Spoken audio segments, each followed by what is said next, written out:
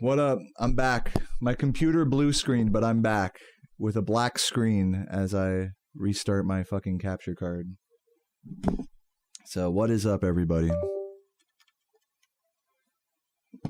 That was fun. That was a fun little interlude, wasn't it? Come on, Elgato. Let's see if this bitch works. There we go. We're back. Let me just pop out all my chat and alerts and stuff, and then we can get into another run here.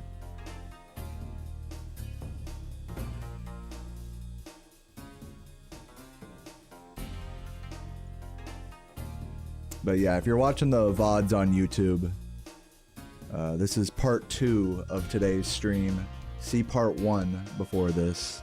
My computer blue screened, so that's why it's like 2 separate VODs now. It's cool.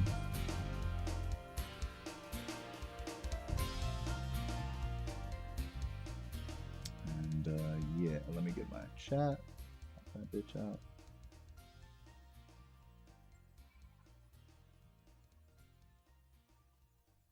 Over here. Sorry, I gotta have all this exactly right. And then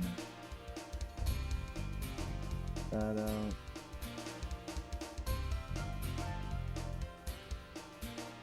Alright. Let's do a run. Run number 3 of the day. I'm back. Let me open my input viewer. And all this intro plays. Okay, rolling. Oh, it's been peaceful here in the 5 worlds, or is it 6? For a dragon's age.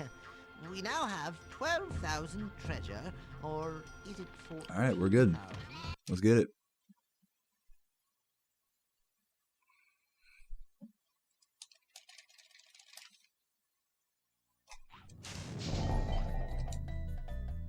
Ooh, I'm surprised that didn't work.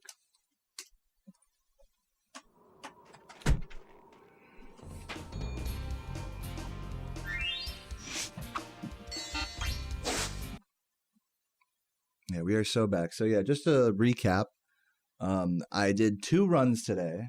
I just went live again because my computer blue screened after completing my second run, Oh, it's been peaceful. which happened to be a high 36, which was very nice. Love to see that. Also, shoutouts to Pickle with the gift earlier. I just saw that.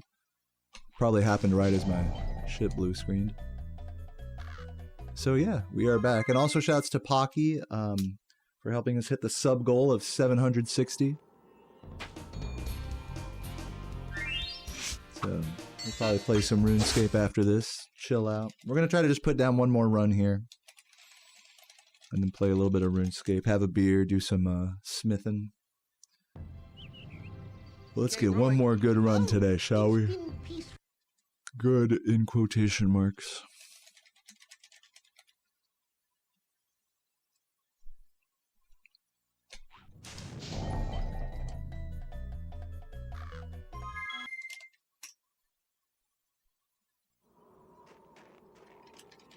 What's up, Turtle?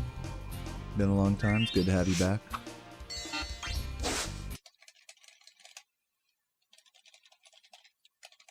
We are live. We're back.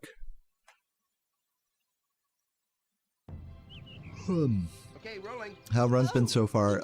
Pretty good. I just got a. I think you just got here, so I'll reiterate. I just got a 36 as well as a 38. So first run 38, second run 36. Now I'm on run number 3 today. Even though it looks like I just started. My computer blue screened a couple minutes ago.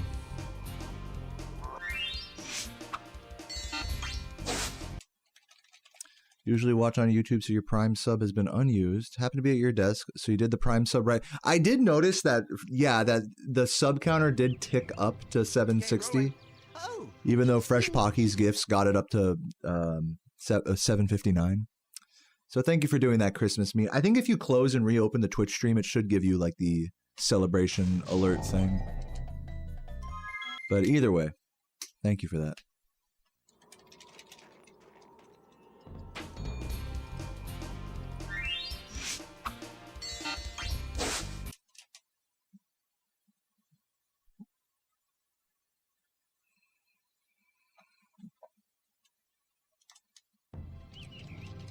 Okay, rolling. Oh, it's been peaceful.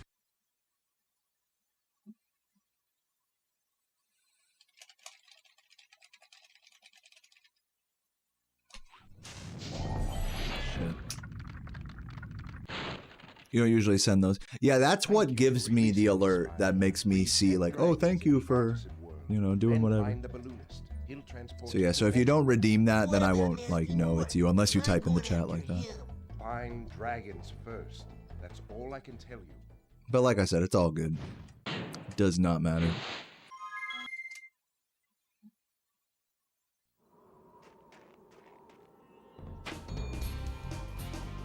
It crashed when you did a gift sub on YouTube. You were like, oh no. Yeah, did you crash? Yeah, I know. Christmas and Pickle both simultaneously gifting the stream to make it crash. Now, I don't even know what caused it. I didn't check what the error message was. Okay, rolling. Oh, it's What's up, Nick Chase? Come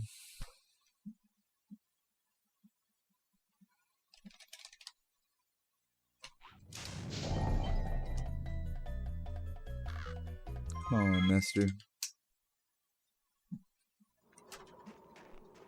Yeah, I got world record when the stream crashed. True.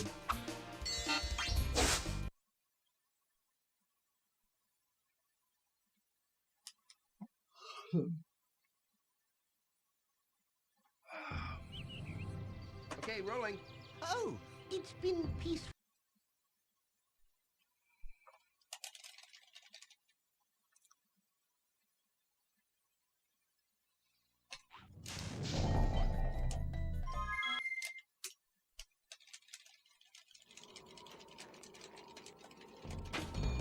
In typical 2+ hours into stream fashion, Nestor is not giving me a break here.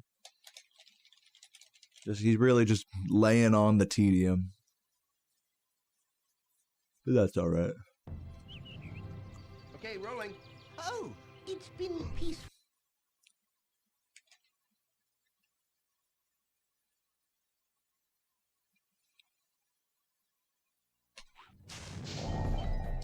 No, waited too long on that charge glide. Might have worked otherwise.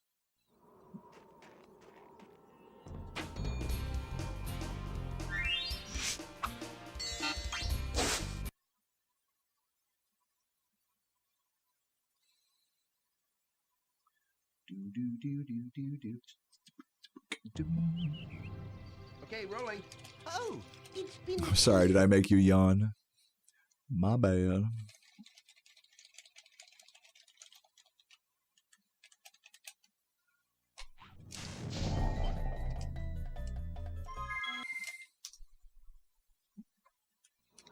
We're gonna get this trick one of these days.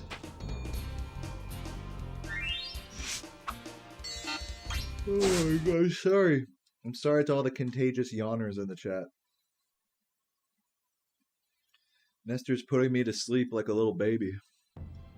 This is my lullaby. Okay, rolling. Oh, it's been peaceful.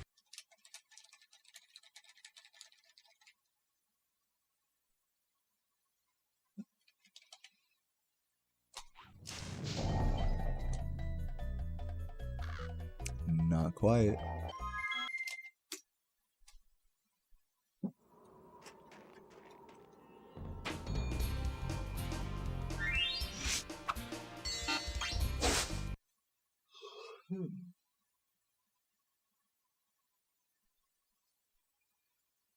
Thank you for the good luck too, Dank. Welcome, welcome. What's up, Subway? Yeah, I'm Okay, back. rolling. Oh, My computer it's been blue screened. peaceful. So it destroyed everything.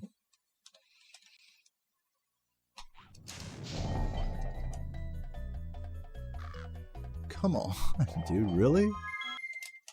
Just fucking work, man. I'm getting so close right now. It's like this is a real ball twister.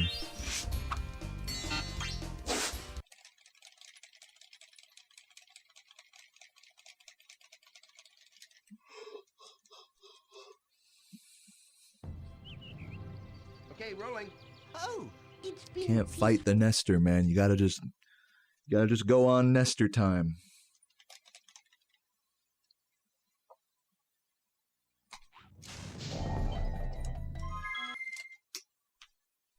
What am I trying to accomplish? Type exclamation point Nestor in the chat.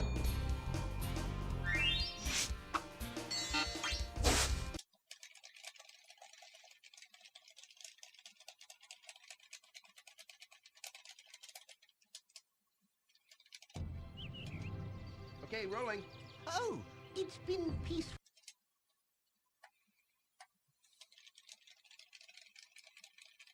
You can see the message down there. Oh, never mind. Never mind.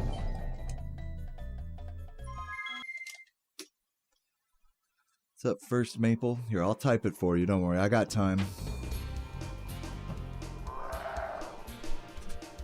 There you go.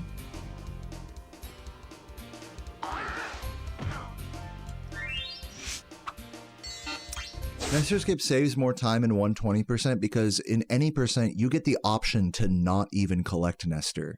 You only need a certain amount of dragons in this category, so if you opt not to do this trick, then you don't even grab Nestor at all. It's been peaceful. Whereas in 120%, you have to get him either way. It's either you do this trick or you talk to him. In any percent, you don't have to pick those between those two, making the time loss more nebulous.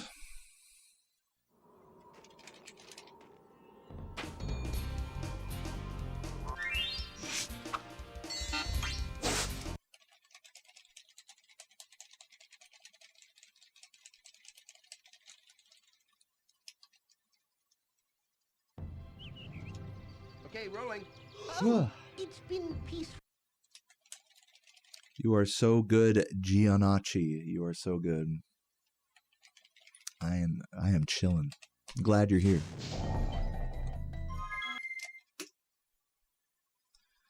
Putting too much juice on this guy, man. On this fucking dragon. What's up, Poopy Pants? Grind's been good this week. I actually took a day off yesterday because I just felt like going outside and walking to the bar, to be completely honest with you guys. I also did some work on the merch store a little bit. I didn't change anything, but I did send in a form for some custom merch, so we'll see what they say about that. But yeah, I mean, pretty chill overall. This week has just been overall very chill.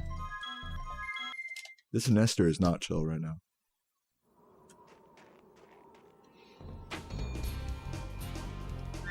But yeah, I'm just trying to do one more run today. I already did 2. Got a 36 on my last run, so see if we can't replicate that. Okay, rolling. Probably can't. But I'm gonna try anyways.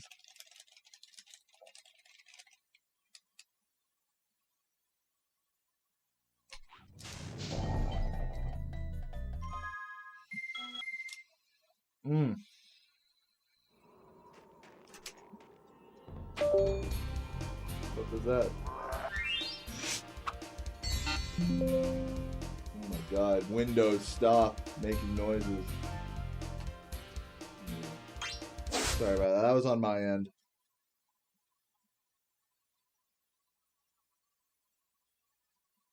Thank you for the Nestor tax cheese, man. Okay, rolling. Just saw that. Oh, it's been peaceful. Love you, cheese.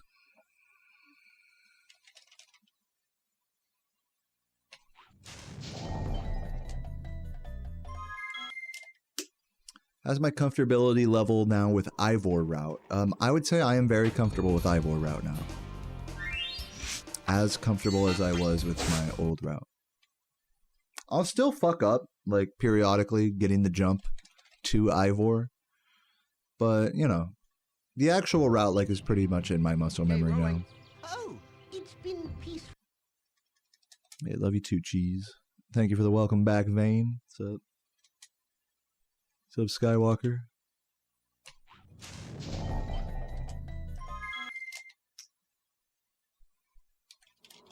Seems like Ivor route changed the game. You know, I could see where it seems like that, and it does help. But I wouldn't quite say it, like, changed the game for me in, like, that big of a sense. Like, it gets me a few extra gems for a little bit of extra movement in the early game. That's really all it is. It's nothing that's like, I still gotta get, like, a good fucking run either way. It's you know. I don't really want to. I think the sense is that it's like, oh, okay, it's like this route changes everything. It really doesn't. But it does help, you know. It did help. Yeah, it's helpful, but not revolutionary. Exactly. That's a great way to put it. Yeah, it's possible to get world record without Ivor. Yeah, and maybe it did help me get out of a dry spell as well. You might be right about that.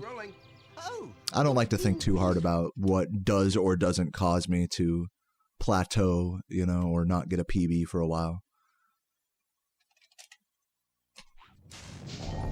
Could be anything that does that, you know, really. Could be my attitude, could be how much I am or am not playing, could be the little strat differences. And it could just be how I just got lucky that day. It could be maybe I just woke up and I did good that day, but I think it's not really mentally, at this level of speedrunning, I don't think it's healthy mentally to like overanalyze like, okay, like I haven't gotten a PB for a while, what do I gotta change? You know, or like, okay, I've been getting PBs lately. What have I been doing differently that's caused that? It's not, in our minds, we want it to be like really like a clear cause and effect like that, but it's just not how it works at this level in the hobby. You have to just be okay with it. It's like sometimes you're just going to get PBs back to back, you know, and other times you're not going to get a PB for months. And it doesn't mean that you're fucking up or that you need to change or whatever. Like that was a big lesson that speedrunning taught me, you know what I mean? Yeah, just got to ride the wave.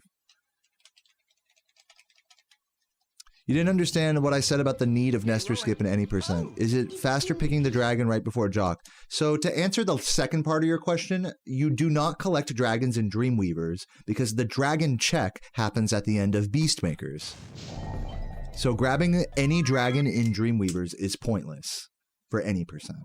Now to answer the first part of your question, you don't need to do Nestor skip in any percent. You can replace Nestor with another dragon before Dreamweavers. Like, for example, one in Stonehill or you know, Ivor, or you could even go to Terrace Village, old runs used to do. So Nestor is not required in any percent. 50 dragons is required to exit Beastmakers. Nestor skip is still fast because it allows us to get a dragon right away and allows for more for better routing in Peacekeepers and Stonehill as well. So it ends up that getting this dragon, even with this convoluted trick, is faster, but that's just because of how the routing works in this game. You could definitely just not do this trick and still get a really good run. And in fact, Composer does have a Nestorless PB in this game that's like a 3640 something. So yeah, this trick is not required for world record. Well, it might be, at this point it might be required for world record, but it's not required to do an any percent run to do this trick. Okay, rolling. Or to collect Nestor at all. I hope that clarifies it for you.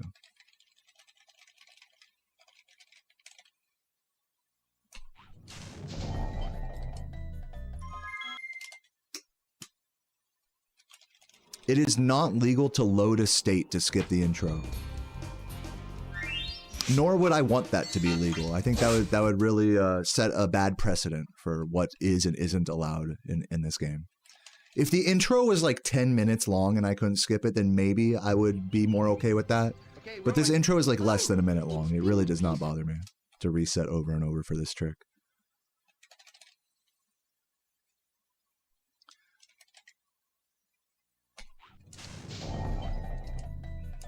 Timing starts after the fade-in, Bacon. It used to start like on first movement, but now that Nestor skip is a thing, we go by the HUD. There's actually like some screenshots on speedrun.com that you can look at, but basically when you see the text at the top of the screen come down, it bounces for a frame. And after that bounce, the frame that the HUD settles is the frame that timing starts for this game, doing Nestor skip specifically. Now, in Vortex, maybe you'll start the game with a pause, which happens several frames before that, in which case that would be when timing starts. So there's variable timing starts based on how you start the game.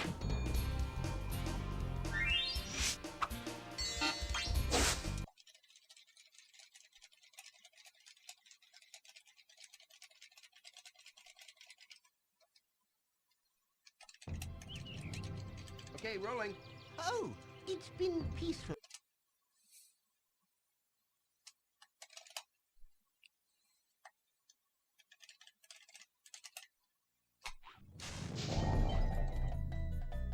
Please work. Oh my god, please. No. I should have known. I should have known. How dare I think that my 20th Nestor would work. Then find the loose. He'll transport you to the next world. He's just toying with me now. I'm going after him. Find dragons. Yeah, it looked like it was gonna work. I'm kind of surprised that didn't.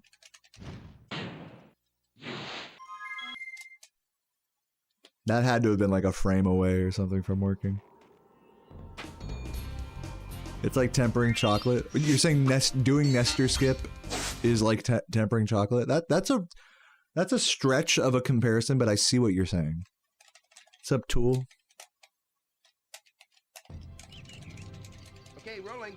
Oh, I would say to continue your metaphor there, I would say like being okay with doing this many resets is like tempering chocolate for your attitude. There you go. How do you like that comparison to chocolate? Like instead of me getting all frustrated at Nestor and whatever, that's like the chocolate going all runny, you know, and not making a good chocolate bar. Like for me, these Nestor skip resets are like I gotta temper my attitude just in the same way you would temper chocolate. Yeah, there we go. That works. there's the comparison. Biscarot, thank you for the gift to Chocobo, Lord. Appreciate it. It's been peaceful. Love you, Bisque. Chicken leg Bisque.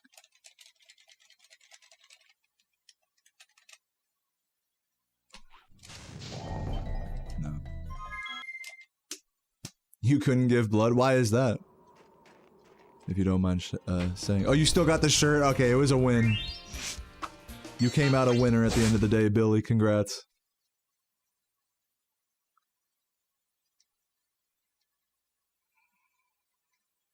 Oh, another comparison? Okay, rolling. Try to heat the same amount of water in the exact same time every time. Yeah, I mean, hey, I'll take it.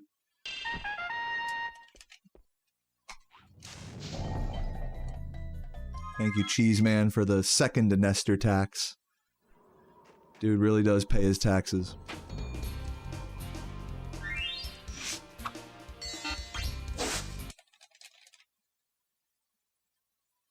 Your pulse was too high. You got nervous, yeah. It's like, just relax, you know, the doctor. It's like, yeah, we'd like to take your blood, but, you know, it seems like your heart rate's too high, so have you considered relaxing? Did that work?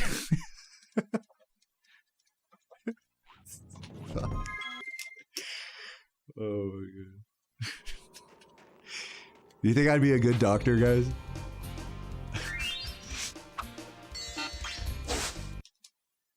You are calm and tranquil now, good.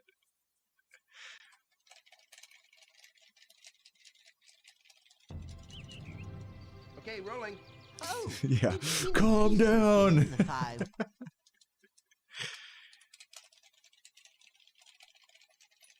Wake up.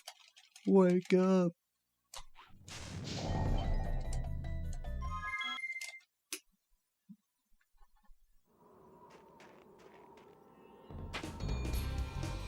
Dude, I can't hit Nestor anymore. I unlearned it.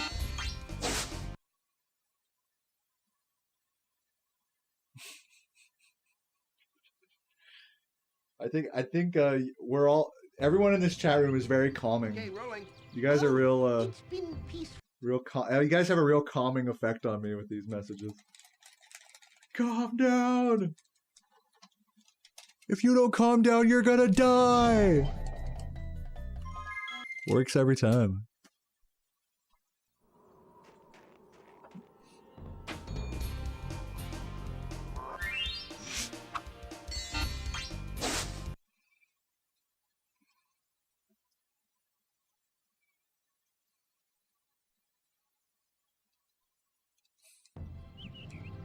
Okay, rolling. Oh, it's been peaceful.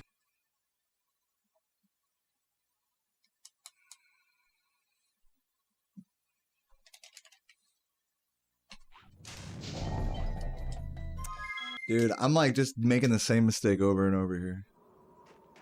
I did get a few like really close ones. Now I'm just pressing the buttons too quick.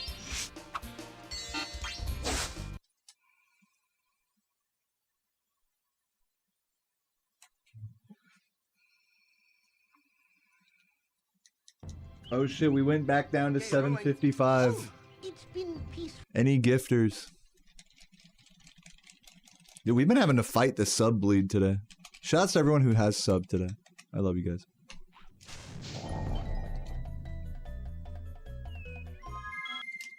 So close.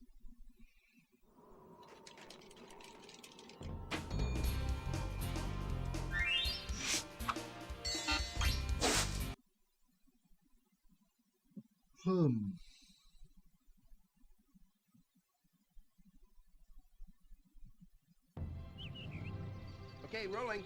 Oh, it's been peaceful.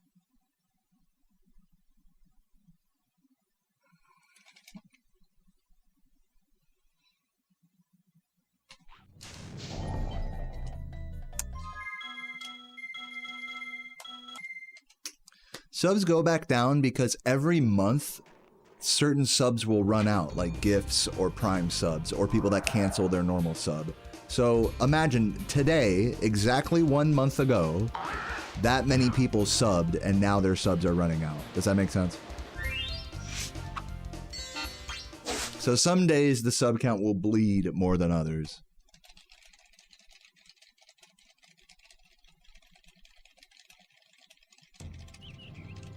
Okay, rolling. Oh, it's been peaceful. I love you too, Champachi. Welcome, welcome.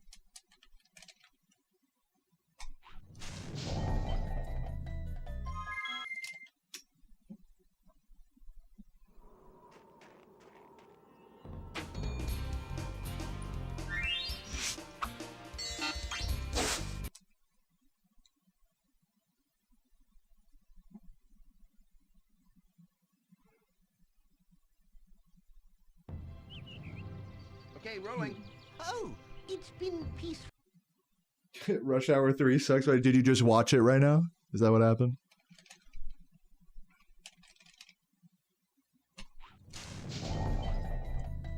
God damn. Come on.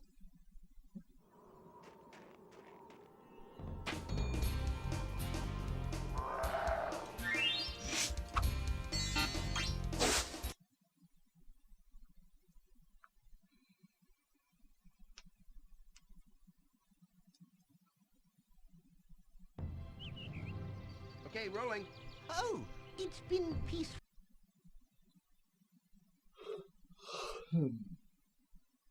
Dude, me too, Tialo. I'm getting pretty over this whole Nestor situation. Oh, wait a minute. Wait a fucking minute. Let's go. Alright, this run's gotta work. I'm gonna try my... So here's where I'm at mentally, guys. Is I'm gonna try my best to no reset this run, but if it dies in Peacekeepers or something, I'm kind of considering just switching to RuneScape right away. I know it says I've only been live for like less than an hour, but I'm actually 2.5 hours into stream, and I've finished 2 runs today, including a 36. So I think we've put in a pretty good grind today already.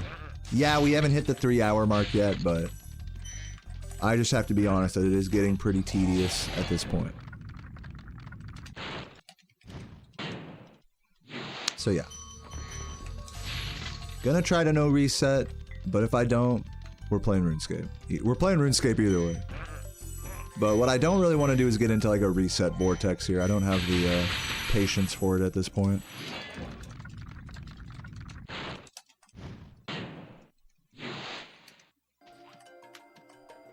I used up all my patience on those like 20, 30 Nestor attempts. Oh my god, just touch him.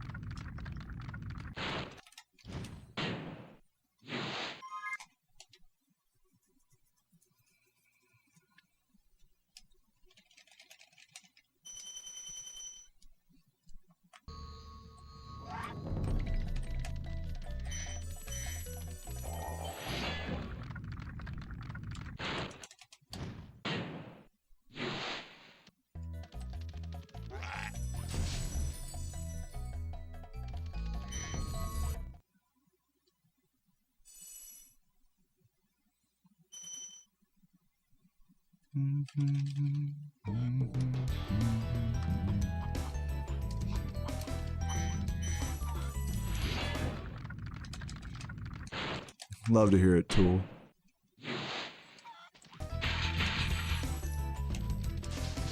I almost fell down there.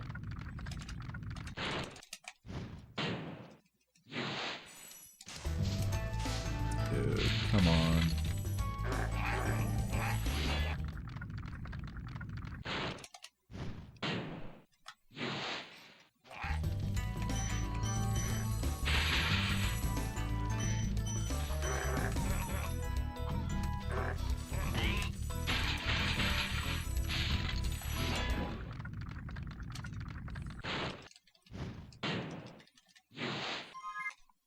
If I had to pick between a sofa, a bed, a lounger, or a chair, I guess a bed for sleeping. Like, if I could only have one of those things, probably the bed. But if you mean just to chill, probably a lounger, I guess. Like a lazy boy. Yeah, for chilling, the lounger, I guess. The lounger's like a lazy boy, right? Like a reclining soft chair. Yeah, for chilling, I'd definitely take that.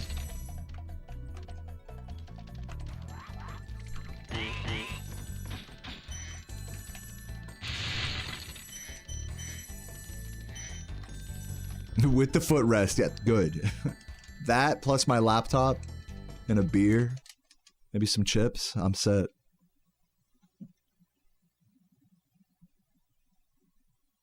Yeah, the cup holder, oh my god. Like important starboard attachments. Thank you for the good luck, Gabri.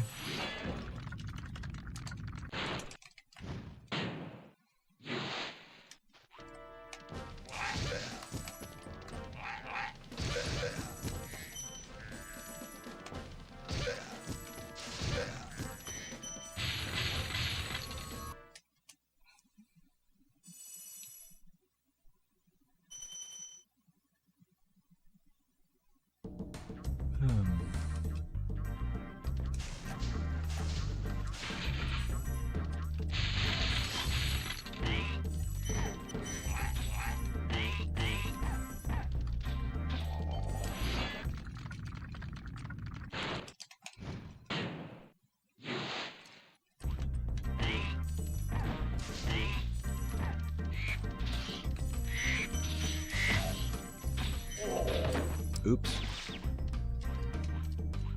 Oops. Perfect movement.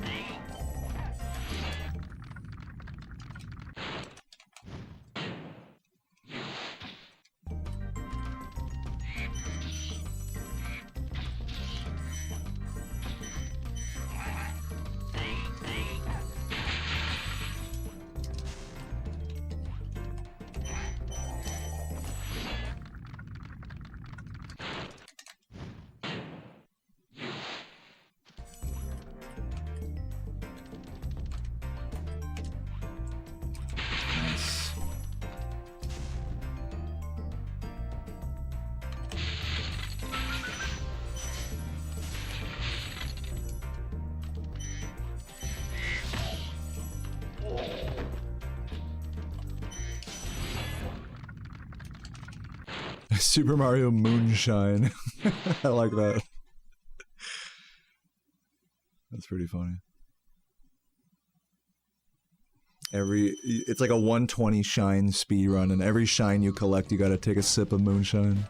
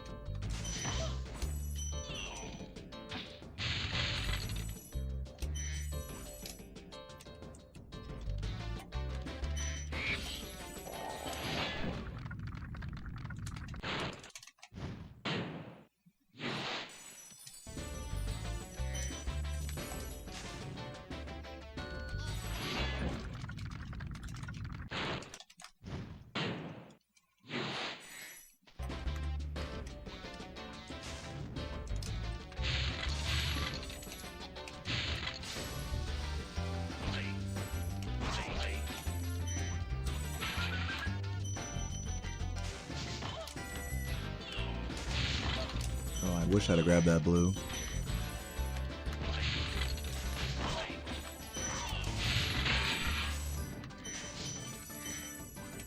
Yeah, missing a few gems in this early game, not gonna lie to you. I need my Magic Crafters gemming to go well.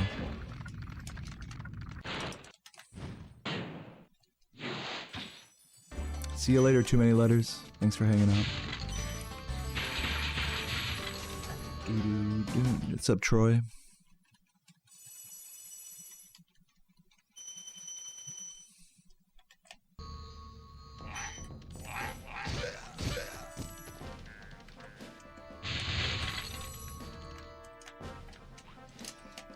Fuck, I'm dead. Rip. Dare I... What are you guys saying? No reset? What are we saying?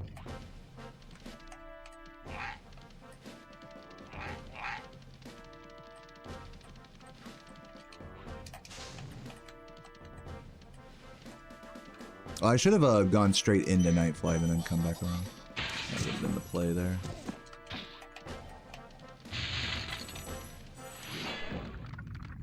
I did get a 36 today, to be fair. I did get a 36.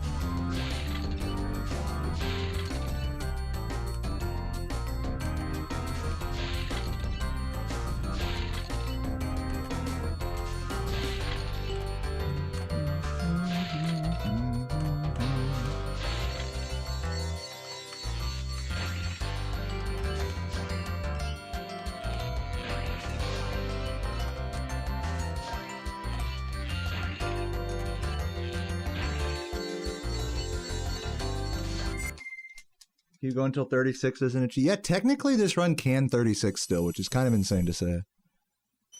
So we're just gonna keep going. I doubt it will, but it is technically possible. If the rest of this run is just a total heater.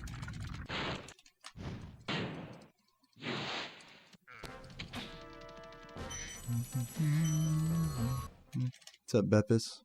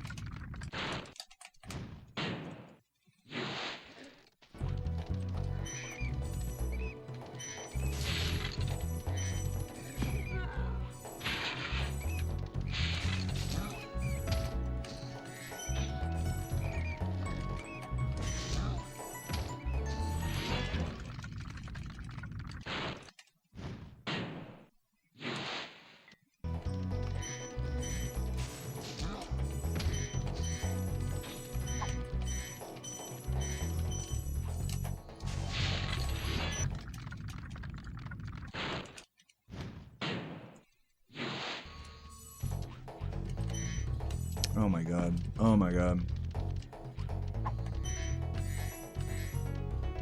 Almost had that.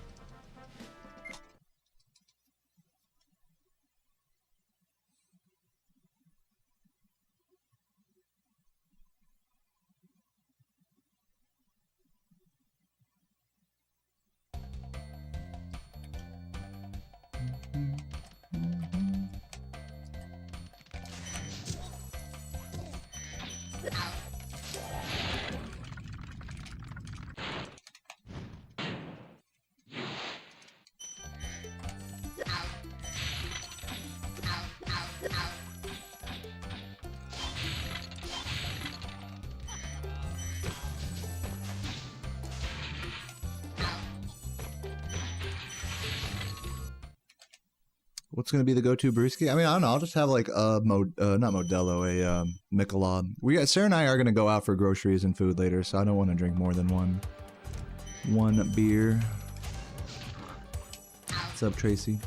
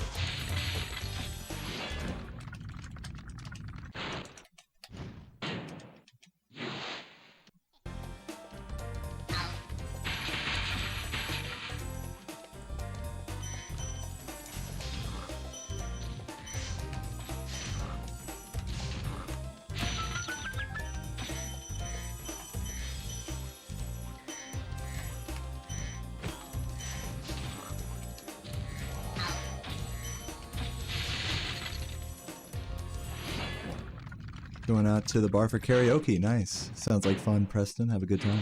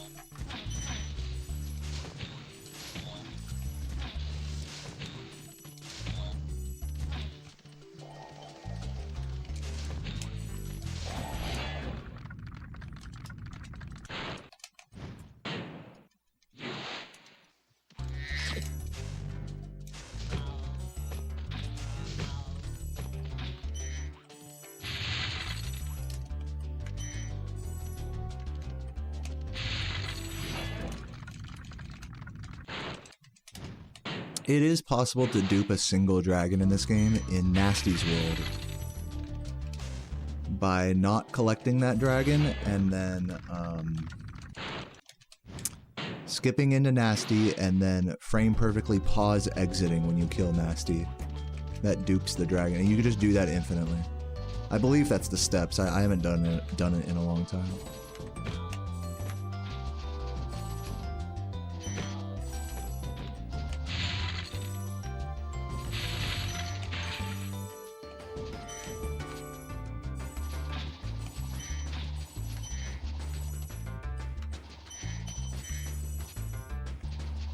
It is, of course, not fast to go through all of Nasty multiple times to dupe a dragon, so it's not useful in any speedrun.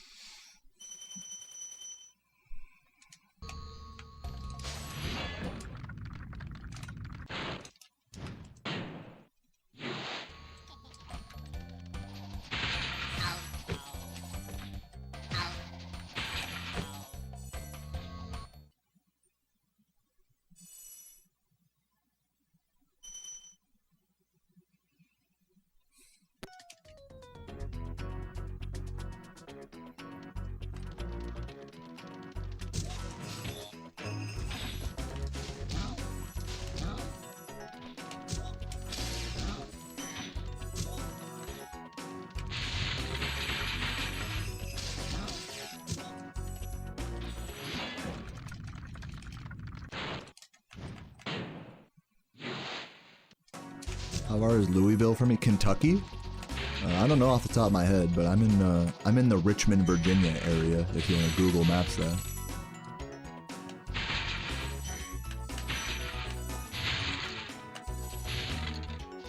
Pretty far, I think. Not, I'll say not close. Definitely a whole day of driving away, that's for sure.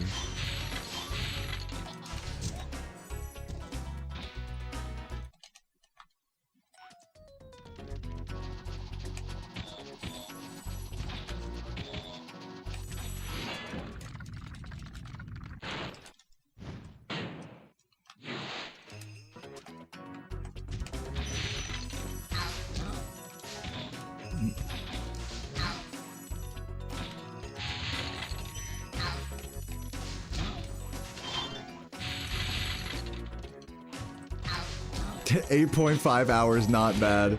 Meanwhile, everyone else in the chat's like, 5 hours? That's way too much of a drive.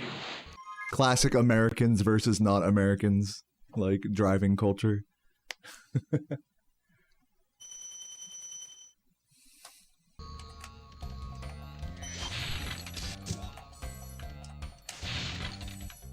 You know, for me, like, not too bad is like,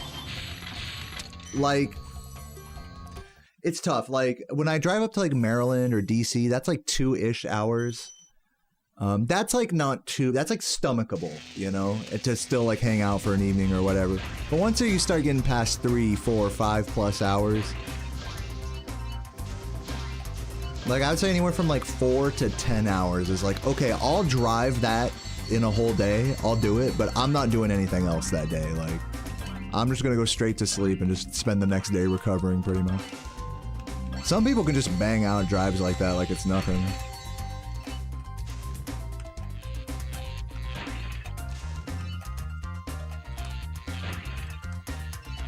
Dude, even 3 hours is like, that'll fucking really put you on your ass. Like, your fucking tailbone's gonna be fucking tired. You're gonna be all tired of traffic, and you'll probably have stopped at a gas station more than once. Especially if you're traveling with other people.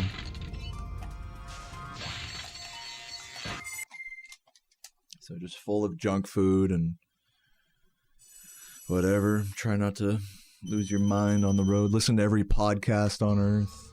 Listen to every song that's ever existed. You know? I don't know. I'm not a big driver. I will drive those distances. I've done it. I'm capable of it. But I definitely, if I don't have to, I opt not to. I don't embrace long drives. What's up, Ash? Thanks for the good luck.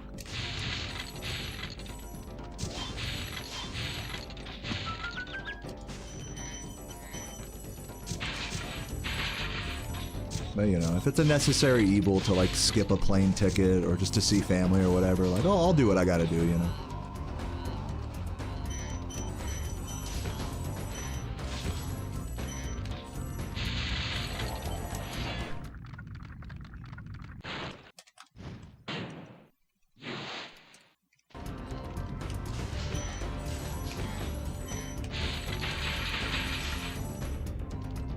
Do I have cruise control? I do drive an automatic. I don't think my car has cruise control.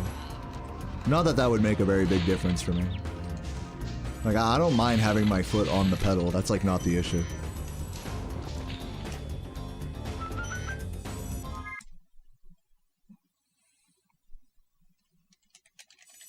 Nice, thank you. You're welcome. I should start saying, like, okay, you're welcome. I should start saying that. Would you like that? Or would that be too patronizing? I should? Okay. Keep the meme alive. To those who don't know, Nice Hello Kind types nice thank you after every question I answer from them. And they ask a question like every stream, so every stream it's like, it's just the meme now. Which is kind of sweet in its own way, because it's like no one ever says thank you whenever I answer a question like that. It's kind of funny. Yeah, it's reliable. I mean, it's in the name.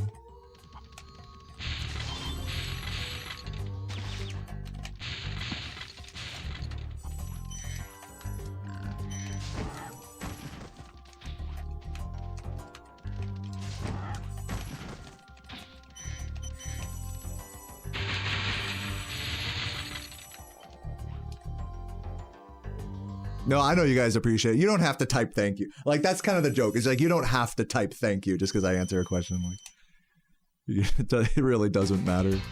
It's just funny that they do every fucking time. It's funny. So yeah. I love you guys.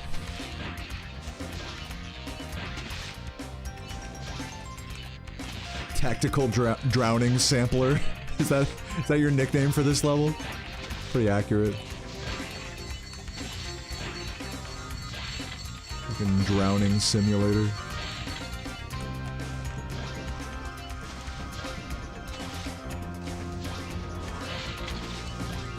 Or unless you're talking about the strat in the homeworld where I take intentional damage into water. That was some tactical drowning as well.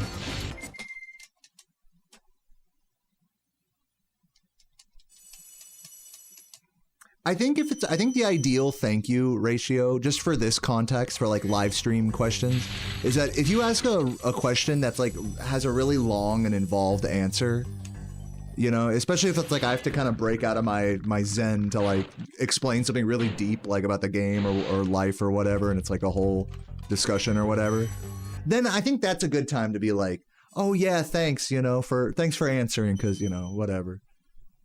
That's a good time to say thank you. If it's just like a little, oh, we do this because of that, like, you don't have to say, like, obviously you don't have to say fucking thank you for everything. You don't have to say thank you at all. But I would say the ideal ratio is that it's like, if it's a fucking really involved answer, then a thank you is like more warranted than otherwise. I'll go so far as to say it feels a little weird to get a thank you like every single time. That's like why I kind of laugh at it, you know.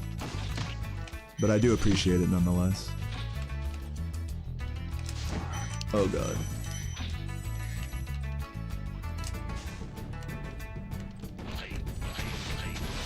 It's like in Oblivion where the beggars, like anytime you give them 1 gold coin, they have the exact same voice line. Like it doesn't matter what race or like or ethnicity or gender or whatever, they all have the same voice that sounds like, "Thank you, kind sir." Like you just start giving them a gold coin every now and then just because you want to hear them say like the goofy ass thank you, you know? It's kind of like that when you say thank you to everything. I think that like just in general with not just with thank yous, but this goes for everything, like with language. If you say the same thing over and over, even if it's a polite thing like thank you or sorry or anything like that, sir, ma'am, stuff like that. The more you say stuff like that, I feel like it just starts to lose its meaning, right? Like, isn't that how it kind of works with stuff like that? Like thank yous and sorries especially have like the greatest effect when you don't use them every single time. Is that like a fair thing to say?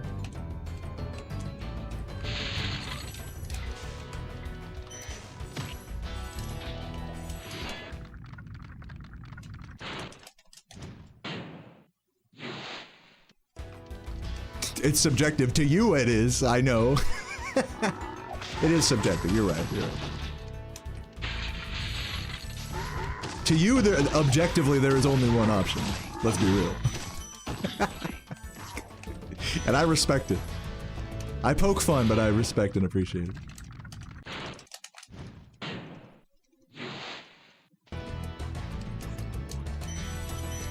Yeah, I think that's like why I poke fun, because it's like, is there any meaning behind the thank you anymore, you know? When it's just like the automatic response. Thank you, thank you, thank you. It's like how they always say thank you in Japan for everything. Thank you, thank you, thank you.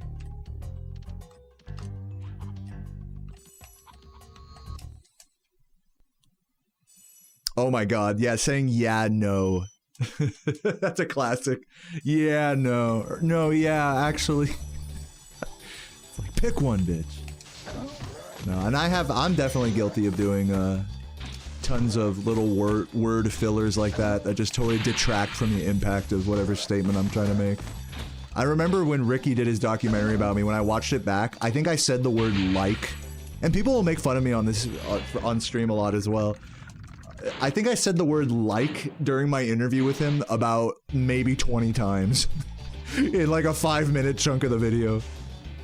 It's just like, oh man, I mean, speedrunning to me is like, you know, like when you're like, You know when you're just really trying to go after something and you only really like get it when like you when you don't want it anymore? It's like, bro, spit it out.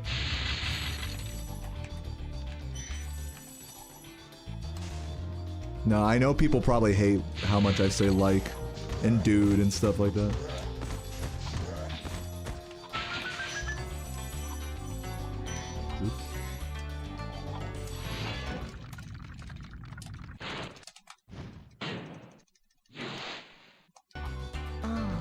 What's up, Rue? Thank you for the 46 months. Good luck to you, the Spyro man. Thank you, man. It's great to see you, Rue. Hope you're having a fantastic day.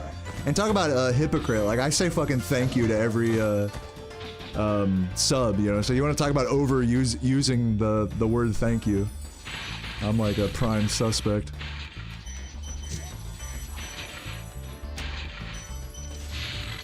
So it's all good. I get it.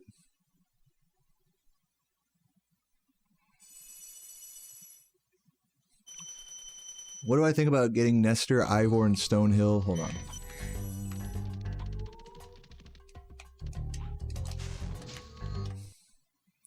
Nestor, Ivor, and Stonehill, and skipping Dragon outside Night Flight, going back up for Thief. It's not a bad idea. Is what I would say to that. Fuck. That was unfortunately not good. It's not a bad idea. Another idea would be, instead of cutting out that section, would be to cut out the end of Bog. So not going to Guantanamo Bay, Epstein Island. You know.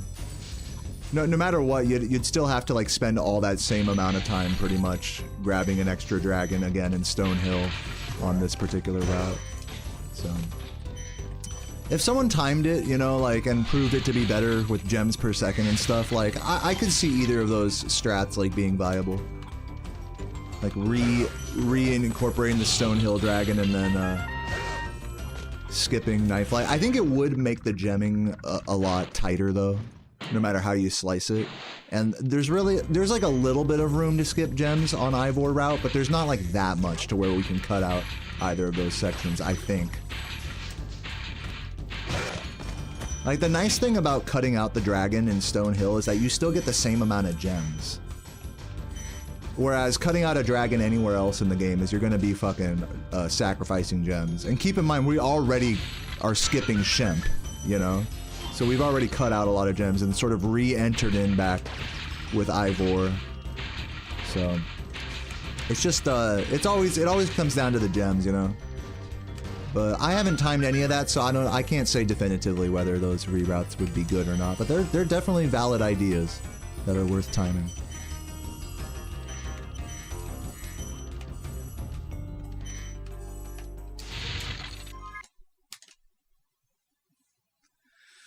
Vanady, thank you for the YouTube membership. Welcome to Spyro Gaming Legend.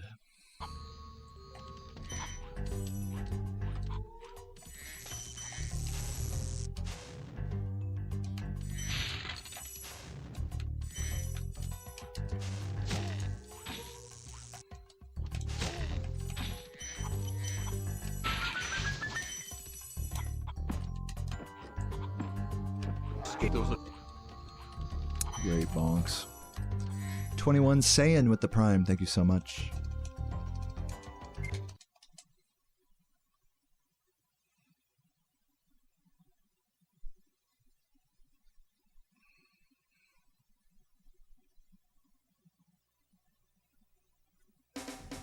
Yeah, you guys want to cut out the end of Misty Bog, don't you? I could see that. A lot of gems. Oops. A little sloppy here.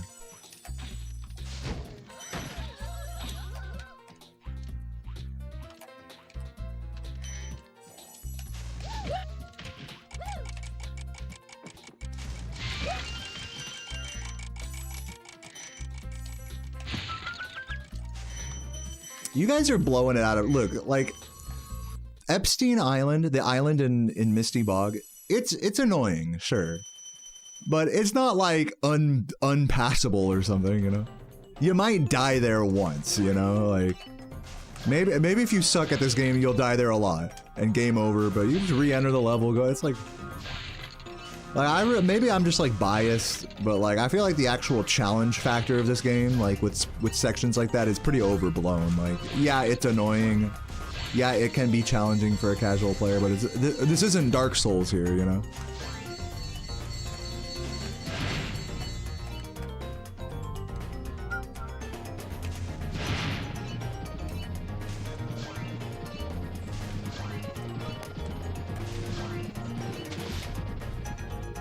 What's with the Rip Charlie Kirk spam? I see you guys like have been periodically doing that today. You guys just like go to every stream and do that, or what? Like, are you guys real people, or what? I don't mind you guys expressing your condolences for it. I have nothing against like that, but it's just a little odd, a little out of left field, don't you think, for a Spyro stream?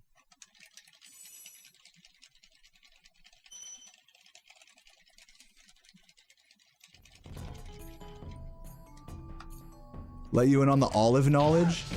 Hold on. I'll make it easy for you. When you go to the grocery store, head over to like the deli section. Especially if they have like, if you can see a lot of like fancy cheeses, it might be over more like towards the fancy cheeses by the deli. They'll usually have like a rack of fancy cheeses. There is where you can find some really delicious olive blends. Don't just go to the fucking like pickle aisle and grab olives there. I mean, you could maybe find olives you like there, but I would say try some of those like crazy Italian like herbaceous pickle blends, or pardon me, olive blends, or tapenade as well is really good. That was really sloppy.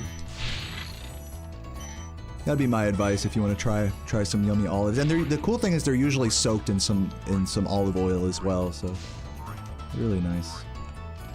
Like $3-4 for a little plastic package. Ever try rosemary cheese? No, but I love rosemary in anything. Like rosemary bread is so fucking good.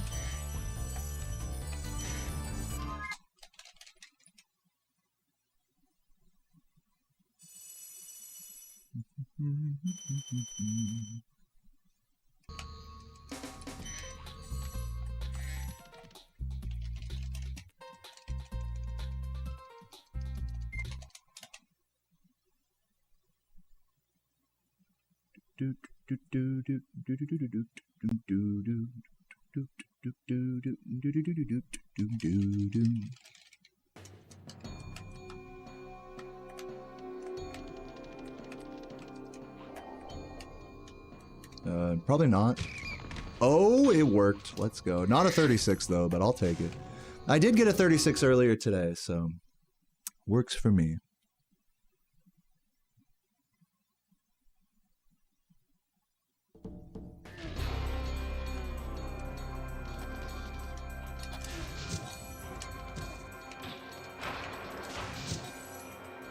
You ready to expand your palate? I mean, just try whatever.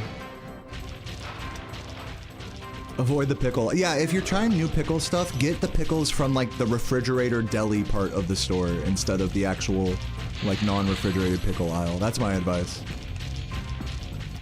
That goes for olives and pickles.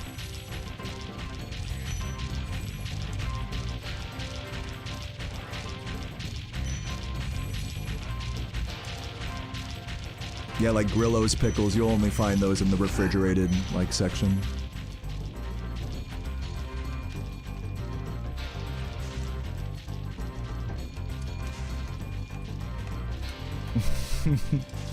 Nah, Pickle, you're one of the good ones. You're one of the refrigerated ones. GG. 37-37, yo, let's go. Imagine if it said .37, that'd be crazy. Let's go. GG's.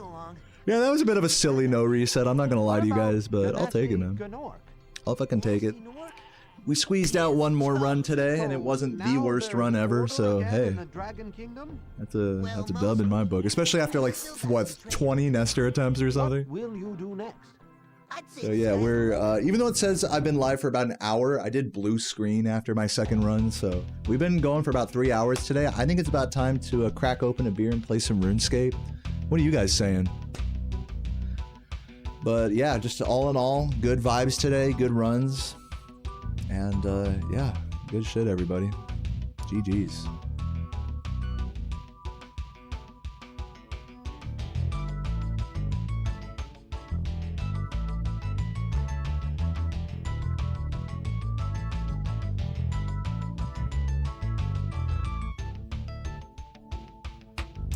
All right, time for some fucking beer, everybody. Again, I'm only gonna have one beer today because I'm probably gonna be driving to the store later. So only one allowed for me.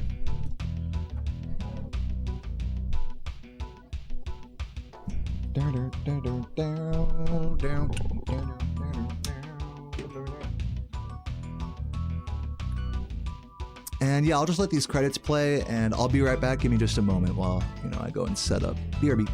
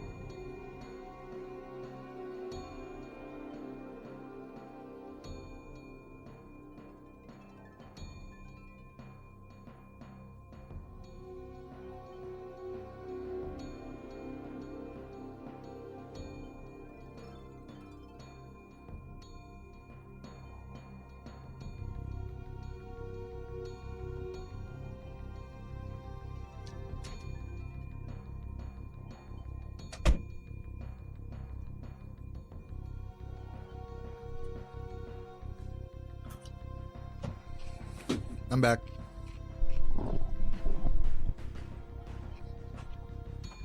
All right. Let's set up some freaking Runescape up in here, shall we? Get out of this. Move this, move that. Whoa, that's huge. Make that smaller.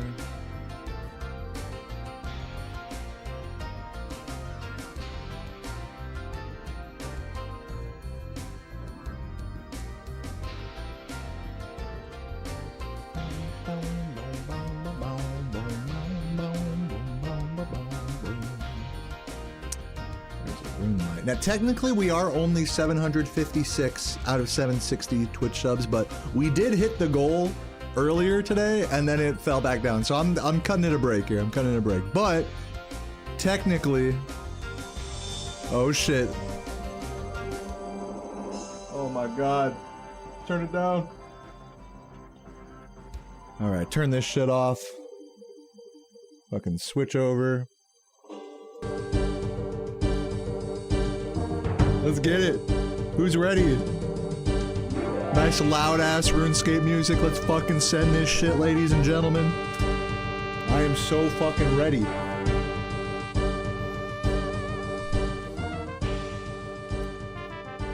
And of course, I got my fucking beer right here. Chilling in Blast Furnace. In fact, I gotta hop to the actual Blast Furnace world. Boom, boom. Ah, there we are. Here with all the little ants, all the peons. Dude, Chugger's in the chat. Cheers.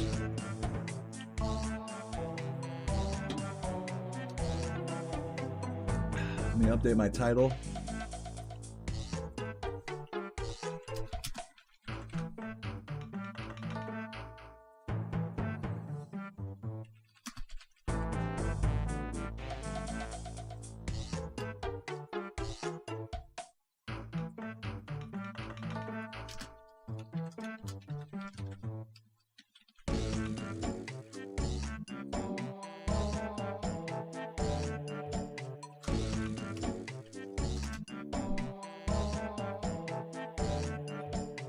All right. Yeah, I think we're good. Right? Everything good. Title updated. Beer chugged. And I just gotta get comfy. Put this over here.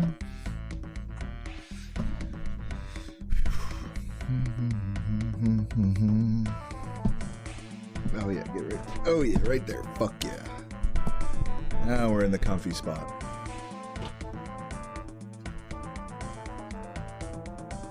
Gold ore on the conveyor belt.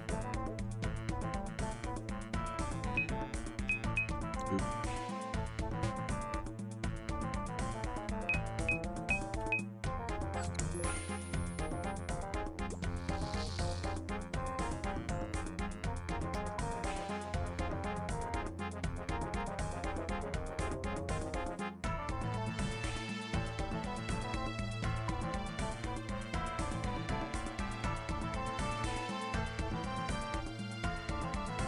Yeah, happy Friday, Lewis, and everyone else here. I hope you guys are having a fabulous weekend so far. I hope y'all's week wasn't too stressful or terrible. Missed the glove switch there. Also, to those who have no idea what I'm doing, I'm just training my smithing skill by smithing this gold ore into bars, basically. And I have to frame perfectly click those gold gloves so that way I get 1,500 experience for every inventory. If I fuck that up, I only take 600 experience. And we're trying to get up to level 80 smithing here. Actually, the goal is 88, but obviously we're not going to be able to do that in one day. So we are 154,000 experience away. So that's going to be like maybe like 140, 150 inventories. So I think we can hit 80 today. I think we can do it.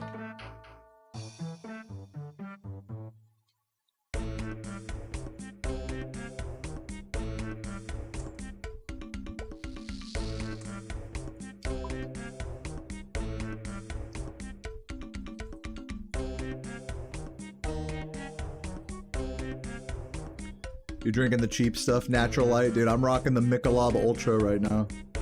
Only the finest. Oh my god, my mouse is like stuck on my fucking foot.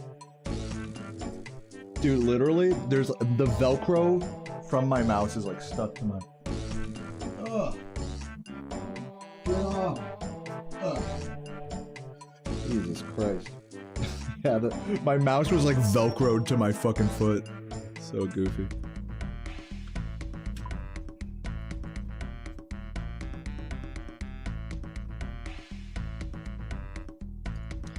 Yeah, how you guys all feeling tonight, man? Beard cam, dude, hell yeah, I got the beard chilling. The beard's fucking massive right now, actually.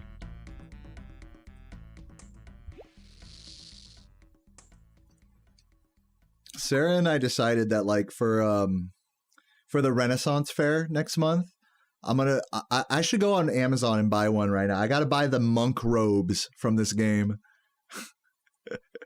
like classic D&D monk class with like the brown robes. And then I gotta shave the top of my head so it's like fully bald on top. Yeah, and wear a holy symbol. Dude, I'm gonna do it.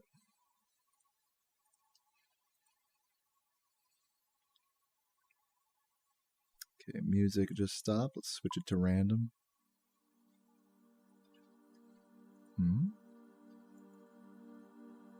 So I forgot to bank.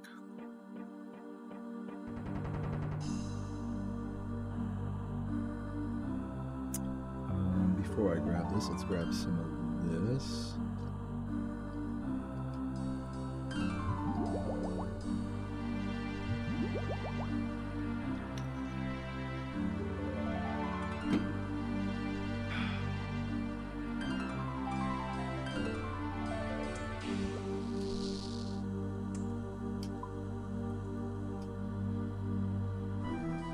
Your birthday's on Sunday. Oh my god. Oh, I'm sure you've told me this before, but I totally didn't realize that Captain's Pixie was your spouse. For how much you guys fucking lurk in my stream, I should have known that. That's so funny. I'm sure you've told me before. Thank you for reminding me. Going to a state park tomorrow to hike. Dude, Sarah was telling me that, yeah, first of all, happy early birthday. Second of all, Sarah was showing me this place in Richmond that we can hike that has, these fruits that drop from trees that are like, they're kind of small, but you can just like eat them straight off the tree and they taste like a mix of like mango and papaya. They have like a seed in them. I forgot what they were called.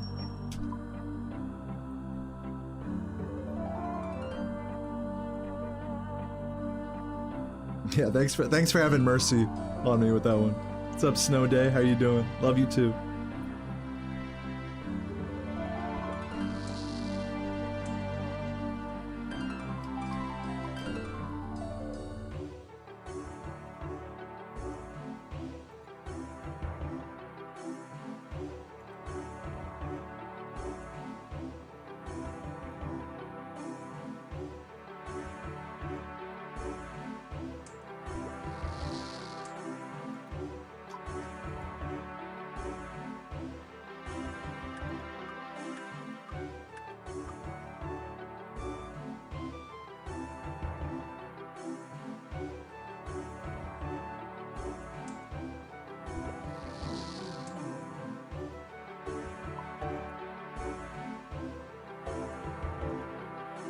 Oh.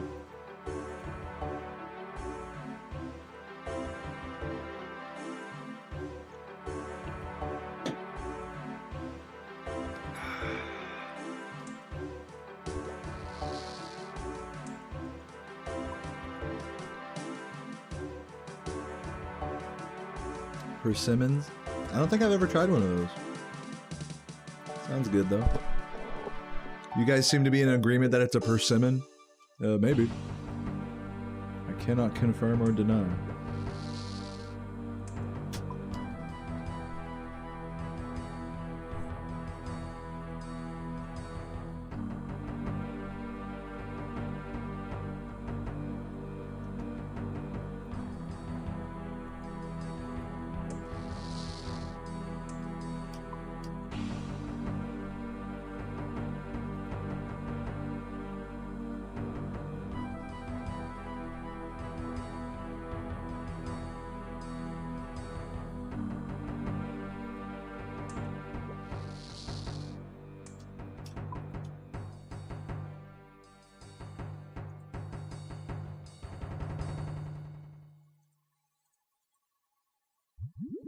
Smithing level is 79. Yeah, I made some gains the other day. Oh yeah, the arty music, let's go. I made some gains the other day, so yeah, we were, like, last time I streamed this, we got to like 75, 76. I'm at 79 now, and we're trying to hit 80 today.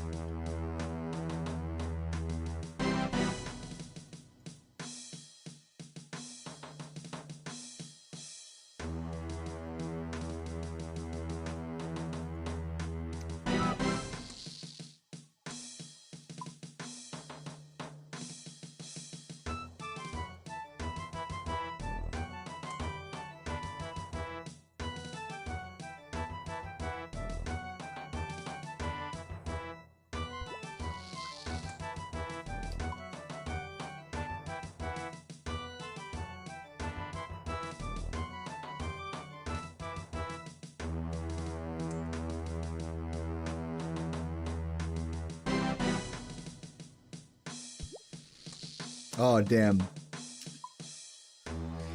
Fucked up the glove switch. My phone's getting all blown up here. Check to see what's happening.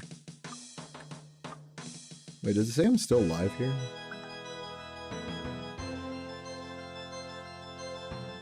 On my phone? That was weird.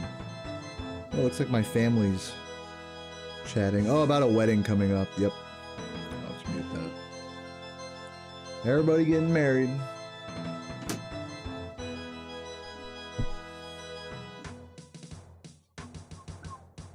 Dude, I can still hear it. I can just turn my phone off.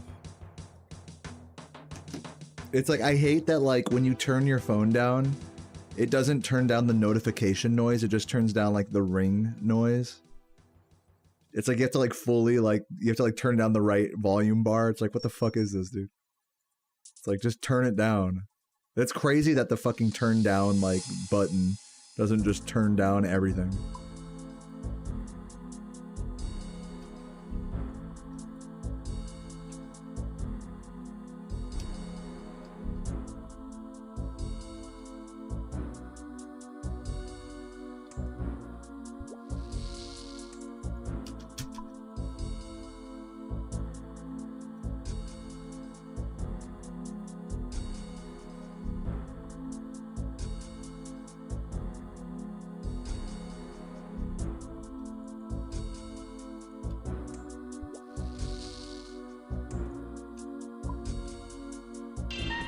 Yo, Preston, dude, thank you for the super chat, man. Happy Friday to you as well. Hope you're having a fabulous day today. I hope you have a great weekend, man. Cheers. Chuggers in the chat for Preston.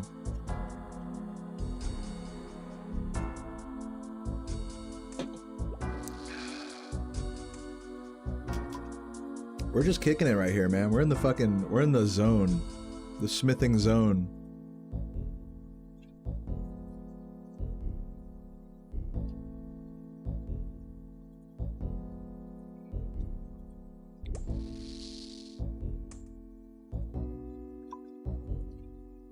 Bro, this is genuinely really good XP. But, like, you need to have the goldsmith gauntlets and the ice gloves. Like, it's kind of annoying to set up if you don't have, like, all those things. You can still do it. And then if you don't have staminas, it's also annoying.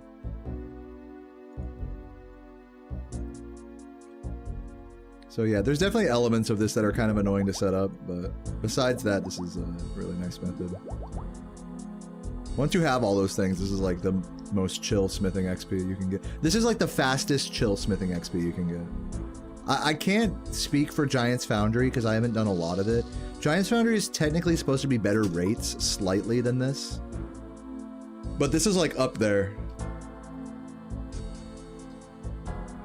But Giant's Foundry is like, I don't know. I don't like the whole like having to keep the bar up and stuff, and go here, now go there, now go do this, now go do that. I like, in this game, I like to just do one task over and over and over, you know? I don't like having to do a million different tasks as part of like a skilling minigame. Like Guardians of the Rift or Winter Todd. And it's not even that it's like that many tasks, but it's like just enough to like get you out of the fucking, what's the word? The spacing out, you know? It's like harder to space out into something like Guardians of the Rift or Giant's Foundry. Yeah, the fees also. So yeah, there's definitely some annoying things with Blast Furnace. But for the style of skilling that I like to do, it works for me.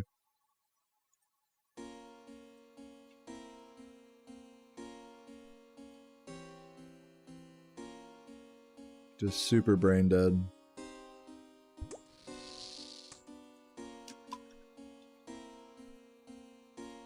You're also smithing? What up, Mercast? Dude, hell yeah. I've been seeing you pop online every now and again in the chat box.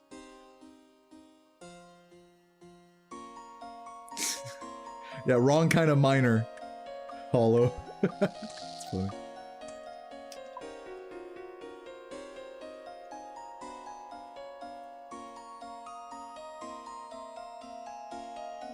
You're doing elite die. Dude, same. I'm trying to get that fucking Lumbridge elite right now. Have you gotten that one yet? The fucking no fairy ring? Or no Drummond staff, whatever. It's funny because I've already to get that, you have to complete all the main quests already. So it's like, wow, that's so useful for fucking, you know, the fairy rings that you need for the main quest. It's like, I wish I could have gotten that bonus before, like, getting a quest cape, but whatever.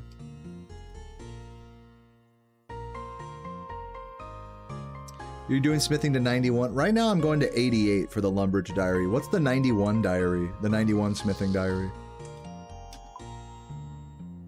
Doesn't one of the diaries have like a really high Slayer requirement as well?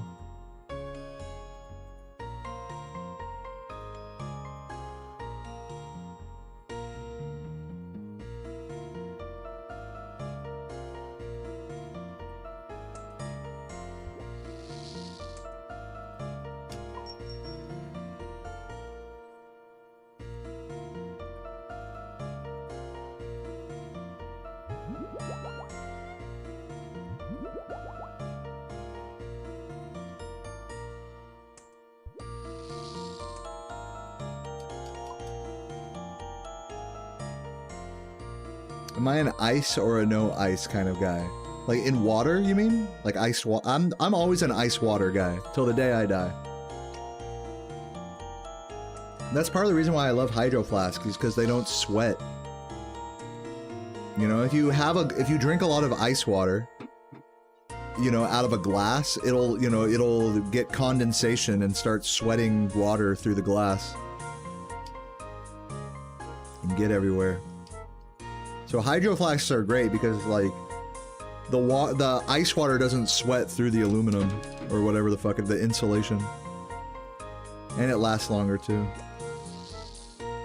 But yeah, if I didn't really care about ice water, I probably wouldn't bother having a hydro flask, like a proper insulated flask. Oh, you don't like ice in your water? I will say when you're drinking it out of a glass, like, and it's really big ice cubes, they do get in the way. Sometimes you can barely get like the liquid around the ice. Like I can see how that's frustrating. But if you just mean like cold water in general, you don't like the texture like on your teeth, I get that as well. I know what you mean. Like if you have sensitive teeth, I can understand where people don't want to drink cold water. But I don't, so I like it.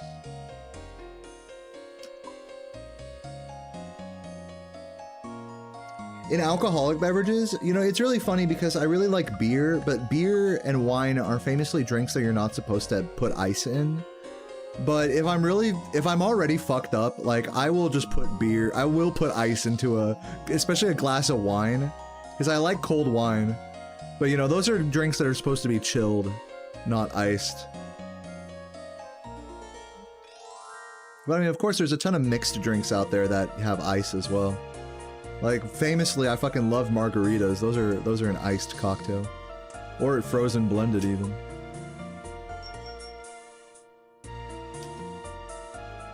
Dude, cold red. No, I'm gonna piss you off. Cold red. I'm not a white wine guy. I'll fucking put ice into red wine. I'll do it. Don't tempt me. I don't usually drink wine that often though, so don't take my opinion as any real opinion. Thank you for sharing, Michael.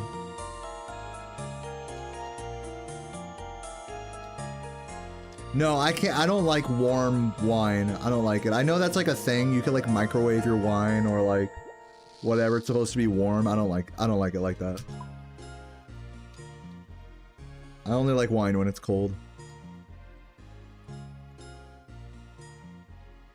You'll give it a shot. I mean, do whatever you want. I'm not a sommelier or anything. Don't take my opinion as any gospel here.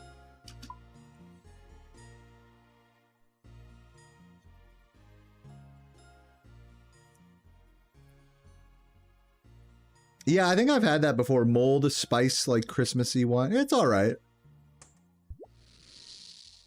It's not something I would like drink a shit ton of, but like I'd try like a sip of it, you know.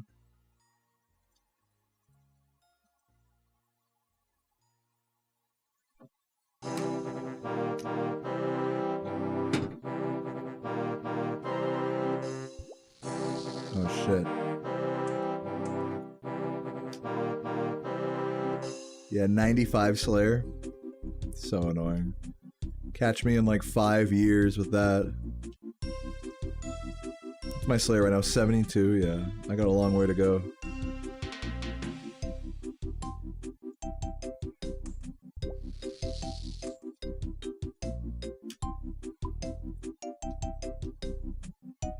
Oh, dude, no, I don't like margaritas sweet. In fact, that's my #1 gripe with most margaritas, is most places will make them too sweet. I like my margaritas seco, or sour. So more lime than syrup. In fact, if it were up to me, like, I would just have just tequila, lime, and salt, and just consume all that back to back. I'm definitely one of those, like, margarita purists that it's like... Especially when I make margs at home, I don't use too much mixer. I'll use, like, a small amount of mixer just to bring it together. But most of it is just lime for me. I just love lime, though, so that's the other part of it. You're a big tequila enjoyer? My man, Murkas. My man. Yeah, sweet drinks are great. For a margarita, I just prefer it sour. More sour than sweet. And the tendency for most margaritas you'll get out and about are going to be more sweet than sour. Yeah, it's like some Banjo-Kazooie ass music right now. Oh, you're a whiskey guy? Dude, hell yeah. I respect it.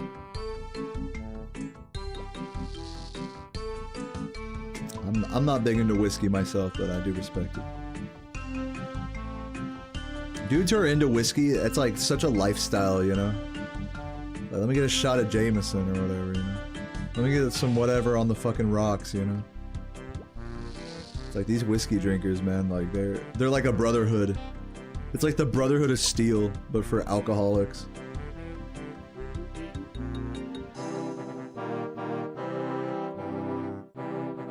Yo, Fierce Beers with the fucking 1 year. Says, hey Deo, thank you for the Spyro Gaming. Cheers to 1 year, dude. Chugger's in the chat for the 1 year from Fierce Beers. Thank you for all the support, man. Yeah, I'll drink stuff like Crown Royal. I don't mind. Yeah, like those flavored Crown Royals, or hold on, I gotta get some stamina here. Or like Hennessy, like cognac. So stuff that's like whiskey adjacent. I'll fuck with that, you know. But just straight up like whiskey or rye, I can't do it. My thing about it, same thing with straight rum, is it just tastes too medicinal to me. Like, I don't care if you mix it with Coke or what. Oh, I got these. I'm like fucking up my experience here. There we go. Fuck yeah.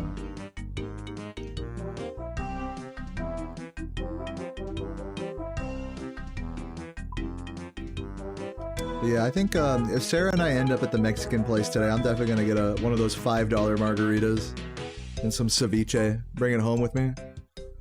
Squeeze some extra lime on it, make it nice and delicious for tomorrow. And I can make my fucking favorite homemade leftovers taco with the fucking... I keep raving about this. The pickled red cabbage that I make at home.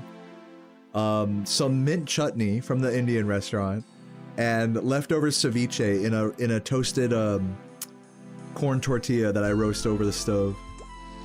Dude, it goes so hard. It goes so ridiculously hard. You guys just would never understand until you tried it. I love a good happy hour drink. No, it's true. It's funny because the beer I like to buy, like yesterday when I was on my when I was taking the day off, I went to the local bar, and it's like I was there during happy hour, right?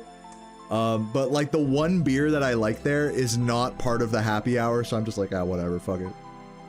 Just give me the thing I want, you know? How do you make the breakfast sandwich? Dude, there's a whole video. Exclamation point breakfast sandwich, all one word in the chat. You know this, Botched. Been around, you know. I will say my current breakfast sandwich has kind of evolved from since I made that video. Cause now I'll use like a slice of like whole wheat toast. And I'll just use one slice. I won't make it like a proper sandwich. It'll be like open faced. So like whole wheat toast on the bottom, avocado, cucumber, vegetables, balsamic vinegar, or like in my case, I'll do like arugula, balsamic vinegar, salt, pepper, sriracha, egg. I put bacon on mine today, maybe a little more sriracha, and then a big disc of raw onion instead of the top bun. So the big difference now compared to when I made that video is I'll use like whole wheat bread and only one slice, just to help like reduce the carb factor and just the amount of food in general. Like the breakfast is mostly just like vegetables, really, with like a little bit of carb, a little bit of protein. Dude, arugula is the best. I mean, I know arugula, or if you're not from America, rocket, it's called. Dude, arugula has a lot of haters out there. Sarah is an arugula hater, and I get it, like it has like a kind of a spiced taste to it, but I love it. I love the way arugula tastes. It's so good. On a sandwich especially.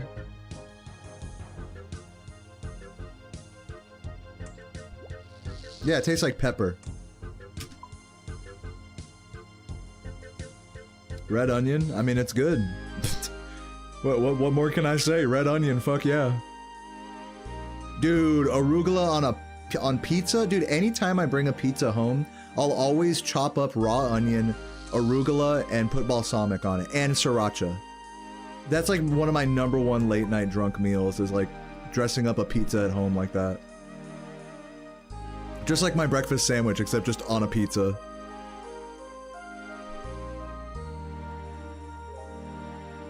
So good.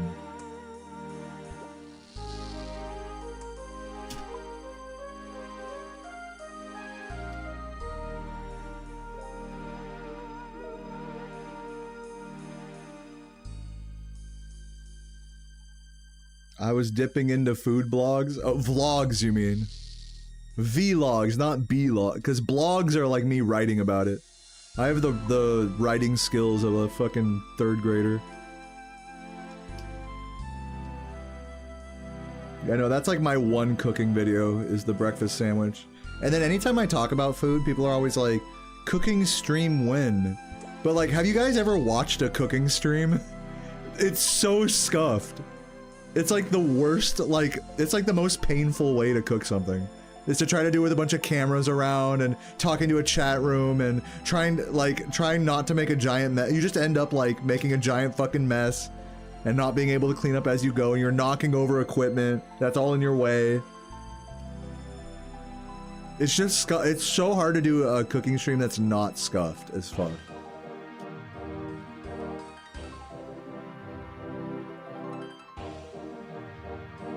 And literally everything I like about cooking is that it's like a chill off-stream activity for me.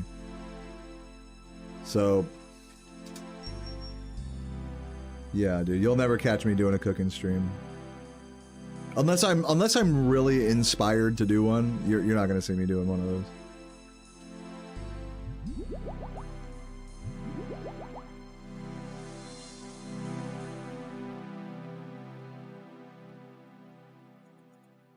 Like, cooking streams are more fun if you embrace the scuffed factor and you just make the shittiest thing ever and you suck at cooking. Like, that's the way to do a cooking stream, is for it to be just a big joke.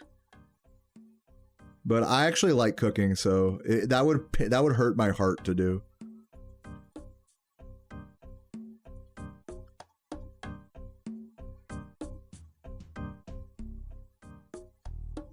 If you were in the kitchen, what station would I have you at? I don't know, the dishes. Depends what we were making. If we were making like what you're saying, like steak. If you want to be on steak duty, then that's great. I'll do the fucking salad or the baked potatoes or something. You know, we could. I like splitting it up like that, where someone does like the main thing, the main protein, and then another person's doing the sides. That's a good way to divvy it up.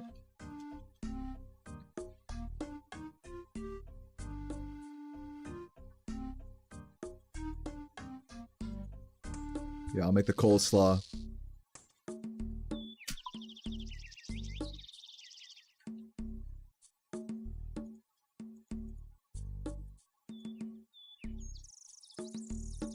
You need a sous vide, your steaks are always over or under. No, what you don't need a sous vide, you need a thermometer. A temperature probe. You can literally go to Walmart and get one for 10 bucks. Just like a little thing that you like poke into your meat that tells you what temperature is. I'm telling you, like I don't care how good you are at cooking steaks, a temperature probe is like gonna make your life so much easier. There is a little in the year 2025, in our Lord's year, you should not be guessing the temperature of your steaks. Or chicken or any meat that you cook for that matter. Like maybe they had to do that in the 80s. But in our modern era, you know, we have the technology that you don't have to do that. You don't have to fucking like press your fucking hand like, you know, does it feel like that? Like what are we doing? Just buy a thermometer. Buy a probe, it's called, a temperature probe. And don't get suckered into buying like $100 like remote probe that you can put in the oven and on your smoker or whatever. Unless you really think you need that. Just get a cheap ass like little piece of shit one off Amazon. They're like 10 bucks. There's no reason, if you're cooking steaks or chicken or any sort of protein at home, there's no excuse for you not to have a temperature probe or a thermometer or whatever.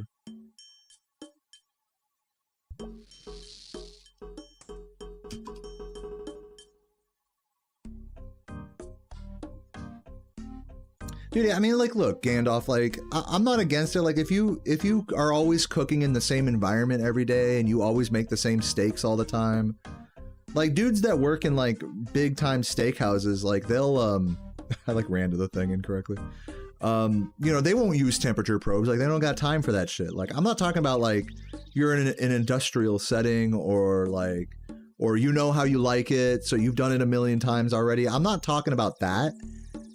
I'm talking about like just when you're generally cooking and you're not like a fucking like, you know, you don't have it down to a science already through fucking dozens of trial and error attempts.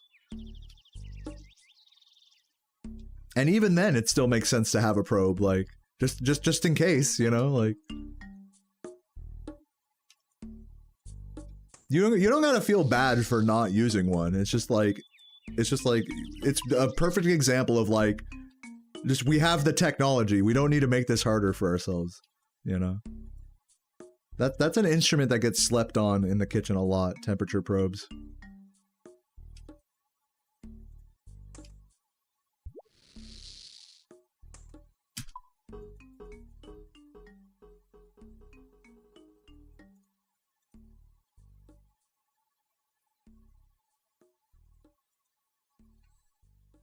Favorite type of steak? I've been enjoying flat irons lately because I usually like those butcher's cuts, flat iron, hanger, because those are usually going to be cheap, a good mix of value to tenderness.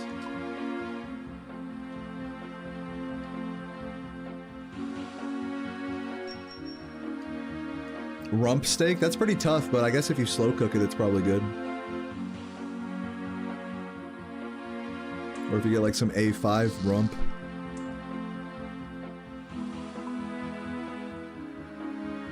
What's up, Adam? How you doing, man?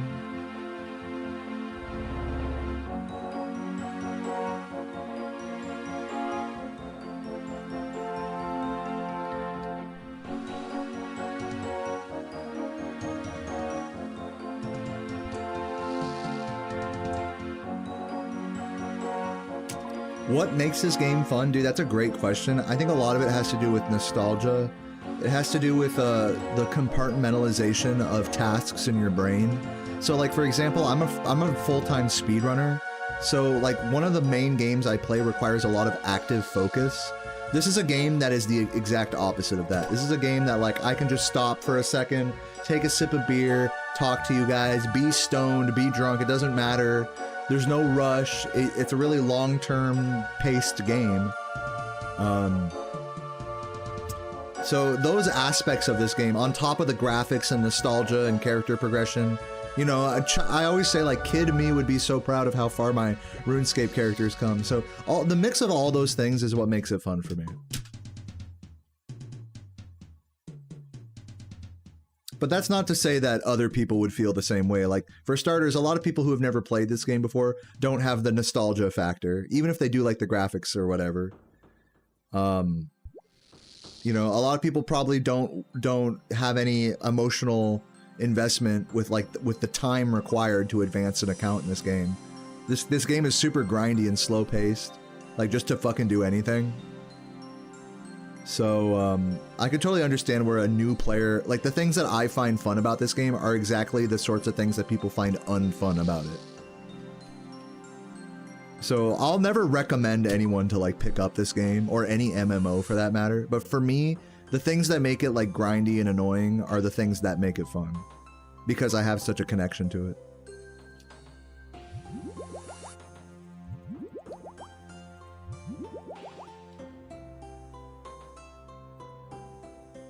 You could say I have Stockholm Syndrome.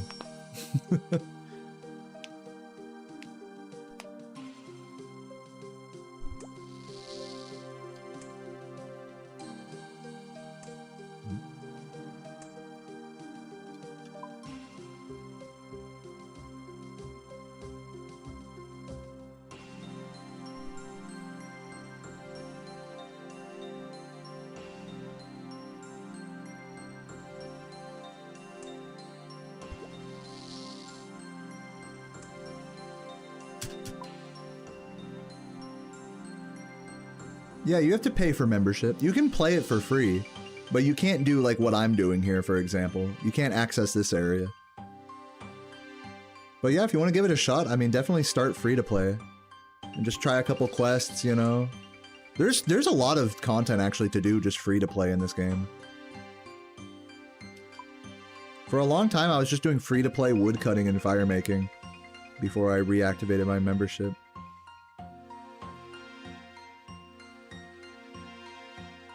Went completely unacknowledged by everyone? Who, you? Or me? Oh yeah, there's someone... Here you are. Cause I have the game chat. You see what's going on here is I have the game chat. So like every time I do an inventory, like it'll cover up what you're saying.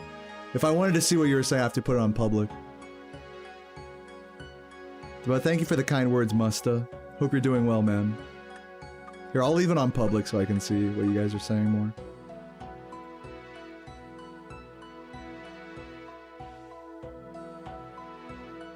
Yeah, I love you, Musta.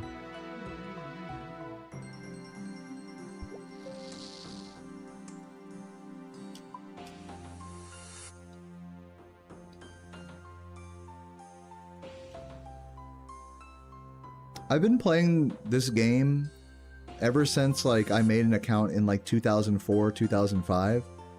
But the thing is and this is like the nature of MMOs, is there's different iterations of the game. So I've had to recreate this character back in 2013, like start from zero, because that's when they re-released this version of the game called Old School RuneScape. So technically I've been playing this character since 2013, and the game overall since 2004. Dude, why am I not? Oh, I'm fucking too much of that shit.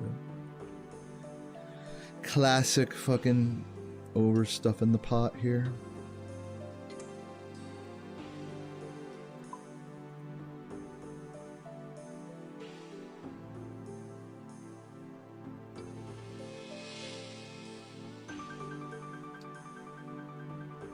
What's up, Sander? Dude, today's runs went pretty well. I did 3 runs, and it was a 36 for my second run. My best run was a 36. 36.57 or something like that. 36.56. So not like near world record or anything, but like a solid 36. And then my other 2 runs were a 37 and a 38, respectively, I think. So yeah, I mean, pretty good runs today, honestly. And my computer blue screened as well, so props to me for rallying and getting through like 20, 30 Nestor attempts after that to get my final run. I would say we did pretty good in Spyro today. Good vibes all around.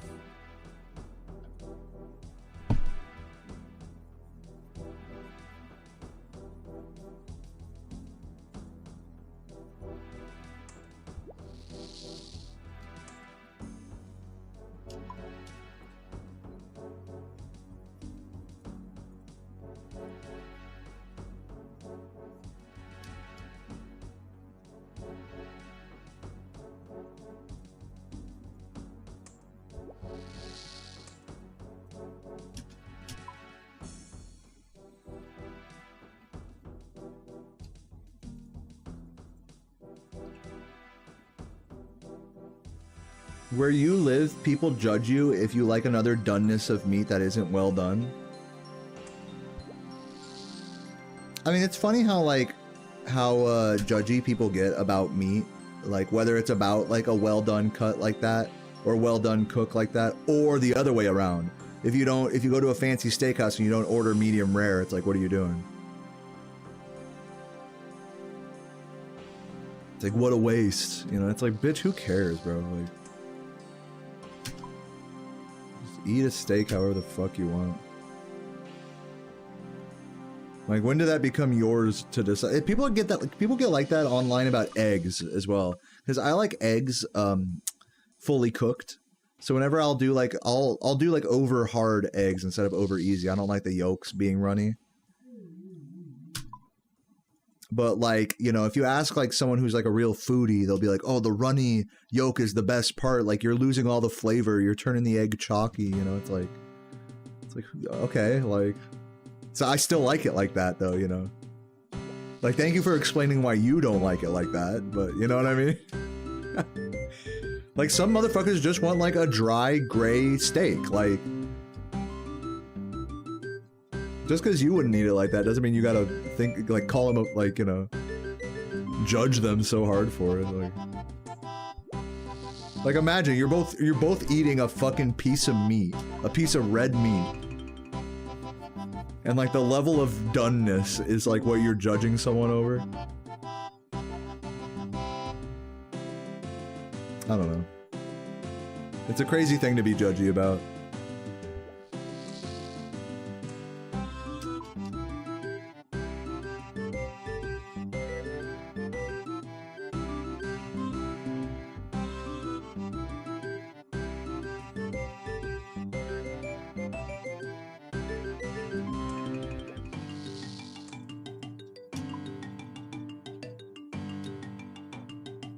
You're over hard for life. That's what I like to hear.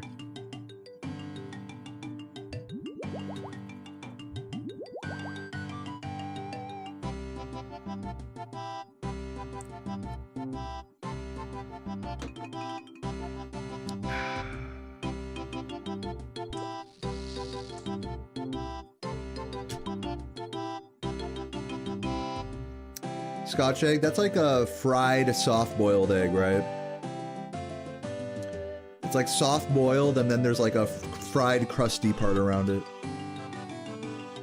I mean, I'd try it.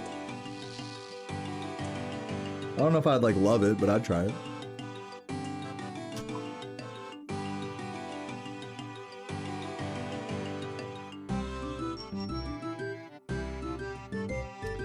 Avocado, spinach, onion, lemon. That sounds really good, Tulu. Cheers to that.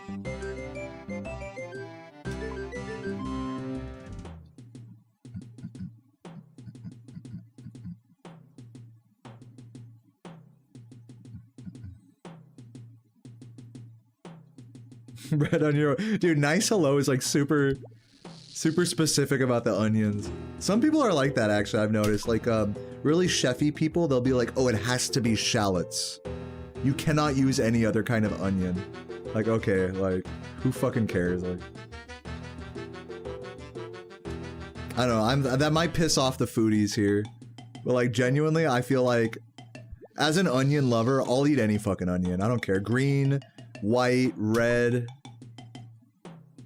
And anything in between. It really does not bother me one way or the other. Or in other words, I don't really feel like it impacts a dish like so strongly beyond aesthetics. Personally. Like whether it's a white or red onion. Because if it's a question of like the actual onion taste, like say like red or white onion like tastes more strong than a shallot, you can wash that away. A lot of people don't realize this. You can just put you can cut onions and then put them in a bowl of cold water, and then that'll get rid of that like oniony heat, like spiciness to them. That which is like the part of raw onion that people don't really like. So it's like, I feel like with any onion, like you can make it work, you know?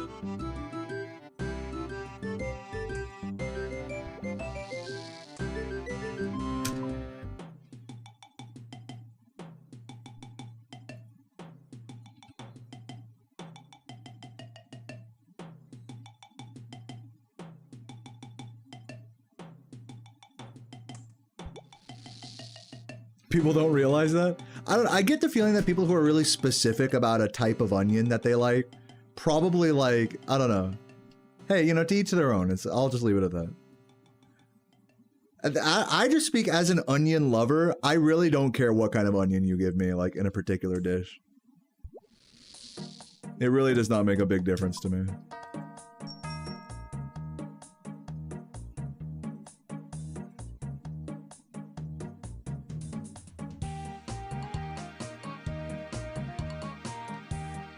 It's the way the onions are prepared that makes more of a difference than the actual onion itself, in my mind. Like if it's sauteed or caramelized or raw, or so on and so forth. The way it's cut, if it's cut orbitally versus like petals, you know. Those things have a lot more of an impact on like the final onion flavor and texture. Oh my god, fucking smithing level 80. Let's fucking go. Cheers. We did that shit. Yeah, I've done that, hello. It's okay. Well, because usually what I'll do is I'll cut up onions into discs. And I'll eat them just straight up like that, you know, with like with my breakfast or with whatever meat. So I'm not always like eating it like an apple, but it's like as close to that as possible is usually how I'm consuming them. The only difference is I cut it off, the fucking onion, but I'm still just eating it raw. Yeah, dude, chuggers, man. We did that shit. 80 smithing.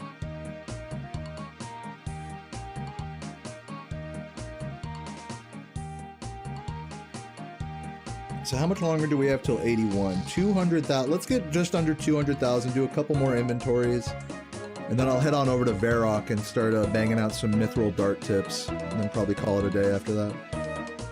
I'm enjoying my blasting right now. Yeah, right. Shoblet. Oh, I can do God Sword Blades? That's kind of a big deal. That's kind of cute.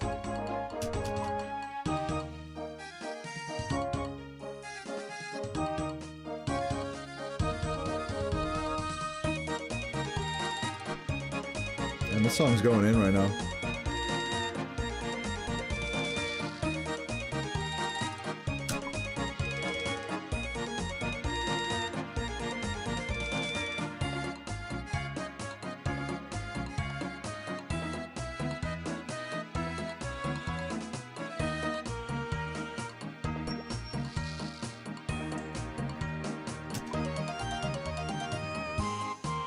Yo, Tulu, mwah. That was for you. Song ID? Making Waves. I'm about to change the song, actually. Let's do this one tomorrow.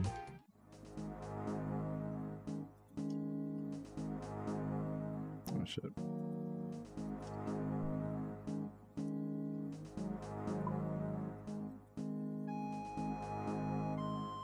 Yeah, so true, Silver.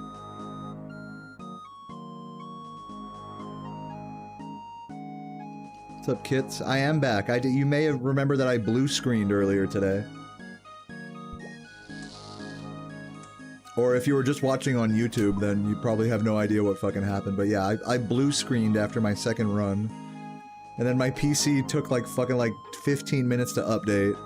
And then I went live again. And then I attempted Nestor skip, like I'm not even kidding, like 25 times.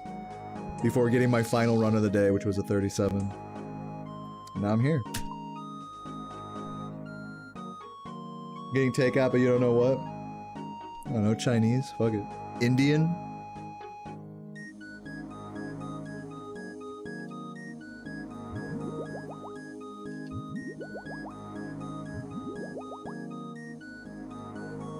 Thai? Yo. Get a Tom Yum soup. I fuck with Tom Yum soup so hard.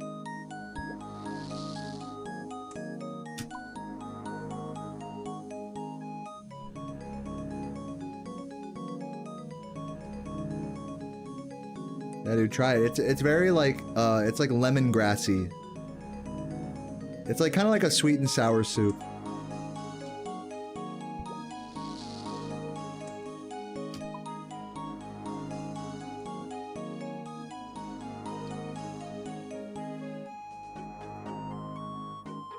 Yeah, if you like sweet and sour, you'll like Tom Yum.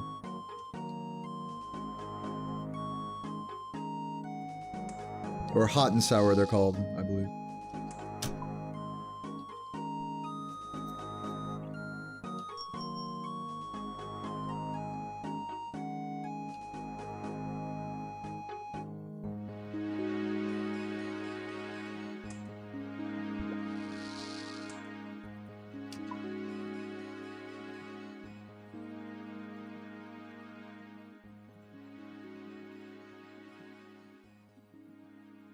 Last sip of beer, cheers.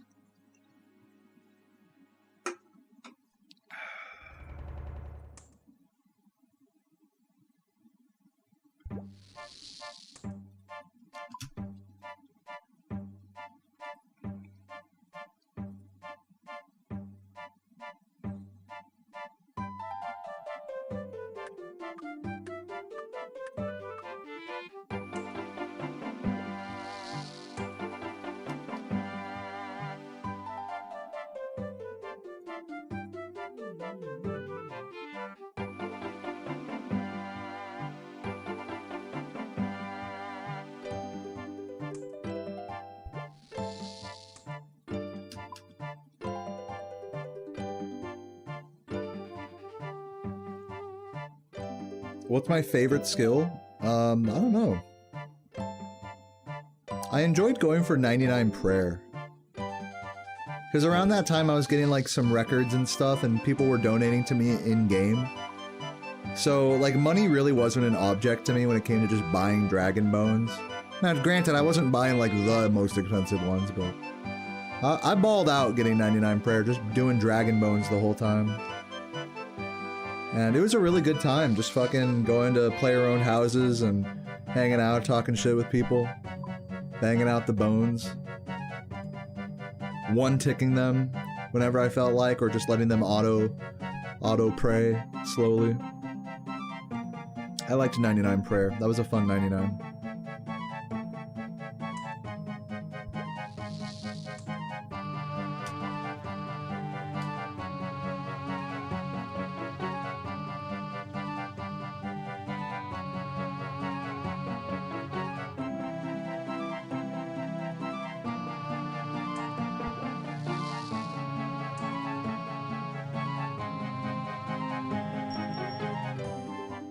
Oh, wait.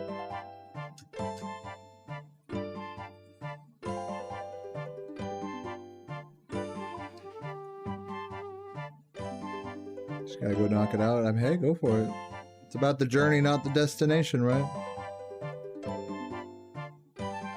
Get comfy, man. Cozy up into someone's house for the evening. Find someone's house where they're just doing drop parties the whole time.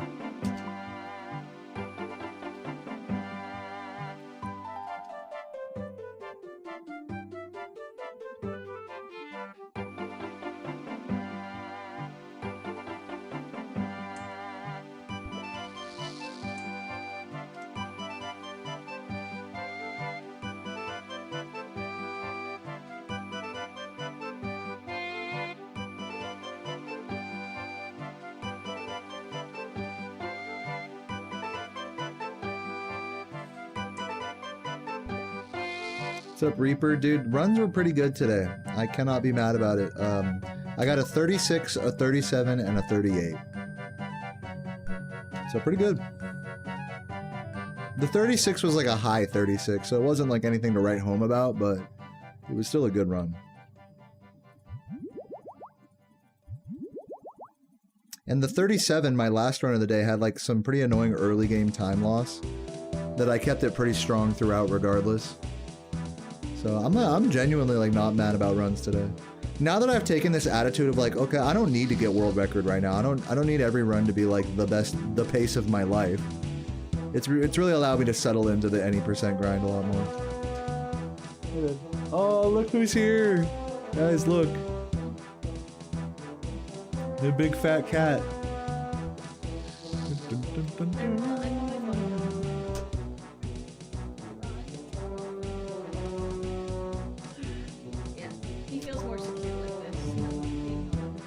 Oh, the kitty cat. What do you want to do for food, Ben? I was thinking Mexican.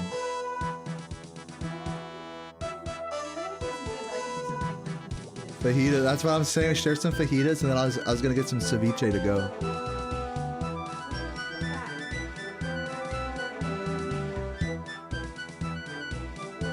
He's a shoulder cat. He lives on her shoulder. He's too big for that normally. Yeah. Oh yeah, no, like little cats, how they'll climb all over you, like on top of your head and stuff. He's a little too chonky. A little too chonky for that. I always joke, like when you're laying down and the cat like walks on top of you, he always picks the path of most like uncomfort. Yeah, of most resistance. He'll step on your balls, on your tits, on everything. Oh my god, he puts his full weight on my boobs. Or my bladder. He did that this morning. I really think it is. Or he'll like step on your hair and like pull it and stuff. It's just like, you're in my way. This is cheddar. Like the cheese. Cheddar. Super cute. He's being so good. And why? Is because I have him upright. If I was holding him like a baby, he'd be left right now. This cat wakes me up every night at least 3 times.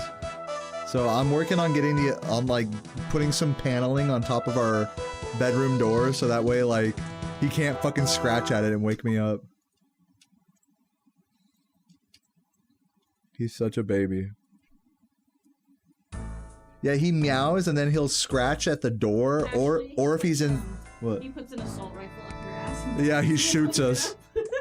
Pulls out a gun and just shoots us. He's an American cat. Yeah, American cat. Right. No, he'll like scratch the like the dresser or the door to our room. And then he'll meow really loudly. You want to say something to Daddy?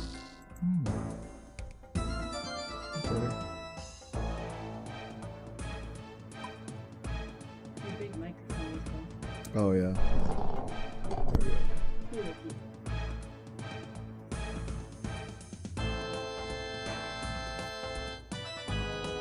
Cheddar doesn't really have anything to say unless he's on the Yeah. He's shy. He's shy on stream. He likes being on stream though because he thinks he's gonna get food. He just likes attention.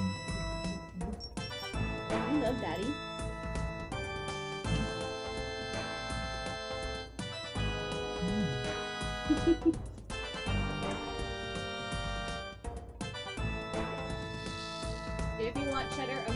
you can follow my Twitch. You don't even have to be subbed. I have some cheddar follower emotes. Yeah. I don't have any cheddar emotes, but Sarah's channel has all of them. Strawberry X Sangria. Yeah, That dancing cat emote is of my old cat, who's sadly now passed away. That's Toulouse. I didn't yeah. know that. I thought that was like a random one you stole from people.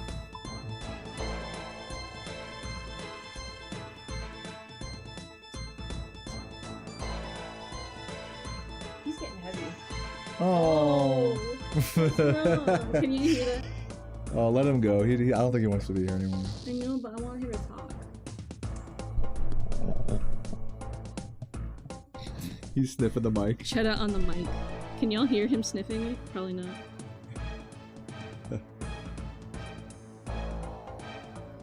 Okay. Oh. He says Yeah, bye-bye. put him down. Put him He down. says bye-bye. He's gonna start scratching. If we don't do He's very good. That was actually quite a long time. That he didn't even immediately run away. He's still getting pets down here. He still loves it. it. You good boy. He's just gonna go sit up. You wanna get food soon? I mean, I ate fairly recently with the tropical smoothie. Are you hungry? I can go whenever. Because I'm still finishing something. All right, I'll keep playing I then. gotta do my hours. Also, I match his phone, you guys. Cow. Yeah, look. It's the same, same cow print. It wasn't on purpose, it just worked out that way. I ran out of pants. I can't turn around and show you these, or you guys are gonna get double cheeked up and die. She got a cow booty. I can't, yeah, that's, the butt is for Bobo only. So I'm covering it. You guys can't see it. You do.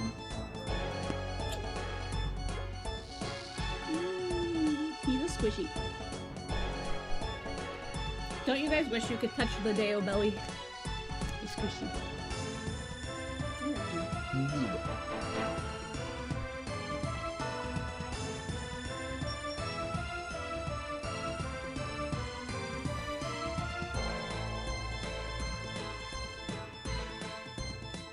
Alright, change this song up. Suspicious. What is suspicious? Some pirate shit. Let's go.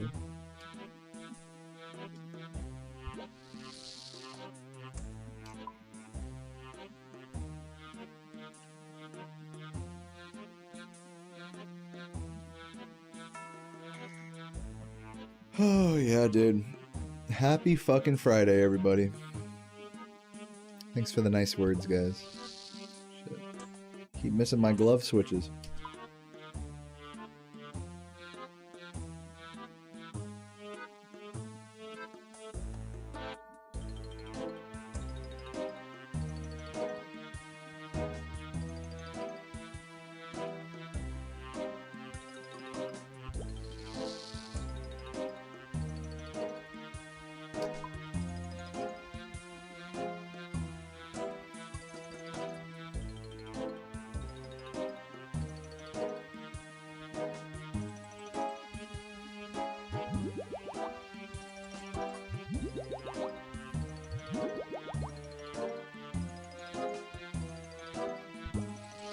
Yeah, that one guy in my Discord who types that literally every weekend. Get drunk or die, Z.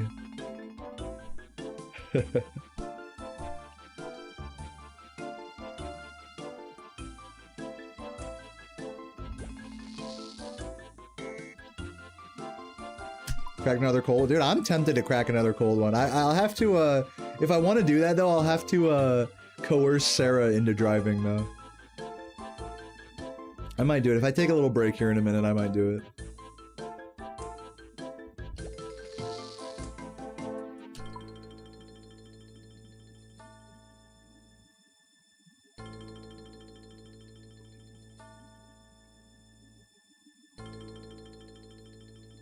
Yeah, he did it this morning. That's why I mentioned it.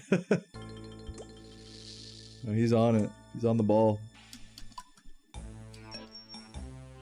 No peer pressure. Guys, should I drink and drive? I'm kidding. No, I'll ask Sarah first before I crack another one.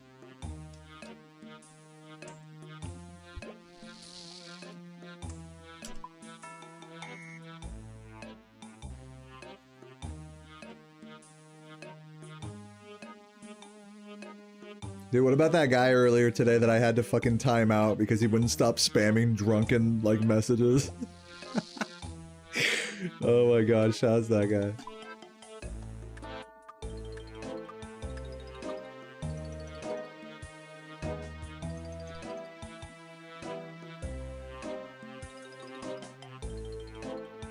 I wonder when people are gonna stop trying to get me to talk about Charlie Kirk.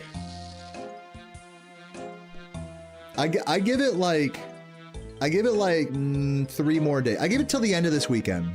Once next week comes around, everyone's gonna forget about Charlie Kirk. And I don't say that like it's a good thing or whatever.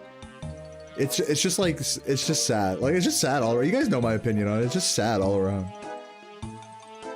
People trying to get me to like fucking say shit about it. You know, like people on one end of the people who are like really conservative trying to like, you know, troll, like, you know, like, and then on the other end people getting like really upset, you know. It's just like, dude, what the fuck. So you can't just say like rest in peace some guy I disagree with. It's like it's gotta be like a whole fucking, what's your opinion on this? So stupid.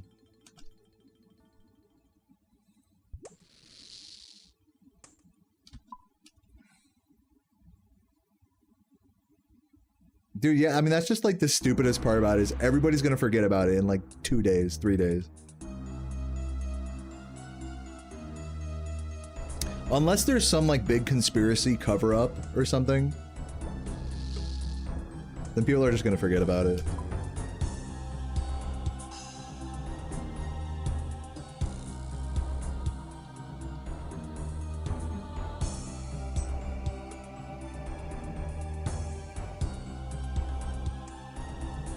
What's up, Manila? But yeah, for the rest of this weekend, I think I'm gonna be having to, like, ignore Charlie Kirk related chats, like, all weekend, basically. Which, you know, hey, it could be worse. What's up, May? Good to see you.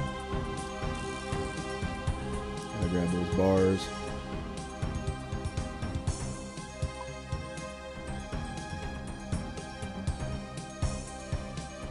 I did see that guy, D-Ty. I didn't like want to make a big deal about it, but I was like, damn, that was like weird. I just can't take people joking about this in the chat. It's like, you think my chat's joking about it? Dude, you should see some streams. Some streams are so fucked up about it. Some streams are just legitimately just making fun of Charlie Kirk like the whole fucking time. It's like, a guy I disagree with died. Haha. Let's all fucking rejoice, and you know, it's just like, oh my god, it's just weird. It's weird, champ, dude. And look, dude, I don't mind having like a macabre sense of humor. Like, I don't mind joking around about people who have passed or this and that. But when it's like spiteful about like, yeah, let's laugh at him, you know, in his fucking grave type of shit. It's just, it's like, bro, what the fuck? He's already dead, man. You gotta piss on it too, you know, like. It's just fucking crazy. People are just fucked up on both sides of it, I truly think.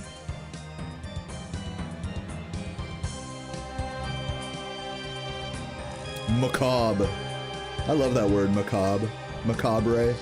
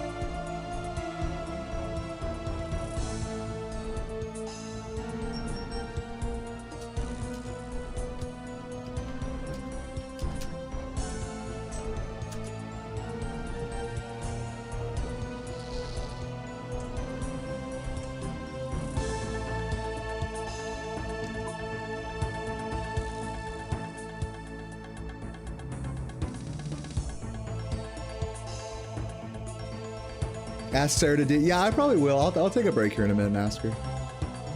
I do plan on drinking a margarita when I'm there anyway, so.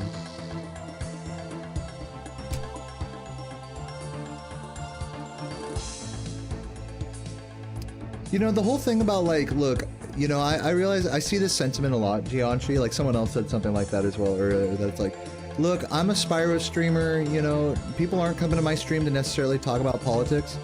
But with that said, you should be able to talk about whatever topic you want to in my chat, is my opinion about that. Like, I'm not gonna shut down, like, conversation just because it's like, oh, this is political. I think that's one thing that kind of sets me apart, actually, from other streamers. Is like, other streamers are quick to shut down topics of conversation that they don't like. And, you know, I don't like talking about Charlie Kirk. You know, it's obviously not relevant to anything that I do. But, you know, I'm also not, like against talking about it. You know what I'm saying? So it's just it's a tough line to walk, because I think there are a lot of people, like what you guys are saying, that would rather just not talk about it at all. Like, the moment I talk about Charlie Kirk, it's like, oh, here we go, you know, for some people. It's like, well, you know, like my stream, you can talk about anything. You can talk about sex, drugs, alcohol, murder, violence, current events, Spyro, you know, you can talk about anything here. I don't want to say I pride myself on that, but like, it is a notable difference between my stream chat and like other streams. So I'm not gonna like take this like stance of like, well, I'm just the Spyro guy. Like, if you guys want to talk about that, go back to Reddit, you know? I have more of the stance of like, guys, I'm gonna focus on the run, but you can talk about whatever you want in my chat, as long as you're not being like too fucking over the top, like bigot status, you know? Which again, it's like, it's a gray line to draw, because like, for some people, they think, oh, I'm not being a bigot. Meanwhile, I hate this person, I hate that person, you know? so, it's just, you know, by having such a lax, ruling in my chat about that, I think it creates these, like, rubs for people where, like, some people come to my stream to escape, but then, like, someone talks about something they're trying to escape from, and they don't like that. They don't like their Spyro streamer, you know, their comfort streamer to be that. And, you know, if that's how it is, that's how it is, you know, like... I think I do a good job of keeping the game first in my stream, while still, like, having an open ear to, like, to any topic that's on the docket for the day, you know? Like, the way I see it is, like, we're all just humans here, like, I'm not gonna pretend like the fucking world isn't, like, that shit isn't happening in the world around me or anything, just so I can focus on Spyro and just be like this tunnel vision escapism streamer, you know? And I think after seeing like some of the reaction to like the Charlie Kirk chatting in my stream, is that it's like some people I think want me to be that. Some people want my stream to be that, where it's like, okay, we're not gonna talk about that at all today, guys. No politics, you know? But I'm not that. My stream isn't that. I'm not that kind of person to just shut down like an entire topic of conversation.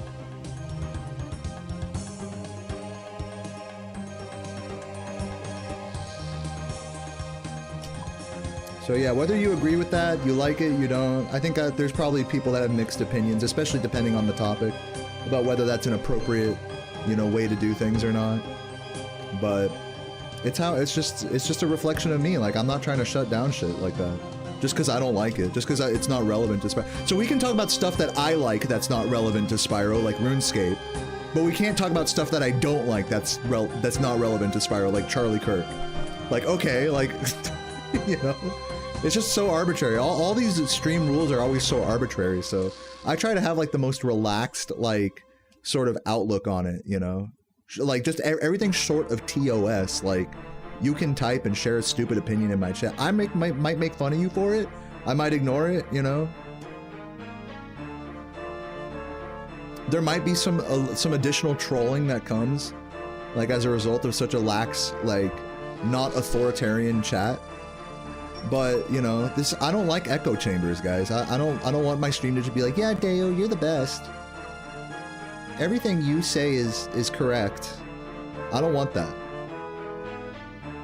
And sadly, a lot of stream chats are like that.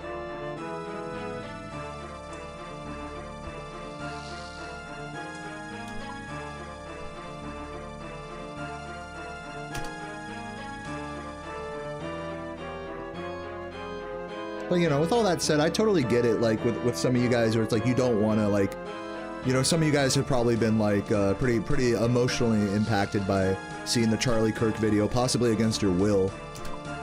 You know, and so it's like to come here and talk about it after thinking about it all day can be tiresome. I get it, and I was getting that sentiment from some people over the course of today and yesterday. So you know, I try to have a good balance, like in my mind, of where it's like, okay, I'll say my piece on it, but I'm not gonna go in fucking circles about it either. And then if anything else you want to say, you want to add in the chat, go ahead. But like, I'm just gonna focus on the game at this point, and I think I've been doing like a good job of that, if not like talking in circles and shit.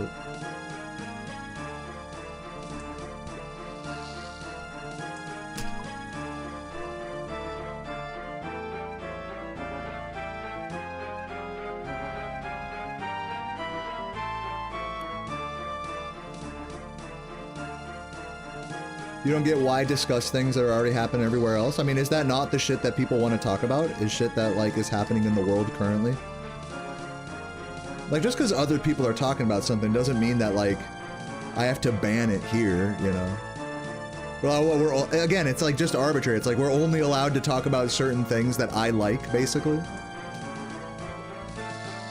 That's just what all this boils down to. It's like, no, I believe firmly that no, I shouldn't be like policing the topics of choice that people want to talk about.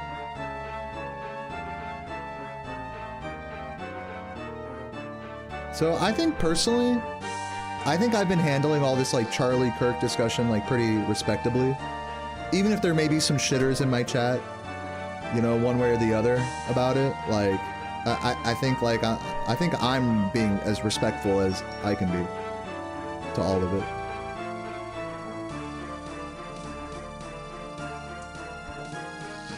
I'm not pissing down the guy's throat on his grave, and I'm not gonna pretend like he was a fucking saint either, you know?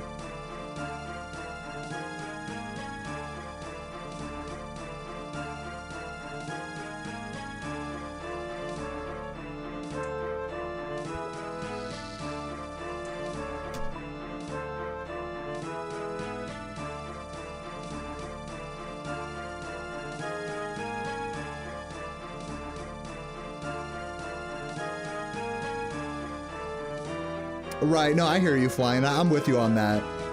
Someone just comes into my stream and brings up, like, Charlie Kirk for the millionth time. It's like, bruh, like, tell me, like, you have more than one brain cell, you know?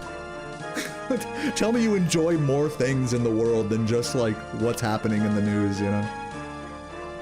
Unfortunately, many people don't. Yeah, stamina, right? I mean, you know, I'm gonna find out one way or the other that I'm out of stamina. So yeah, it's all good, everybody. No, you're good, Gianchi. I think it was like a valid thing to discuss. This is totally like a topic I'd rather like hash out now than like when I'm trying to be like in the middle of a good run. When I'm in the middle of runs, and especially if I'm on a good pace, like I can't dig this deep into a topic like this. About the nature of what's okay and what's not okay to talk about in my chat. I can't get that deep when I'm like on a run, you know?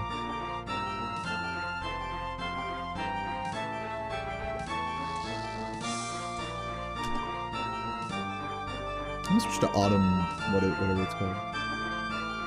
Autumn Voyage. This song is fucking pissing me off right now. Where is it?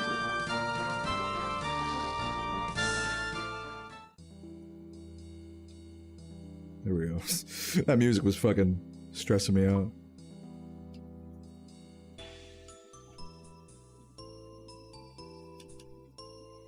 So yeah, it's all good. I want you guys to know, like, I'm not, like, upset with anyone, you know, like...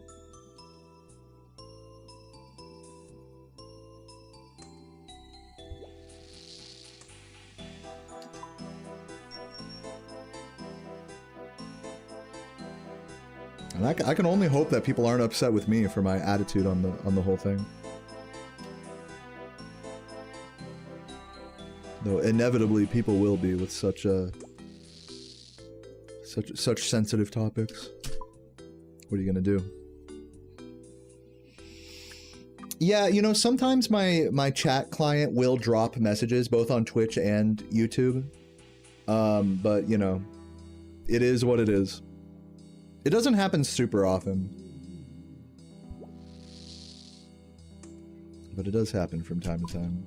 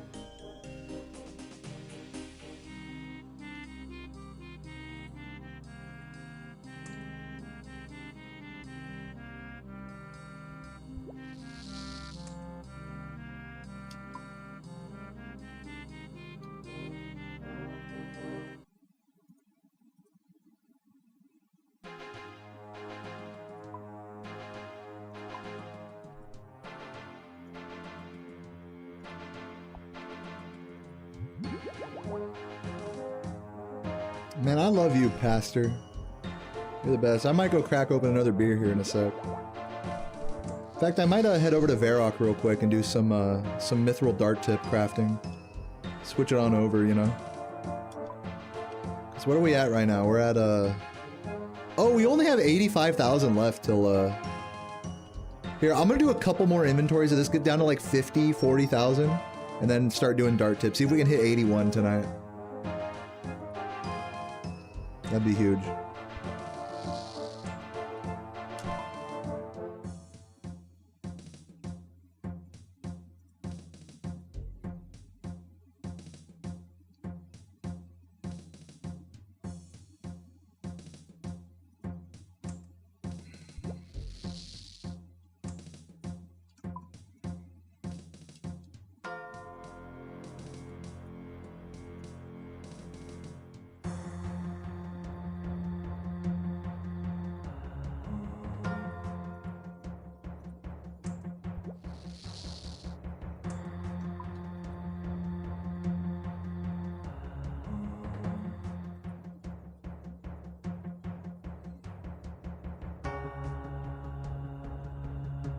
Yeah, I'm glad you guys are down with that, with my attitude about shit. I'm not really talking about much right now, in all honesty. Truth is, this is like what most of my stream is like, is me just fucking kicking it and playing a game, so I'm not stressing.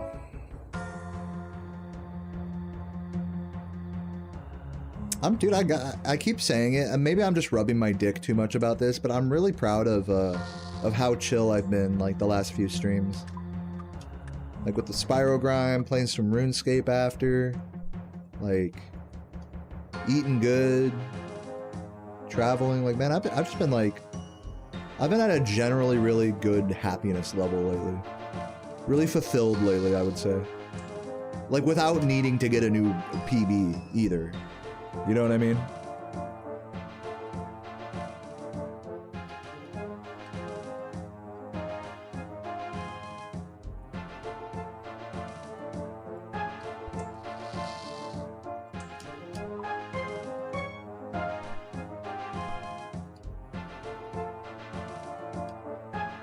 RuneScape will do that. It's the yin to the yang, man.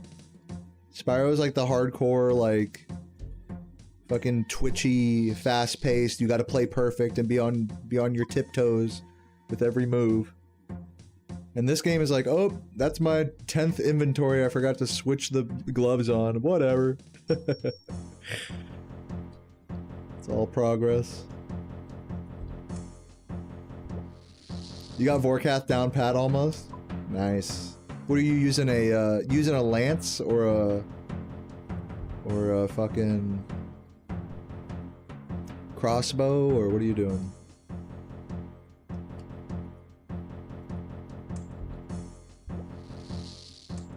I remember I started Vorkath. I've only ever done Vorkath Melee.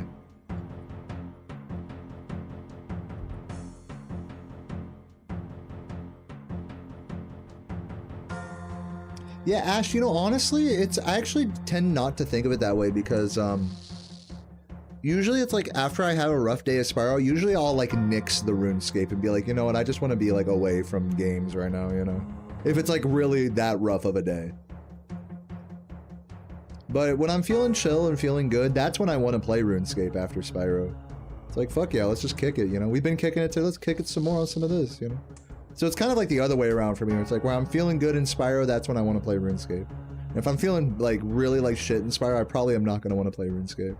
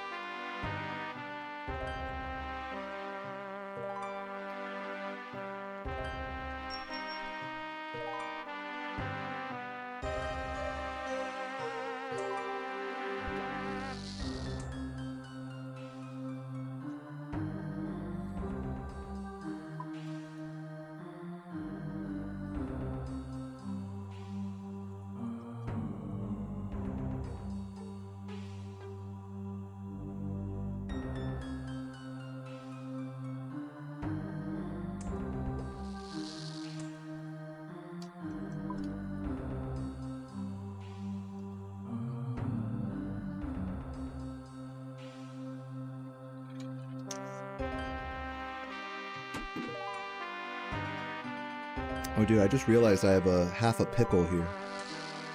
Look at this shit.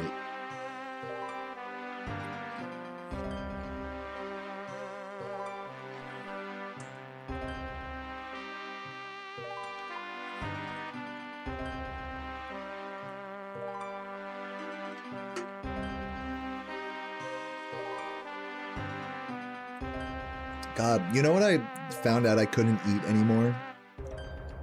Is because it would destroy my fucking digestive system. Was the fucking spicy pickled peppers that you'll get at like fast food restaurants, like at In-N-Out and stuff. They'll have like those spicy little peppers that are pickled and like full of juice, and they're like pretty hot too. They're pretty spicy. I got a jar of those the other day, man. They were so fucking good. But literally, if I ate more than one, I would have like the most like terrible like intestinal cramps, like just fucking just pure pain on the toilet. It was like, oh my god, it was like nightmarish. It's so weird with spicy food for me because I can eat spicy food, but certain spicy foods just really set off my system for whatever reason. There's a brand of hot sauce that I used to eat a lot called El Yucateca, but that does the same thing. I don't know if it's like certain strains of peppers do it or what, but it's just very odd. Because I eat like a ton of sriracha, you know, I'll eat spicy food, like.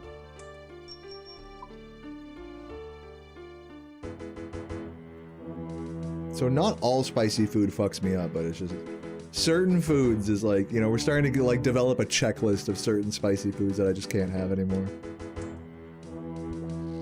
Which I've never been like that with food before, where I have to like stop myself from eating certain foods because I know it's gonna fuck me up later.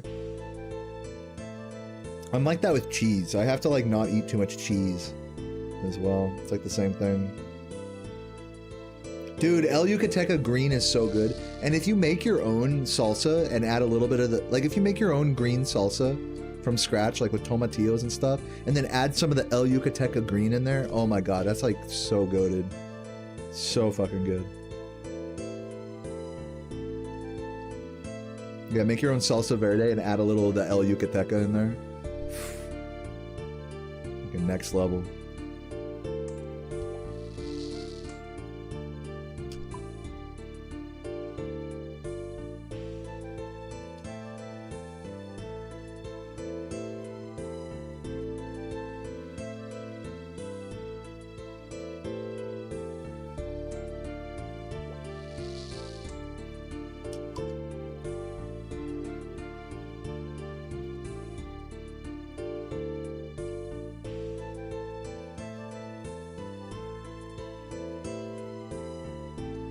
Yeah, I've been keeping it pretty simple in the hot sauce game lately, man. Just mostly for like any given meal that I'll make, I can just rely on sriracha and spicy brown mustard as like condiments for anything. Steak, chicken, fucking fish, burgers, what I don't even care. Ribs, cooked asparagus, Brussels sprouts. Just give me a little bit of motherfucking sriracha and mustard and I'm good. Squeeze a little bit out of my plate. Get El Yucateca. Dude, every flavor of El Yucateca is really good. My favorite one was actually the XXX one. It's like kind of like a brown colored salsa. It's really good. Wait, hold on. I need more stamina. He doesn't have the stamina.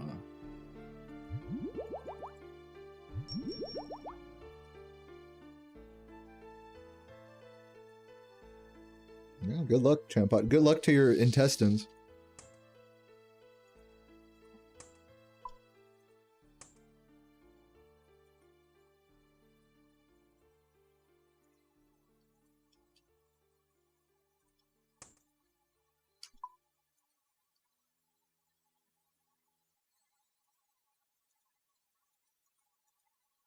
Alright, guys, should I head up to fucking Varrock right now? Take a break, maybe grab another beer?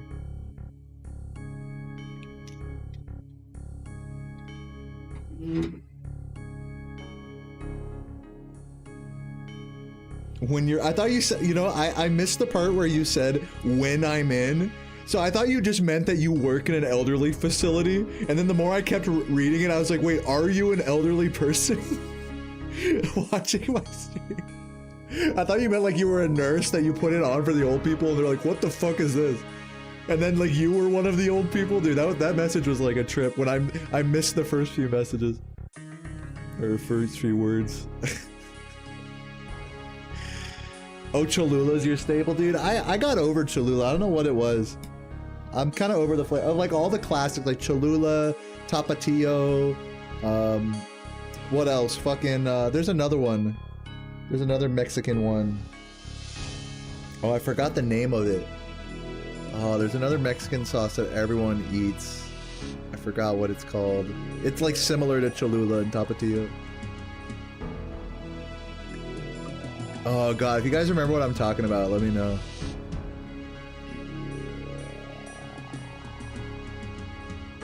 Oh, I'm gonna look this up. Common Mexican hot sauce.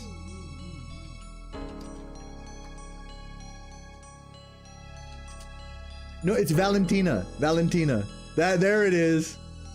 Fucking Valentina was the one I was thinking of. Yeah, these are like the classics. Any Mexican place you go to, they're gonna have these. We were talking about the El Yucateca earlier. That shit goes so hard. Fucking Valentina. It's funny because like these three are like barely spicy.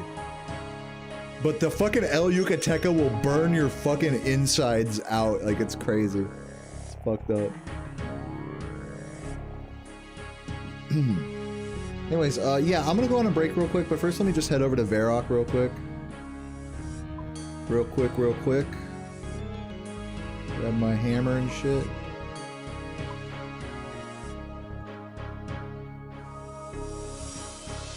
I'm might move my telly tab over here actually. Move it to that tab. Oh, and that's we don't want. Oh, I need to buy more mithril bars. I'm like running low on those. Draw all those. So yeah, let me put in a buy order for some mithril bars.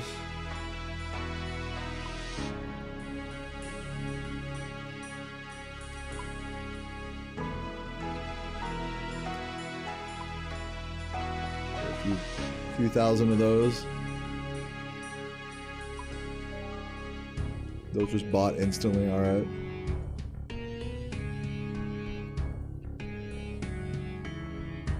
Do I have the Incomdo hammer? I don't think so. Where do you even get that from?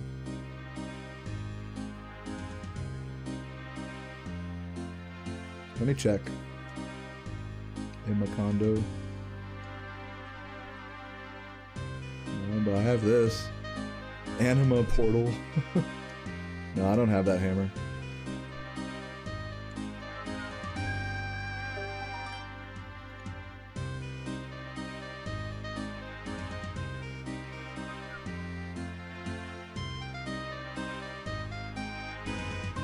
Alright, I will be right back.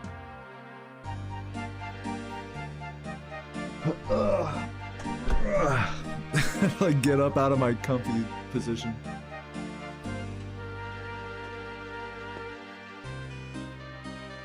Oh, so I could just go like retrieve it since I already have a quest cape, huh? I could like go to the NPC or whatever. BRB.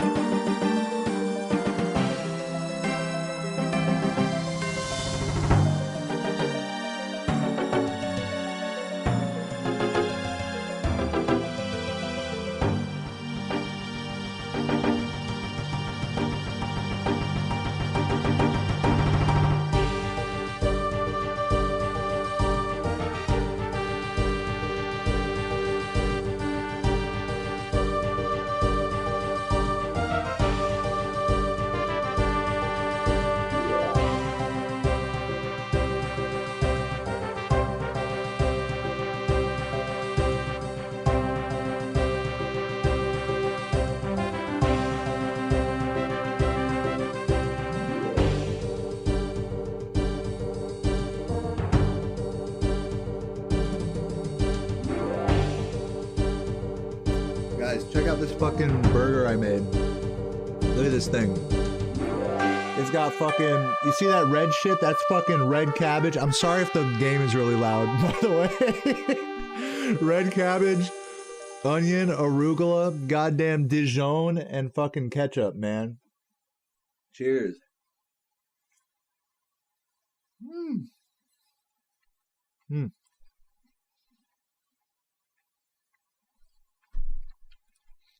Let me log in real quick.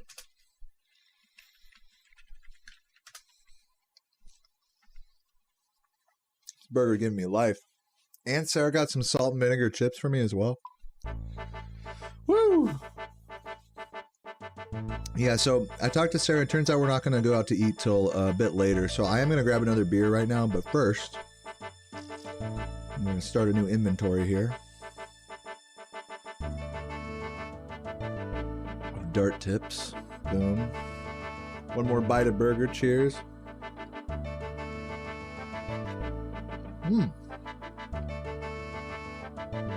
Alright, be right back.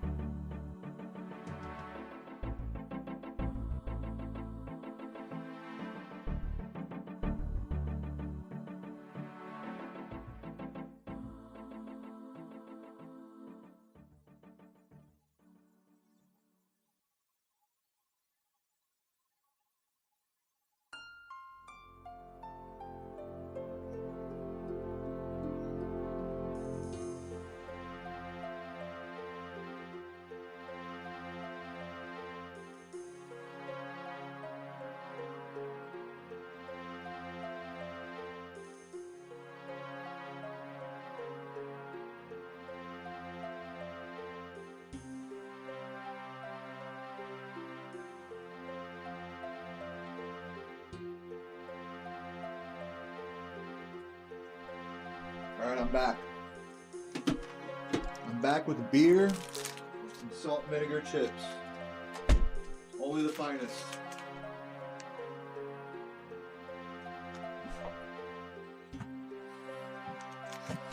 Look at these, got the Miss Vickies, dude.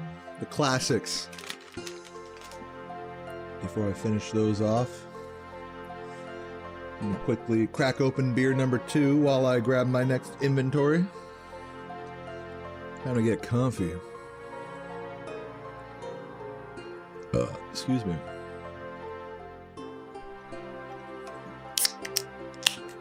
Just put down a fucking leftover burger that was supposed to be for Sarah, but she ended up getting some like DoorDash or some shit. Look, guys, I want you to know, I'm not like the type of streamer that'll just sit here and just play video games and order DoorDash. I will go walk to a fucking restaurant. But Sarah, She's a DoorDash girl, you know, I respect it. But I had to make sure that my I had to make sure that, but this wasn't even her fault. It was like on the DoorDash, or what is it, the Instacart app. I had to fully remove my credit cards from it because it kept charging me for the membership. So I was like, just fucking like, listen, you can be the fucking delivery service lady and I'll be like the go and get it guy, you know? Just funny. Anyways, guys, cheers. We got the fucking Michelob right here, number 2. Sarah, speaking of Sarah, I love her so much. She did agree to be my designated driver tonight because we are planning on going and getting some Mexican food later on. So I just had to have a quick snack right now, just kind of hold me over, especially since I'm having beer. So cheers, everybody.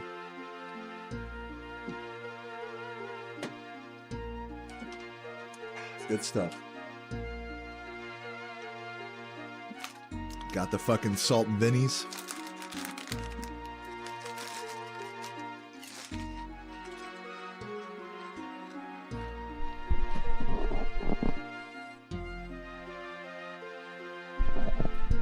I'll try to move away the mic a little bit so you're not hearing me chew as loud.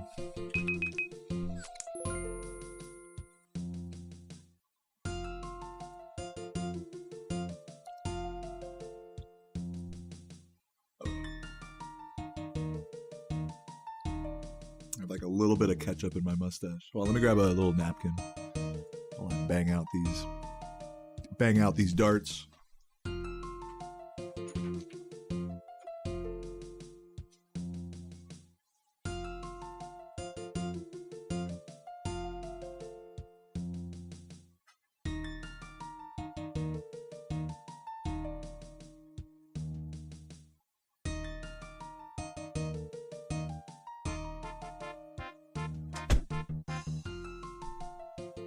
Could you guys see me in the bathroom there? I had to make sure that you got like, it's like, okay, don't piss right now. They might be able to see you. So, Tater.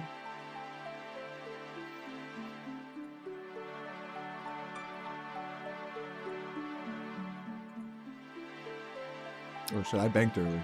Oops. Whoopsie daisy.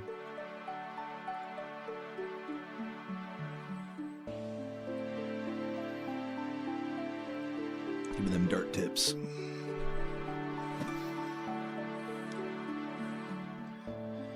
Cheers, guys. Oh, and let me tell you, that burger gave me life, man. I needed that shit. So delicious.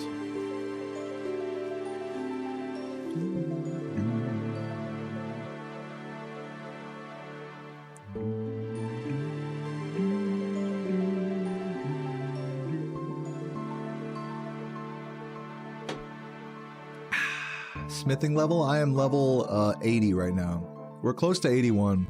I'm just kind of chilling it out for right now, just banging out some dart tips. I might head back to fucking blast furnace here in a minute. But yeah, big gains. Last stream we were like, I don't even know, like 75, 76. If you just fucking no life it in blast furnace, like I'm confident like by the end of this weekend I could get like to like 85. My goal is 88. So I think by the end of next week I think I can do that goal if I keep up with it. If I really no life it, I can do it this weekend.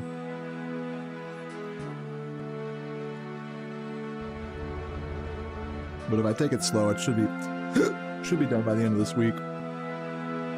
Then after that, it's all about the fucking what's it called? Thieving.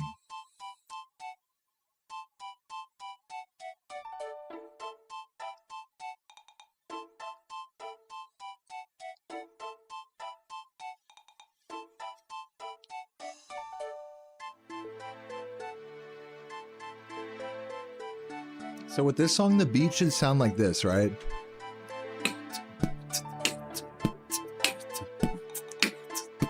But like when you play the remix version on YouTube, it goes like this.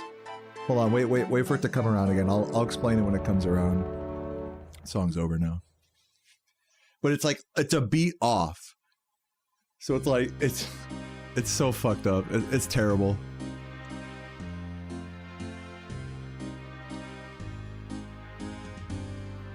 Unfortunately, the song ended before I could display it. Look, this guy got the fucking... got the pet. Dude, that's so funny. The stray dog was standing inside of it. This is like one of the most coveted pets in the game. You can only get this from Clue Scrolls. Whoever has this is a fucking G.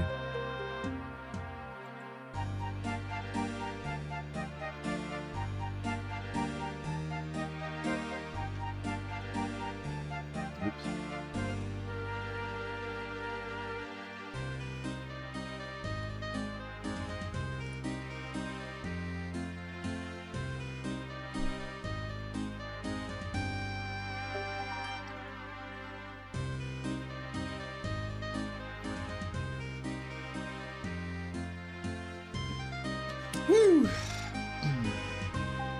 Raccoon's the best pet because that's the one you have. It is a really cute pet, to be fair. Get a little closer up in here. Chug my beer.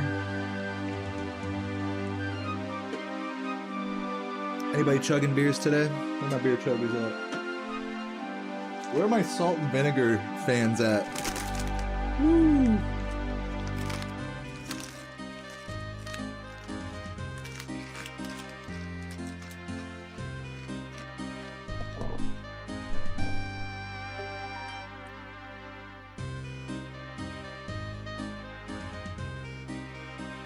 I don't think I've had Zapp's Voodoo Chips before, no.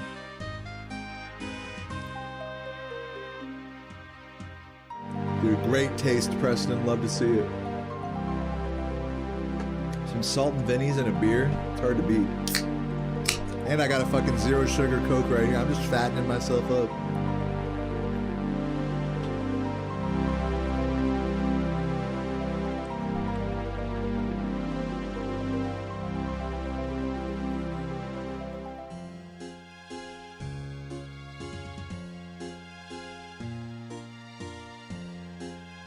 What's up, Cardinal Jaws?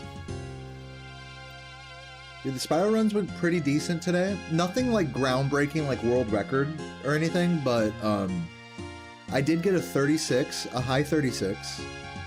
I got a 37 and a 38. So 3 no resets, one of them 36. I'd say that's not bad.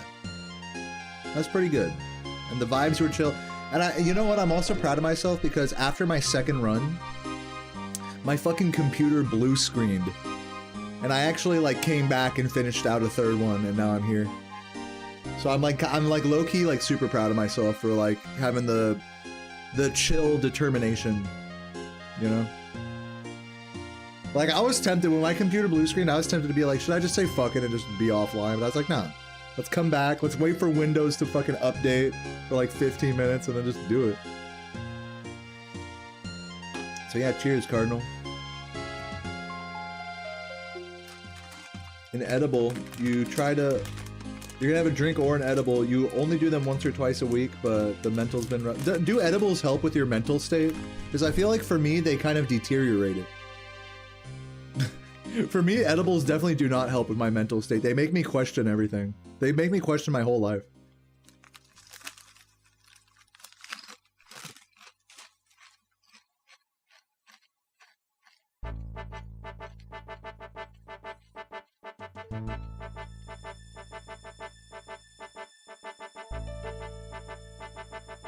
I get that weed paranoia. Or not paranoia, but just weed anxiety. Yeah, they relax you. Yeah, it's like opposite for me.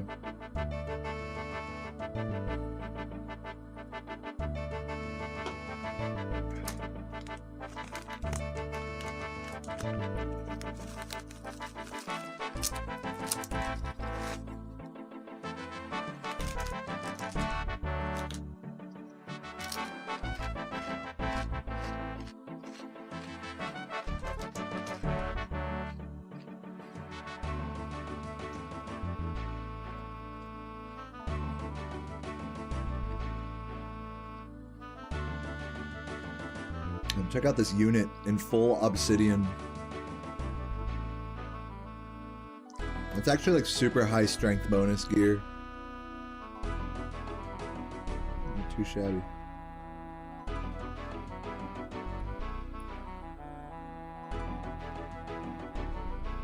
I'm rocking the ghetto half graceful, half spotty cape mix. Bald cape.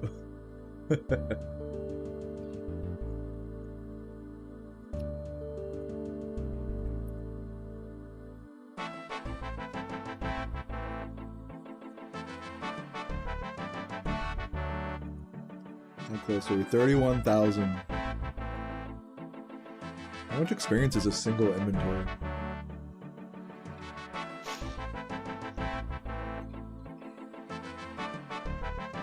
Yo, Manila. What's up, man?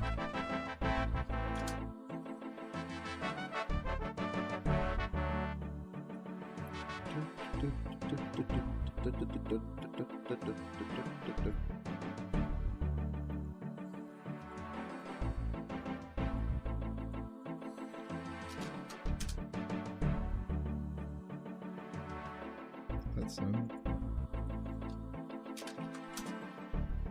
I guess they're all one or something. Oh, I see.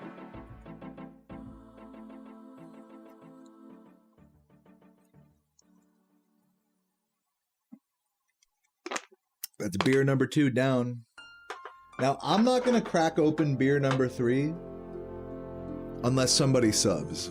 So we're leaving this off to the side for now. I'm going to eat another bite of my, you know, salt and vinegars, you know, take it easy.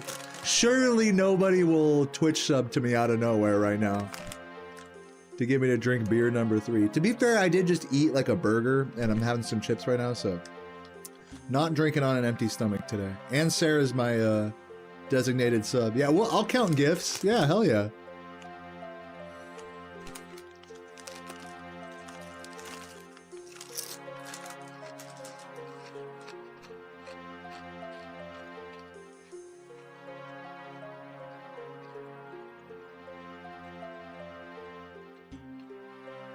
No, you did that equation correctly, Preston.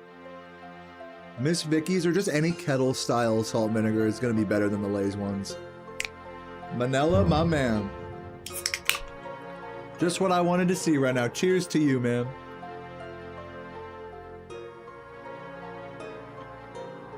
Chase it with a little Coke. And Silver with the fucking 13 months September light work. Yeah, you know, and honestly, Silver, I've been pretty shilly this month. I've been doing the daily sub goals and, you know, but I think it's been a really chill month so far, all things considered with the subs and all. Before I took the day off yesterday, we were at like 900 something subs. I must have gotten like my PB or something this time, like last month or something. Crazy how time flies. So we're back down to 793 right now. According to Twitch, if one more person subs, it'll kick off a hype train. So if you guys are feeling generous, especially if you're watching on YouTube, feel free to click the link to my Twitch stream down below. We're almost back up to 800. Excuse me.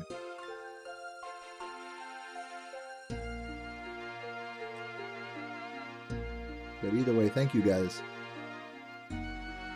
Thanks for supporting the Spyro and the chill drunken RuneScape. What's up, Coffee Succubus? Yeah, right now I'm kicking it, just smithing some dart tips because I'm actually really close to level 81 smithing. So I think I'm gonna just chill here to smith some dart tips for a few more inventories. I might head back to Blast Furnace. So I was kind of vibing on Blast Furnace. I mean, it is way better experience than this anyways. I'm gonna just kick it here for a few more inventories, then we'll head back that way.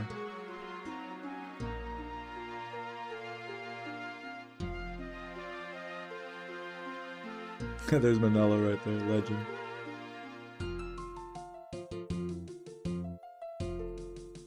But yeah, this is like the kick it spot. I like hopping between Blast Furnace and this, because even though this experience is way slower, it's just like a fucking vibe. Just chilling here, banging out dart tips. And then that way I have, I'll have like, whatever banked for fletching that I need. Because buying dart tips is pretty expensive from what I understand. Let me actually check.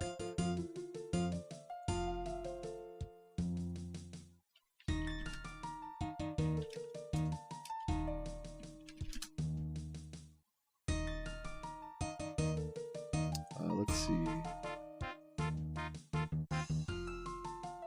GE tracker.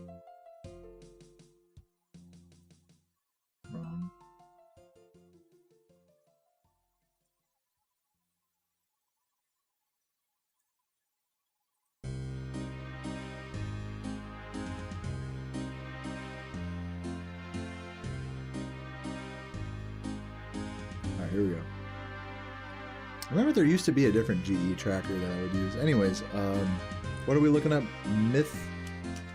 Mithril dart tip. Curious how much these cost. They're 92 each, and I probably have like, I don't know what, 10,000 plus banked right now? Probably more than that. Maybe 20 or 30. So if they're 92 each, let me start another inventory of them. Because they add up quick is the thing. You like really blow through them when you're fletching them. So that's why it kind of makes sense to just smith them yourself.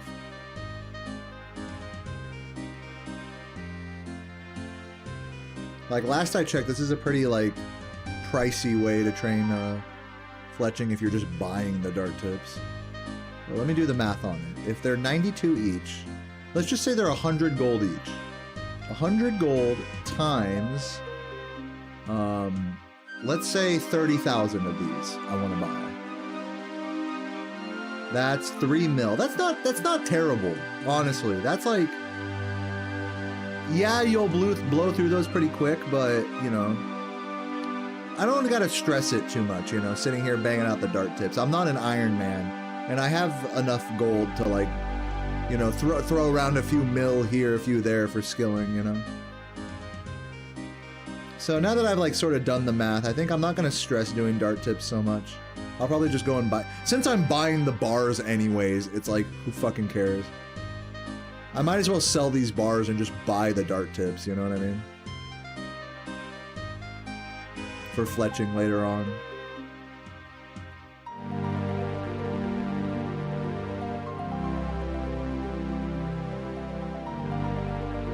So yeah, I might do that. I think I'm gonna run up to the GE.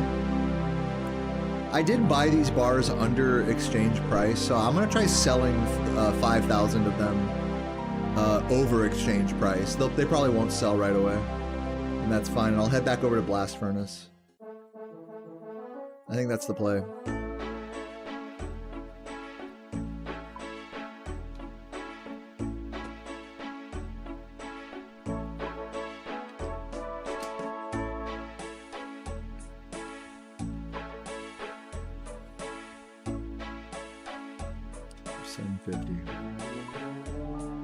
Not gonna sell right away, so just let them be.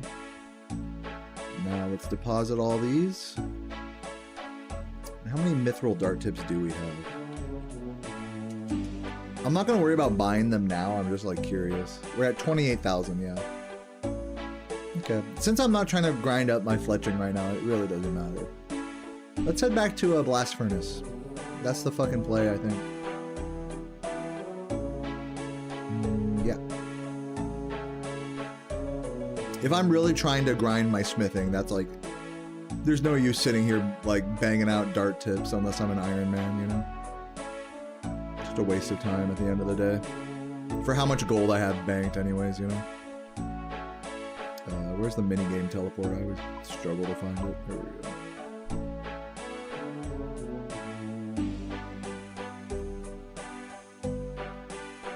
Wrist issues is why you stopped playing this game? Yeah.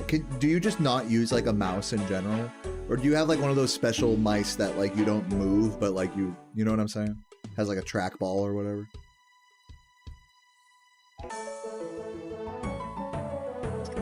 Looks like we got some, oh nice, we sold off those bars right away, not bad.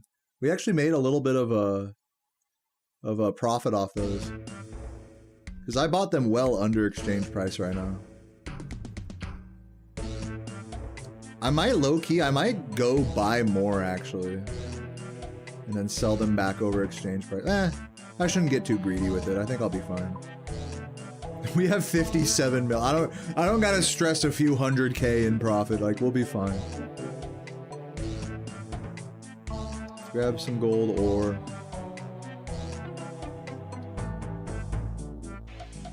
And let's get back to it. Let me also drink a stamina. Let's do it.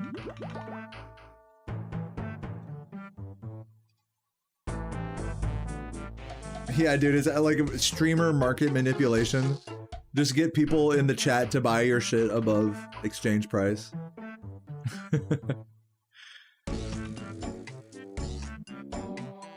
Dude, literally, you know EVscape? Not EasyScape, EVscape.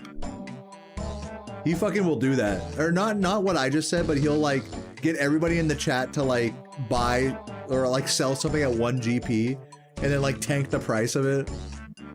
So, and then like flood the market. It's so funny.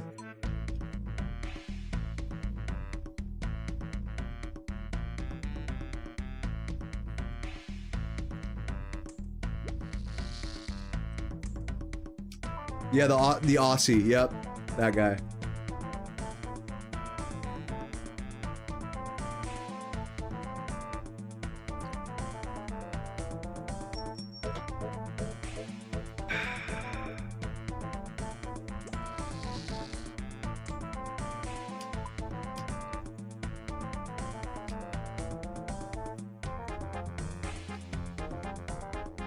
You wish you had that much bargain power? Look, I've never been like the type of dude that's good at like timing the market in this game or like merching in general. I've never been good at that. Like, you just can't predict like what's gonna happen with item values in this game unless you're like really tuned into what Jagex is doing, what the meta is in PvP, so on and so forth. The best you can do is like when a new update comes out that you just grind whatever that content is and sell it at a premium. That's like the best you can do in my experience. Right, yeah, it's like the same thing as what I'm talking about, the monkey nut manip. Yeah, good times.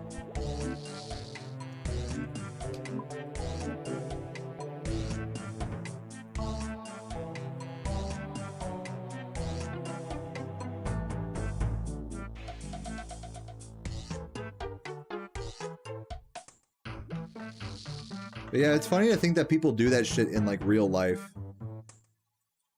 People with like fucking insider knowledge will fucking invest or short like stocks and stuff because they know they're gonna tank because of a fucking announcement that's gonna happen like the next day or whatever.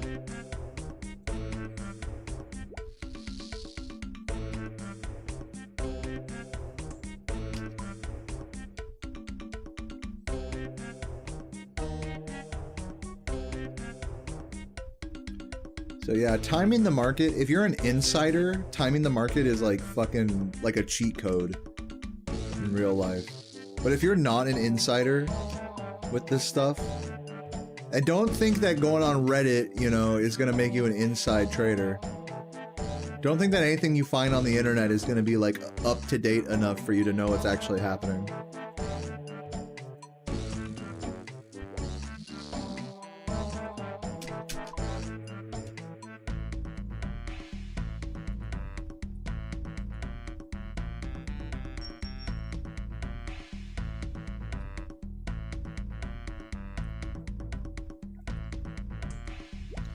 Yeah, right now, a lot of my current like real life investments are in basically technology index funds.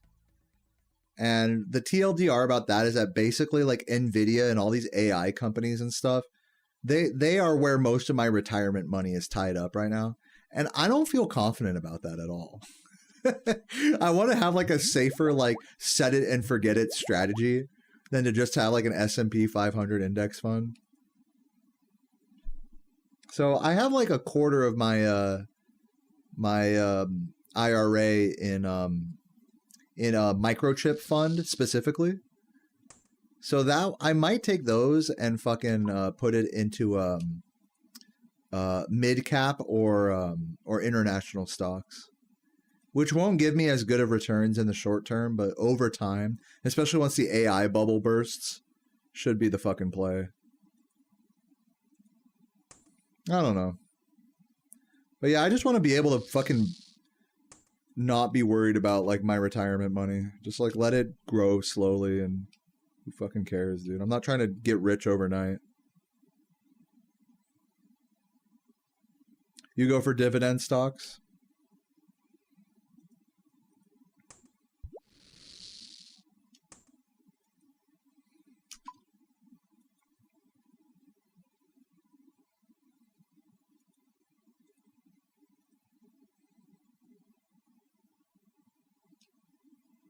Well, let me switch to random music. God damn it, motherfucking... God damn it. I want some chill shit, bro.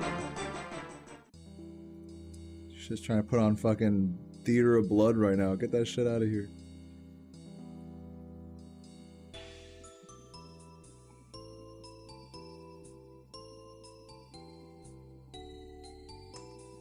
What are these guys arguing about in game here?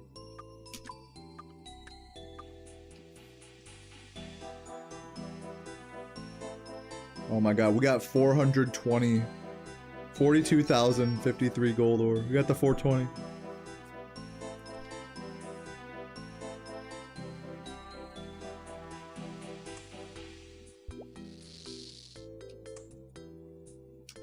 Oh, I fucked up. Gotta grab all my fucking shit here.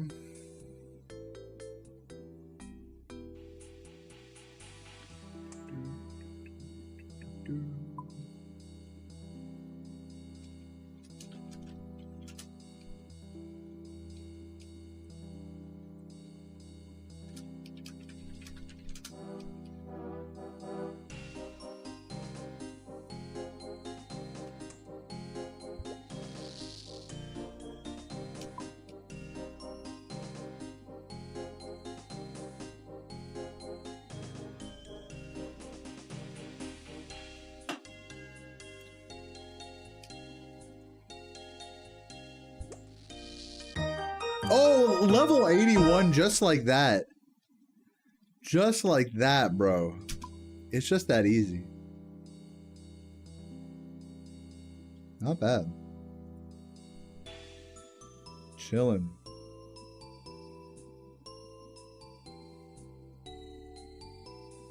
Keep it moving, man. Keep it playing. Keep it gay.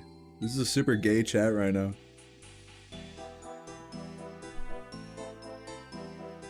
$81. Man, we're closer to 88 than I thought. Honestly, I thought 88 was gonna take me fucking ages. If I just keep fucking banging out Blast Furnace, I'm good.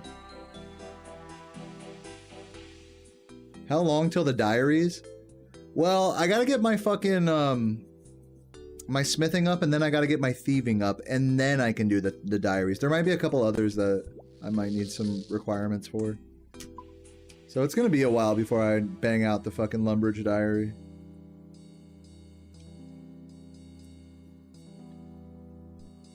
And then after that, we'll see about banging out some other diaries as well. I don't even have like the Artie cape or anything yet.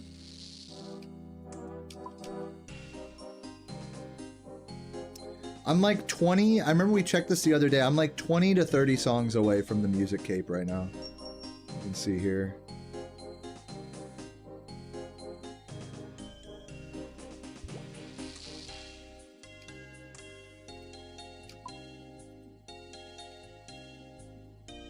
Addy chain bodies, fuck yeah. Most useful item in the game.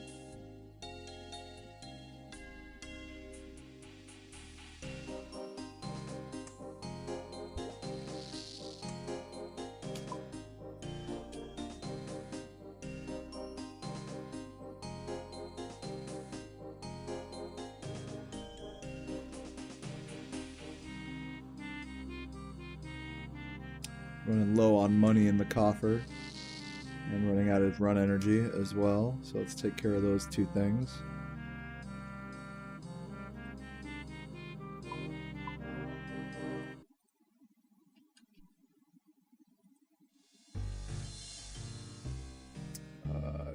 this. Where's the coffer? Boom.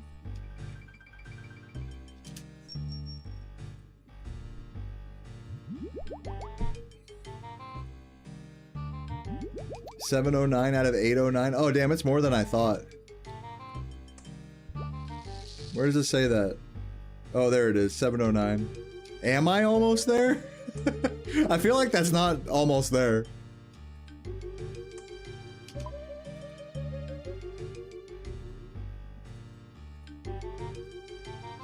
Like, I don't even know how you would grind for the music cape is the thing.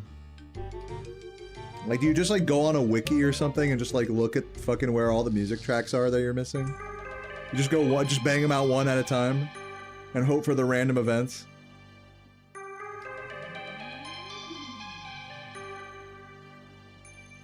Drink a margarita for you. You and the missus are heading to the bar. Dude, have a great night, Preston. Cheers. Thanks for hanging out, man. Chuggers in the chat.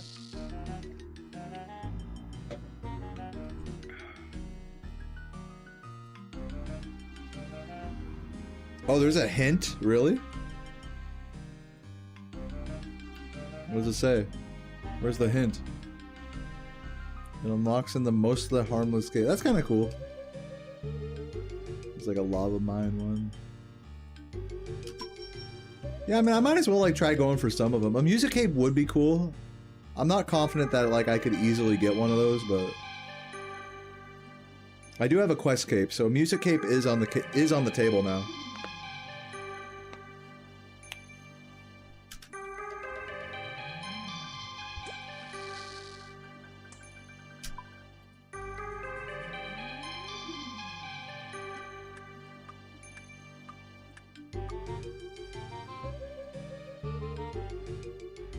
I fuck with this song. Little kooky, you know? Oh fuck. Fucked up my bars.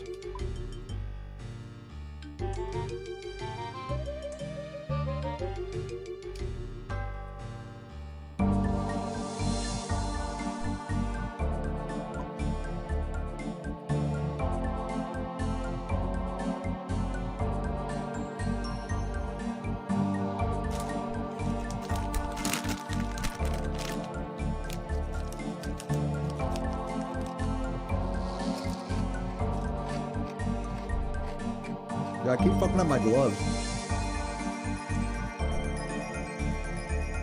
I'm good on the ball.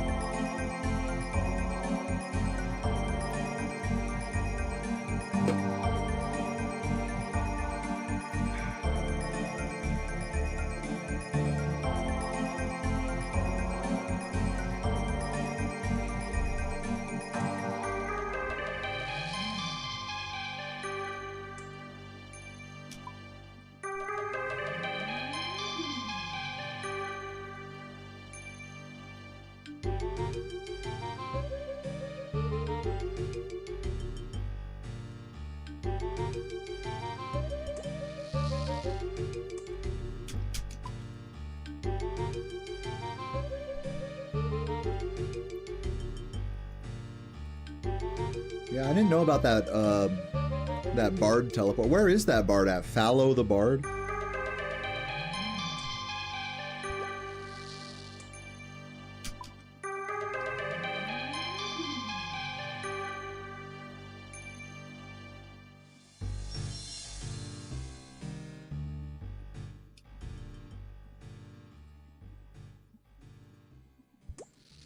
South of Relica? Well, I do have a construction cape, so I could just do the Relica the home teleport. Or the Relica portal teleport, rather.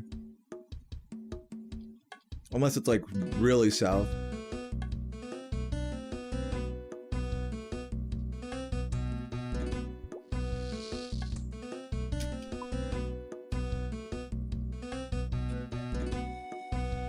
Oop.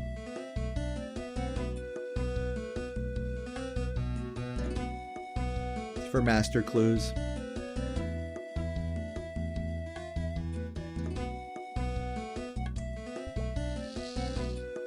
Oh, it's closer to Sears Village. I hear you.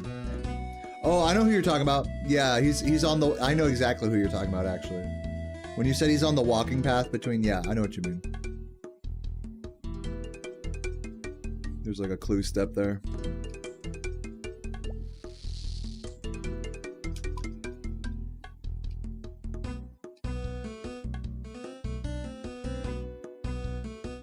Yeah, I don't do a lot of clues in this game.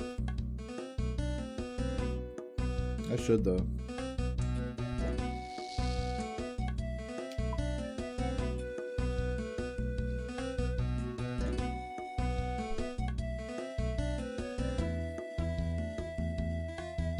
A lot of run energy.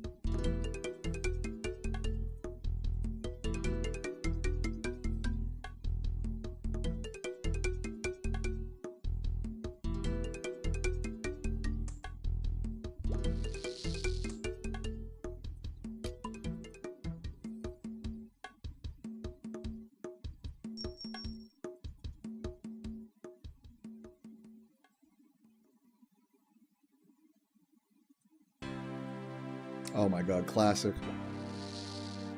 These are the kind of bangers I was looking for. Turn this shit up.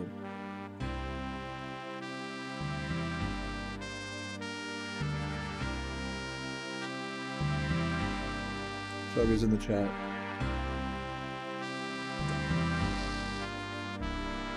Chuggers, if you've ever cried listening to this song, raise your hand.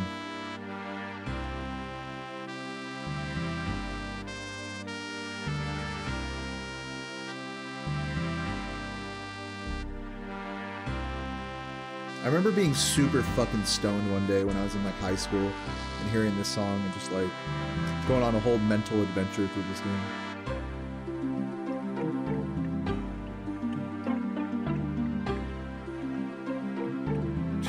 You're crying. I mean, I think it's for a different reason probably, but I respect it. It counts.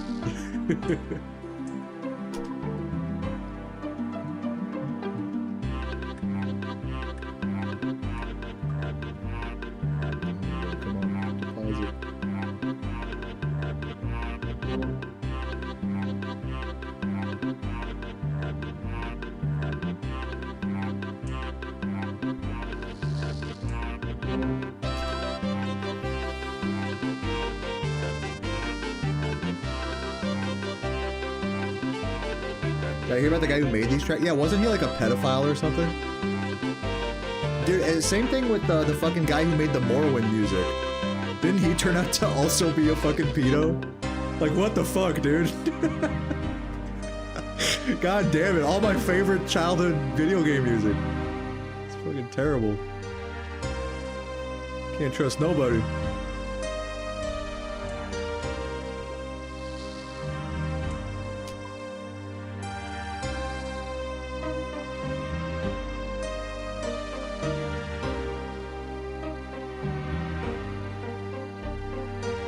Yeah, at least Stuart Copeland isn't a fucking pedo. Good lord.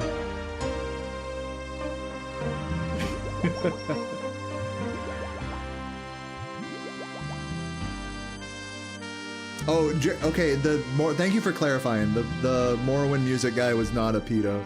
He was just a sexual pest, which can take a lot of forms, I guess. Not to give him too much credit here or anything. Dude, I don't know what's with like popular video game composers and being like notoriously difficult to work with. Like I hear it's the same way with the guy that made the Halo music. You know who I'm talking about? Not saying he was like a sex pest, but he was like one of those notoriously hard to work with people.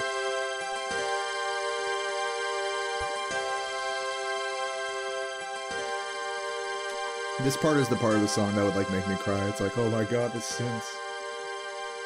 It's like you're seeing God. It's like seeing God through your nostalgia.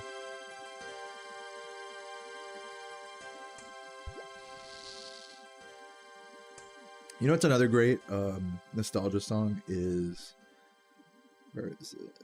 Should be right before the next one starts. Ah. No, not this. This.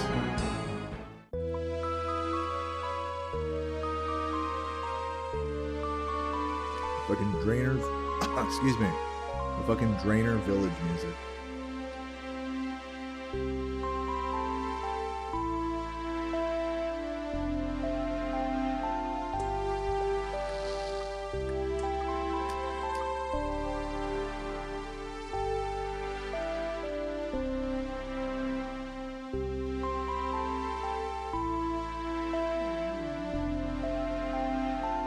Oh, so Martin O'Donnell was actually good in the sense that he was like difficult to work with. He stood up for other people, is what you're saying?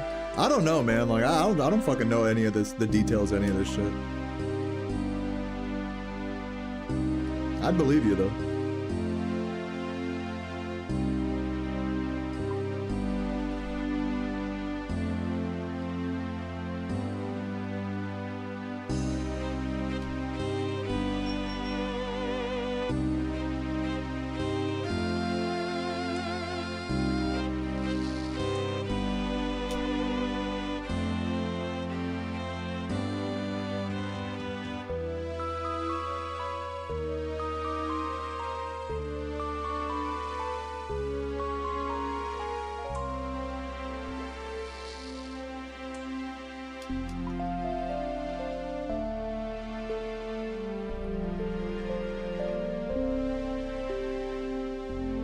You want to hear Arabian too? I'll put that one on next.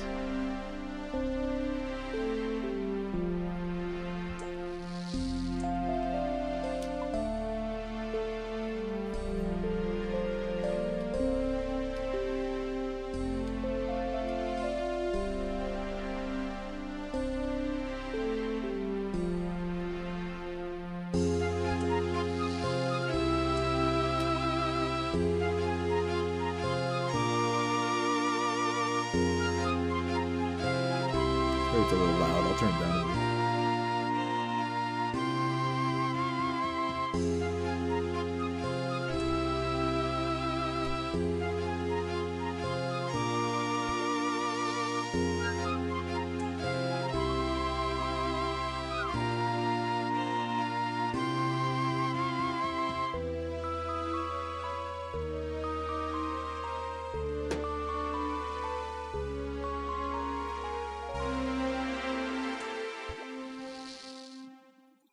Where is it?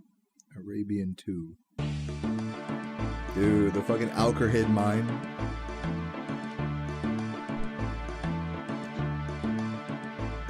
Many an evening as a child were spent in this mine, trying to fight with people for a spot on one of the rocks. Looks like a double smith.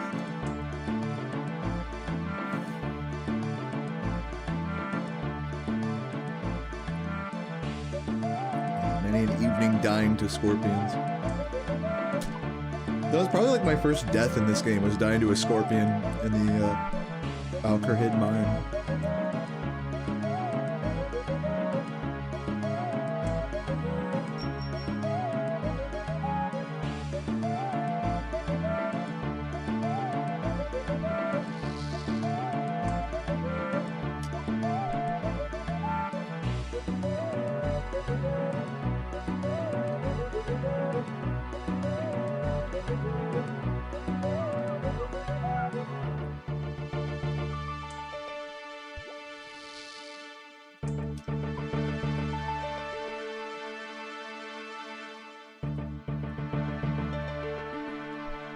I'll put on Baroque next.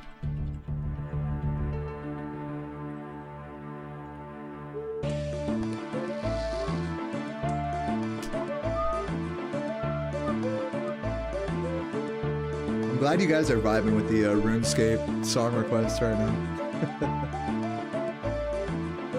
All out of run energy.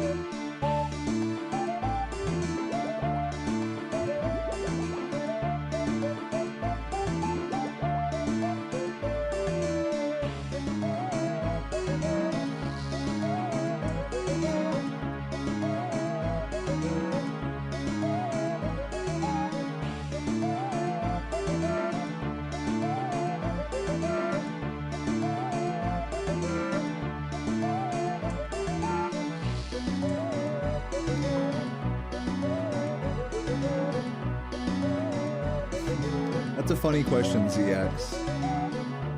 No. The short answer to your question is no.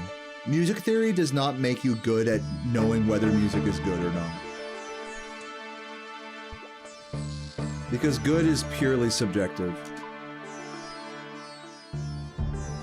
Your definition of good music could be very different from mine, regardless of how much music theory knowledge we have. Does that make sense?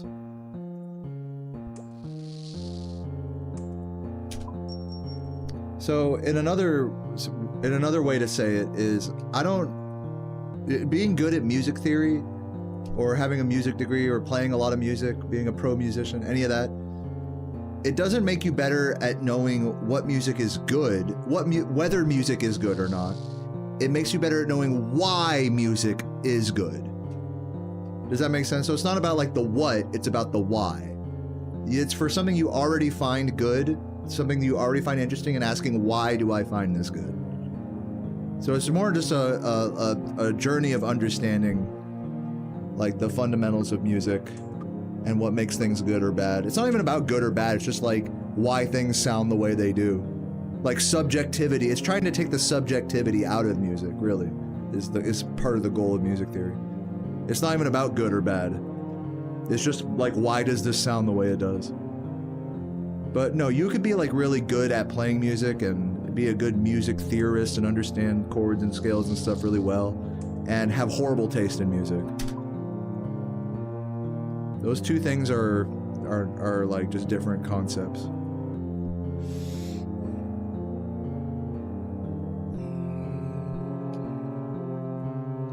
Now, generally speaking, people who play music or study music theory are generally gonna have like better quote-unquote taste in music than most people, because they'll be more interested in analyzing music that isn't just complete like bullshit noise, whatever. But you know, there's validity to noise and bullshit as well, to ambience. You know, not everything has to be a fucking Baroque masterpiece. Speaking of Baroque, let me put that shit on.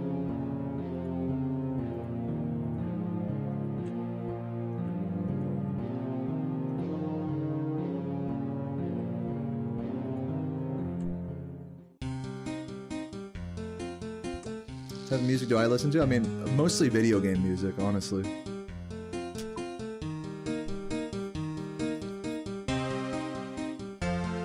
Mostly PS1 soundtracks. I like, you know, acid jazz. I like drum and bass. I like jazz fusion from the 70s and 80s.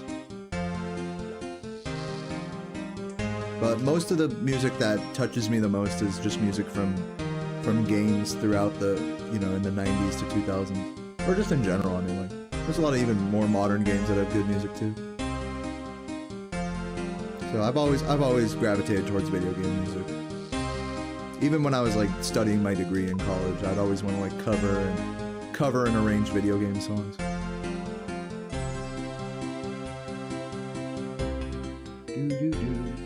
Thoughts on the blues? It's only the building block of jazz. It's only America's most original form of music. No big deal.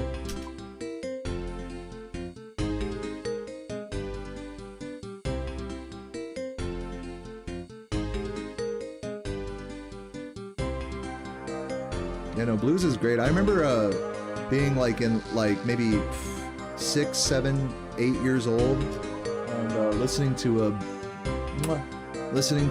blues bands play in the Midwest. You know, my parents would take me, you know, my privilege ass. We'd go out on the boat to like a bar, you know, out there on the lake, and there'd be a blues band playing. It'd be legit. It'd be tight, man. I like blues. I like the blues in all of its incantations, you know. Whether it's just some dad band playing at a bar, or some old fucking, you know, black dude with a harmonica. You know, it's like, the blues can really take a lot of forms. Stevie Ray Vaughan, you know, so on and so forth. To really old music. So. But one thing's for sure is that is that the blues as a genre is like the building block for so many other styles of music that we just sort of take for granted nowadays, like rock and roll and jazz. They evolved out of the blues in the early 20th century. So you got, even if you're not a blues fan, you got to respect it. Everyone talking about Charlie Kirk in the fucking RuneScape chat.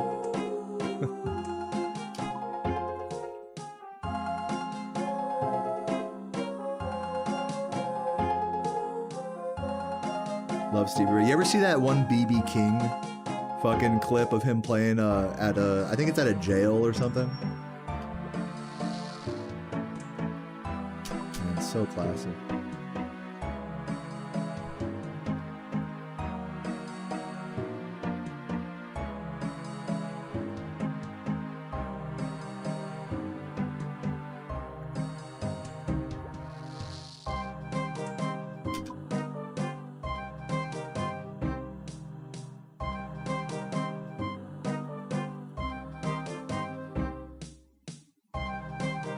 You only like jazz and stuff if it's a live band? Hey, I respect it.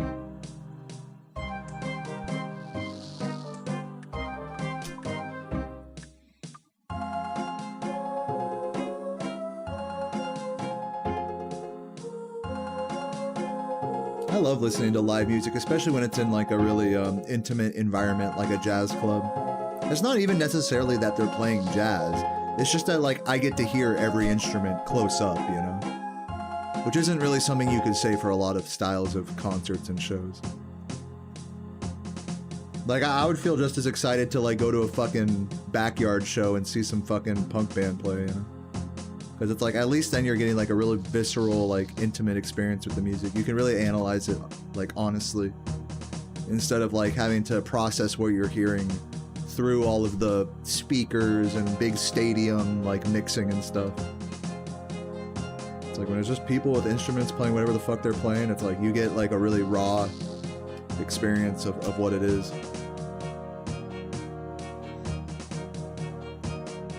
So I think that's why like jazz in particular is a really nice style of music to go see in person, because it's like you get that raw connection that you don't always get with other shows.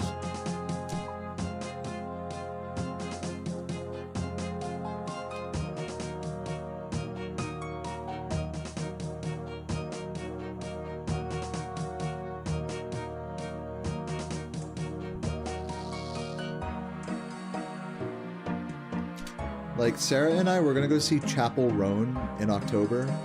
And dude, like, it'll be fun, don't get me wrong, but it's like the listening experience of that is gonna be so much different than like if I were to hear Chapel Roan play in like, you know, like in a house, in a backyard, you know? It's like two totally different listening experiences. Whereas you go to a big show like that and you're there for like the spectacle and to hear your favorite songs and to like, you know, hype up with the energy of the crowd, and it's about so much more than the music when you go to a big show like that, which kind of stresses me out personally.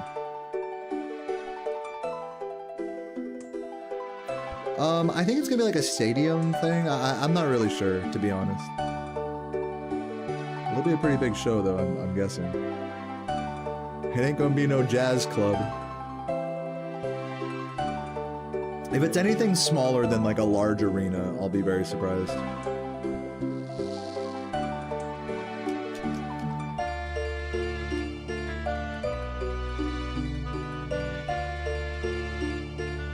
Right, Trev. You know, we have a friend that like is super into EDM music and goes to like a ton of EDM shows, and they kind of echo the same thing. It's like music is only like part of like the reason they're into it.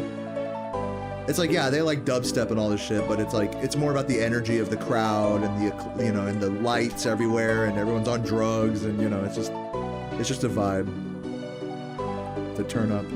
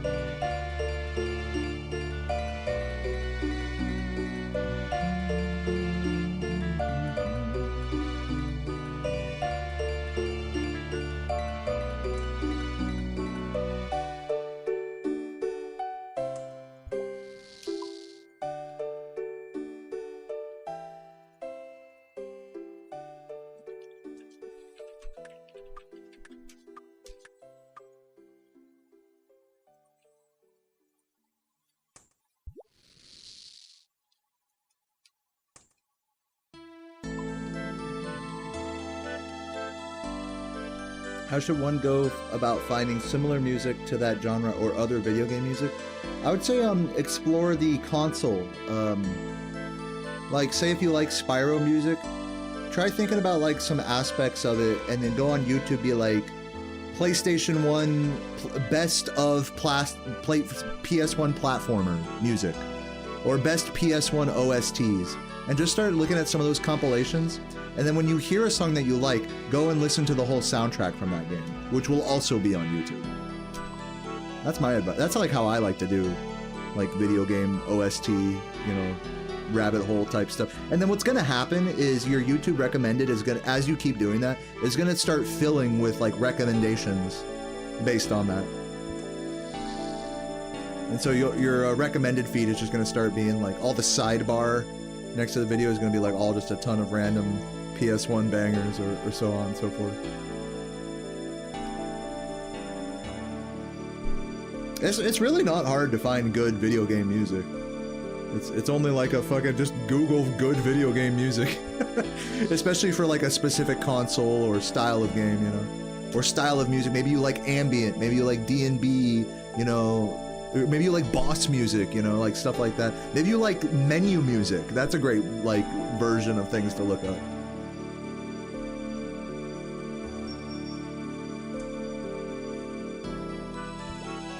And you know, once you, oh, I have the wrong gloves on. Once you find like one game or one style of video game music, you can really latch onto that and just go down that rabbit hole. Racing game music, you know, jazz, acid jazz from like Ridge Racer and fucking Gran Turismo and stuff. Into like, you know, classical overtures, you know, like Metroidvanias and shit. To like high fucking energy, like DMB shit from like, you know, fucking PS1 games. Yeah, I don't know, man. Dude, how do I keep having the wrong... Oh, I see what's happening here. I got to correct. I'm double smithed here. Dude, there really are so many great video game mixes on YouTube. Like, you really can't go wrong.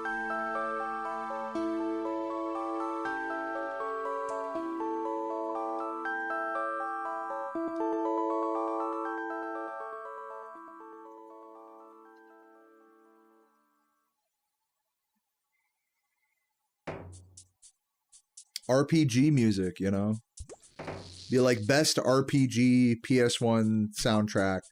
Or even like older NES RPG best of, you know? It's so easy to forget how many fucking video games are out there, guys.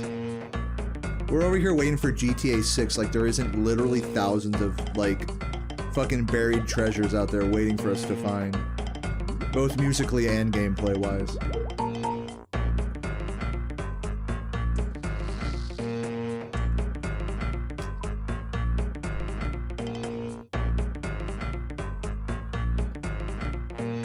Well, you know, ZXQ, maybe you don't need to place it in a genre, you know? Really, what is a genre? It's just a box that you put your art into. It's like, okay, let me fit this creative thing I made into a box.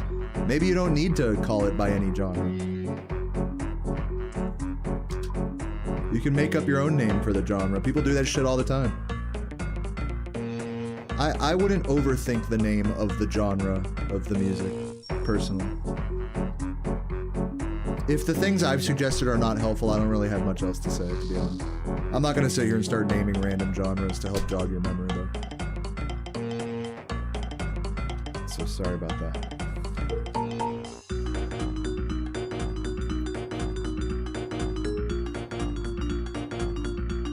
Oh, yeah, that's the one we're listening to right now, track.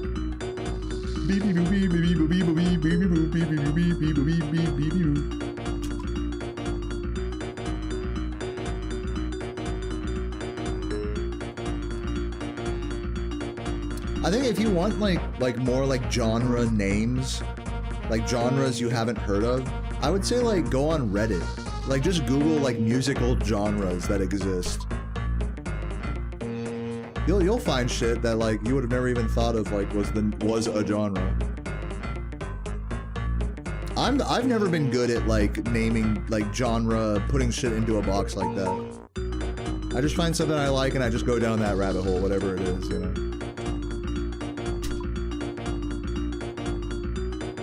But since you're more like genre pilled, I recommend just going down that path, like Googling the different genres and then just kind of going one by one, if that's how you want to do it.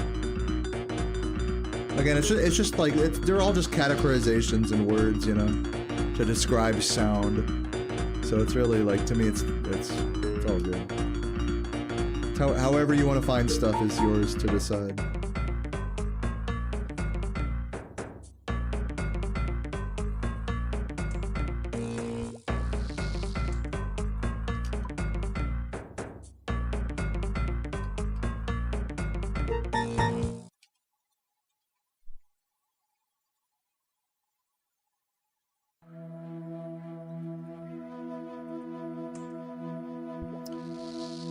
Okay, I think I'm gonna go pee real quick. I will be right back.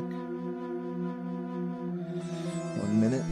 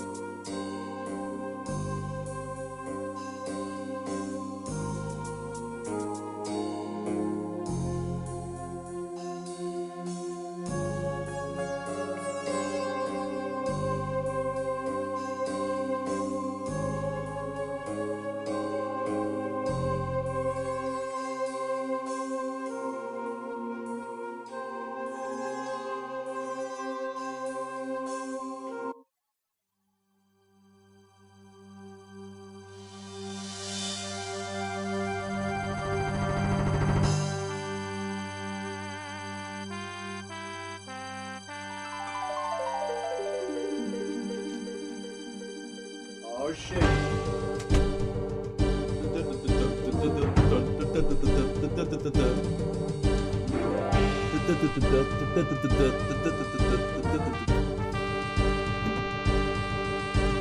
back.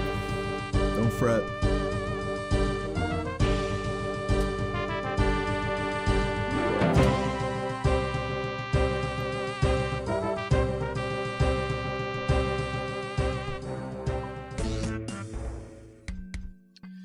Alright, time to get comfy.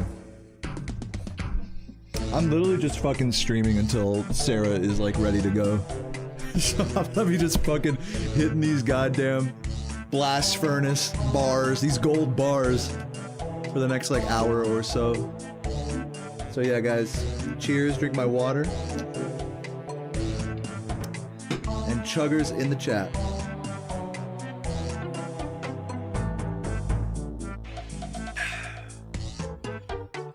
Let's keep this grind moving. Dude, if we hit 82 today, that'd be fucking crazy. I didn't think I was even gonna barely hit 80. We're at 81. Yeah, we can hit 82. If I lock in, like, we're less than 100k away. We're less than 100 inventories away. If I don't remember to fucking switch my gloves.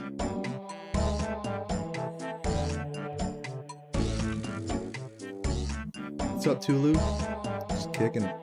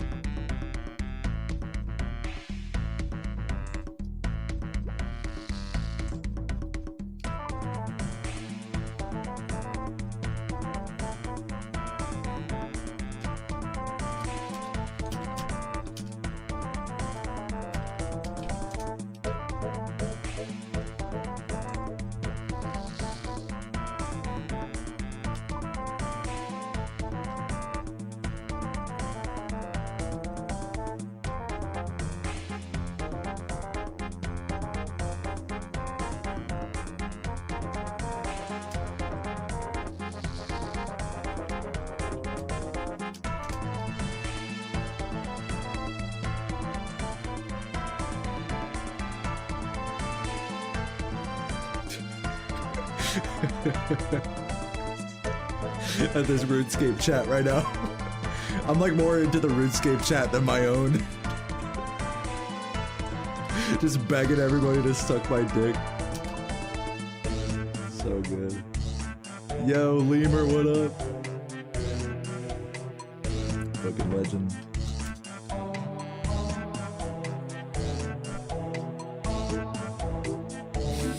What's up, yo, Aloe Breeze? Dude, Aloe Breeze gets it. So goofy. Oh fuck, I forgot to switch the gloves. God damn it.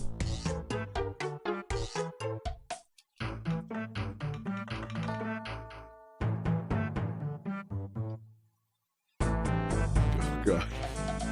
They're talking about racism now. This is gonna go downhill fast.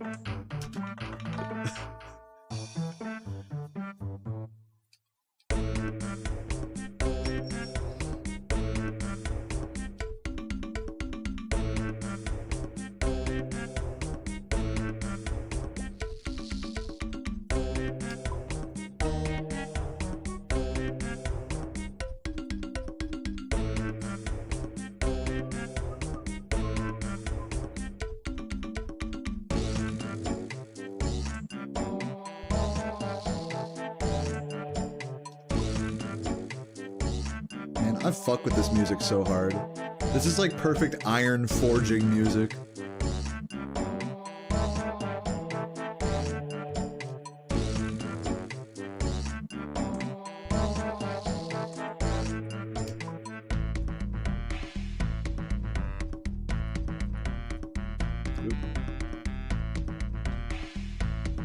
Cheating with balsamic vinegar and onions. Pizza, no salad. Yeah, true. You talking about how I put like vinegar and onions on my pizza? I'll do it, bro. No, not even that. Arugula and sriracha That shit's good too. What do you think about that, Tom? What's up, Coffee Succubus? RuneScape vibes right now. What am I smithing and what's the goal? Well, right now I'm smithing some of this 39,000 gold ore that I have. And the goal is to eventually get up to smithing level 88, but right now we're just trying to get to level 82. And then eventually once we do that, I can complete like a little task in the game. They're called diaries. Doesn't matter, don't worry about it. Just some bullshit account progression, you know? But yeah, then I'm gonna be the best RuneScape player ever. TLDR.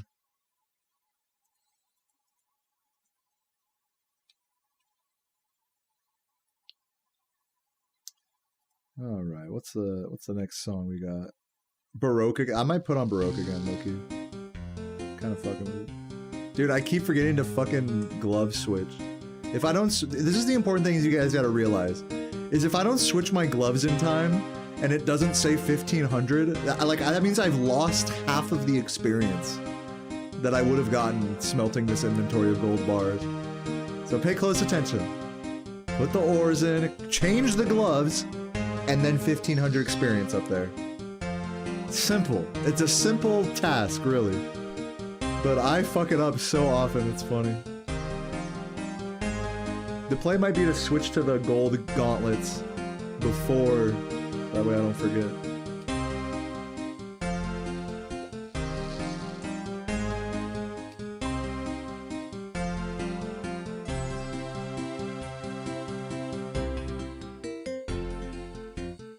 I don't have enough coal? That's alright, because I'm only doing gold bars.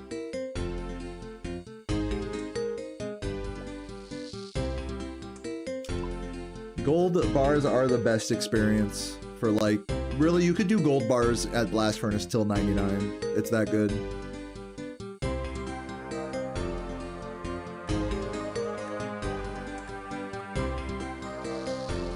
Oh, but I had the wrong gauntlets on. If you don't have the right gauntlets on, then... then, you know, that statement isn't exactly true about it being good experience. So, you know, I'm not gonna pretend like I got it all figured out or anything. What's up, Bongs? Dude, I'm chilling, man. I'm like 2 beers deep right now on number 3. RuneScape is free to play. One sec. Yeah, it's free to play, but most, like, I would say 3/4 of the game is members only. So there is a big free-to-play section of the game if you want to try it out. But, yeah, most of the actual, like, the content I'm doing here is all members.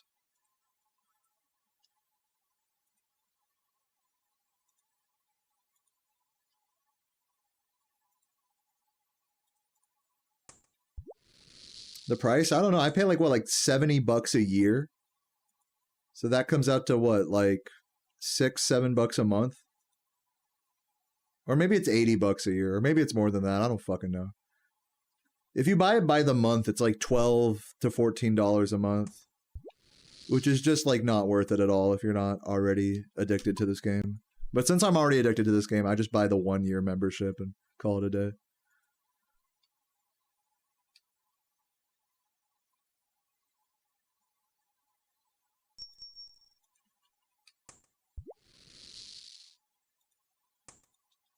But dude, I really do defend the free-to-play version of this game. Like, you can legitimately, and I'm not recommending anybody, like, pick up this game or anything.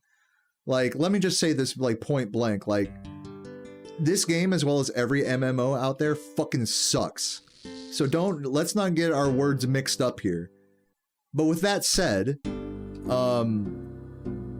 know, this is a pretty chill game to play free-to-play. You could do tons of wood cutting and do some quests, you know, do Dragon Slayer, just get started, get your feet wet in the game. You know, if you want to try it out, you can definitely have some fun for free. You could play this game for a long time free to play, actually, if you were really on that, smoking that pack. But you got to be on your degen shit, is my point. Whether you play free or member, like, getting membership in this game isn't gonna make it more fun if you already hate it. You know what I mean?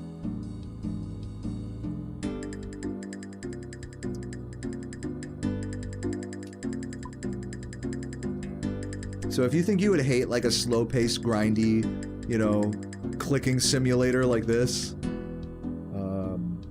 yeah, I would say don't even bother. But if you think this game looks cool and the music's iconic, you should definitely give it a shot. If you are down for that grindy shit. If you're down for grindy shit, I would say this game is like perfect. This game is just grind up your skills, the game.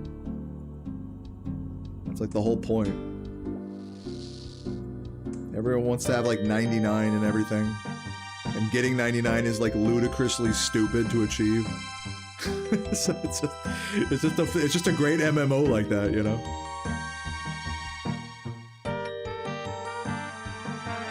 I don't know what else to say. I don't know what better an advertisement I could give. It's like, if that doesn't speak to you, then this game is not for you. Understandably.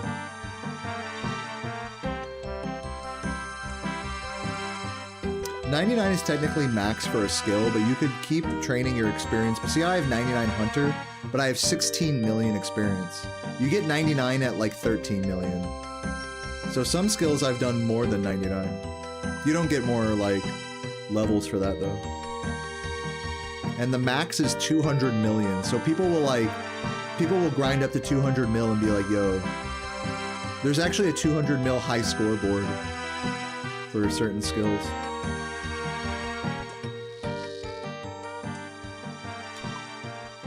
Yeah, no one gets 99 Hunter, especially not back in the day before there was birdhouses and the Hunter Guild and rumors. I got 99 Hunter before all that. I just did red Chinchompas from like 70 to 99. And then, no, this was the best part, is after I got like 40, 50,000 red Chinchompas banked, I fucking got hacked. And I lost them all. It was like 40 mil, I remember. Or they were like 700, 800 each. Now they're costing even more than that. But back then they were like 700, 800 each, so I had like 40 mil, I remember, worth of chins that just got taken from me.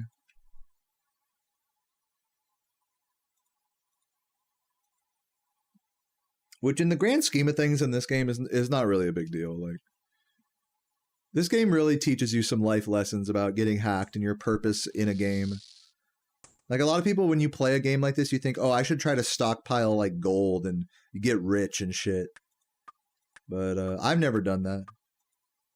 This is totally the sort of game where like the more you play, just the more like resources you end up stockpiling. And then the more you invest back into your own character to make him fucking the greatest bald fucking bitch that's ever lived. Look at this bald ass dude. Bald ass fucking character. We gotta put on some random.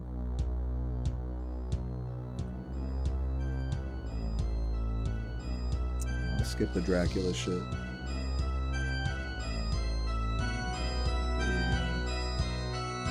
Camelot. Classic. Would I say RuneScape's better than WoW? Yes, in some senses. No, in other senses. I mean, overall, I would say yes. Especially nowadays. Whereas maybe back in 2004, 2005, like throughout the mid-2000s, and especially into the 2010s, there was a better argument that WoW it was better back then. Nowadays, it's pretty hard to argue that RuneScape is pretty much the better pick of the if you're just going to pick between the two with no thought beyond what's the better game overall, then yeah, then probably RuneScape. But WoW has this like rich like history and culture in like especially in the raid community where you get a character max level and then you like grind out all these like fucking weekly, what are they called, world buffs, and you know you're using up all these supplies with a clan or guild, pardon me, with a guild, and it's just super coordinated and organized. There is raids in this game, but that didn't come till like much later. Like WoW is such a raid centric game that like if you're not going for like the PvP or raid content in that game, it's like, what are you even really doing? Whereas in this game, there's more of like a solo journey, like character building aspect to it. We're not trying to rush to get a max level character right away. You can't buy a max level character from Jagex like you can with Blizzard, with WoW. So that's like the difference. Is that this game is more focused on like the character progression aspect of MMOs, which really boils down to just a lot of stupid grinding, like what I'm doing. But if you can learn to like love this type of content, like which I do, like I'm a skiller till the day I die, man. Like I love just doing these brainless, mindless tasks. You know, it's like my dopamine drip. You know what I'm saying? Some people gamble slot machines. You know what I'm saying? Some people fucking play the lottery. I play RuneScape, dude. I'm just fucking sitting here just like getting that dopamine drip. Some people play mobile games, you know, for that same thing.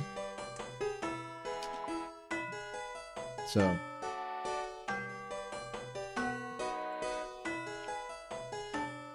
I'm grinding smithing right now. I'm turning gold ore into gold bars at a place called the Blast Furnace.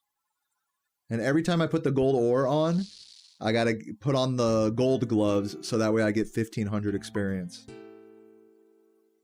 But then I have to switch off them right away to the ice gloves so I can grab the bars out of the hot thing. Dude, this song is always so sad, but hold up, let me get my gold gloves.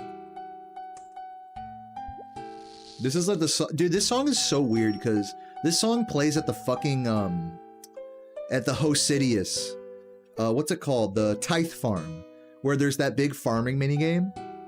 And it's like this super fucking sad song. Or no, pardon me. Tithe Farm has like the crazy goofy song, but then this is the song that plays in the town, like the farming town, and it's just like so fucking sad and depressing.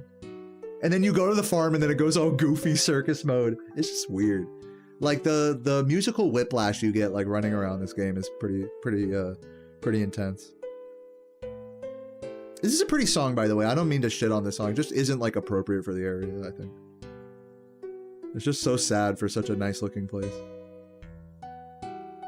This would be a great song for like, if you're entering like the fucking, like the temple of like forgotten, you know, dreams and shit with like moss and shit, like overgrowing everything. And it's like, you know, it's an ancient civilization or, you know, some shit like that. It'd be better for that.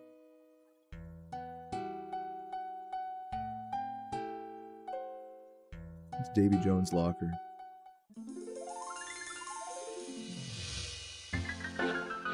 No, I'm gonna put on Deep Wildy. Hold on, this one's like kind of intense, isn't it?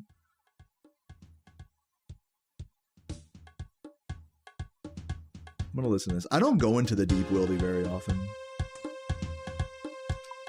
So this is a song I don't hear very often. I kind of fuck with it though.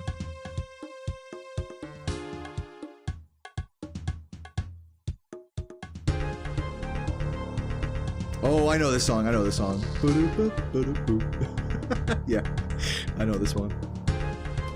Yeah, now the memories are coming back of like running out of run energy and dying before you can teleport. It's all coming back to me now.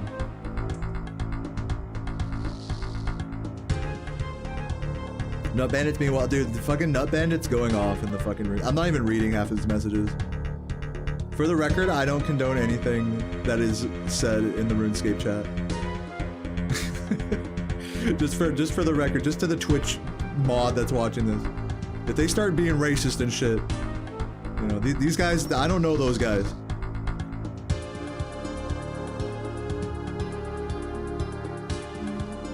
You guys are not my friends.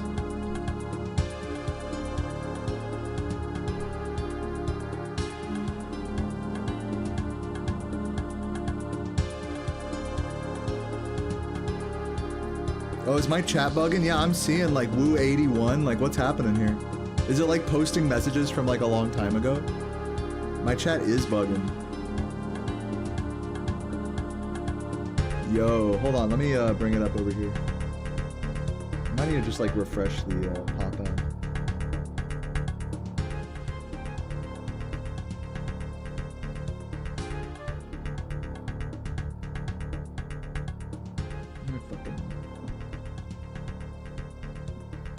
There, this. Let's bring up the chat here. I'm gonna like refresh the server. It's only doing it to you.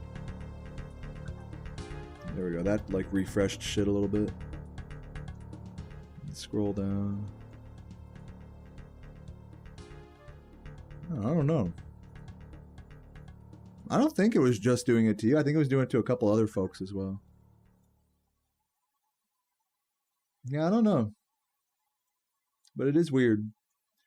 Like sometimes it'll skip people's shit. It'll skip people's messages, but it won't yeah, I don't know. My chat's kind of scuffed, bro. I'm not gonna lie. My Elora chat. I try to tell them, like, in the fucking Discord, it's like, I should tell them, I should send a message. I'm like, what do we do about, like, it dropping people's messages and shit? Like, what do we even do about that? Why is it only putting one? Oh, I see what's happening. I need to collect the gold ore.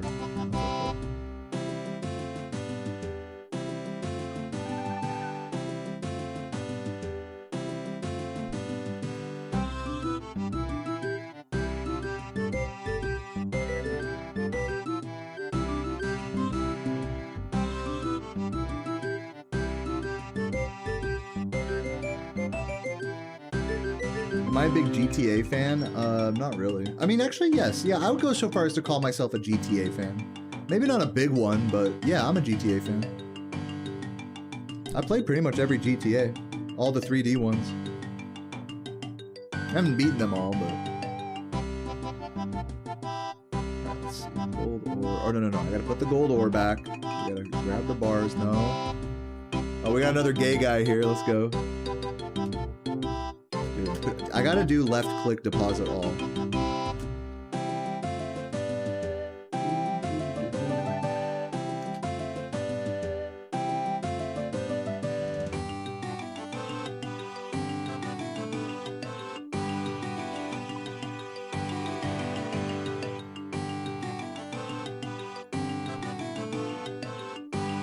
Your ranking is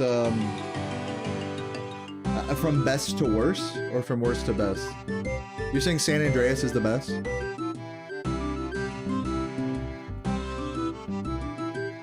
Wintertodt chat's the worst. I only hung out in Wintertodt for like 2 weeks. And for like half of that time I realized, because I was just trying to grind for the points. So then I realized to get better points you have to play it solo, which kind of takes out like the fun kind of group, you know, bullshit aspect of like this. I love mass world skilling. I love it. I love people just typing random bullshit in the chat. Just brain dead. Or getting in arguments and shit.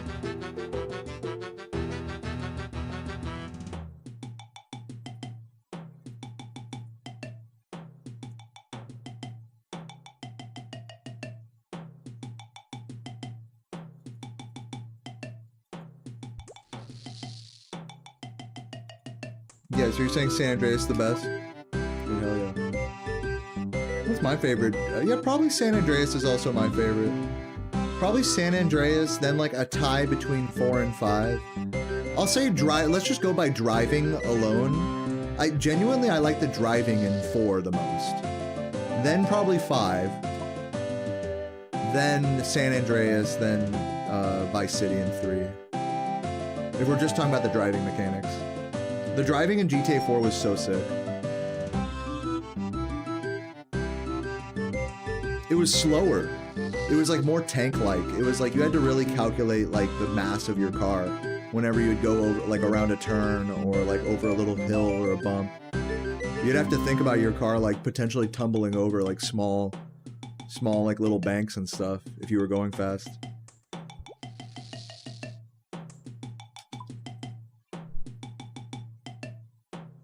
Five is really good as well, though. Five took what was bad about driving in GTA 4 was that it was slow-paced and, like, fixed that. So 5's driving is really good, too. It's just less realistic as a result. It's, like, less deep. If anything, the depth from GTA 5's driving, like, comes from, like, the special powers of either the cars or the characters, which I don't like that.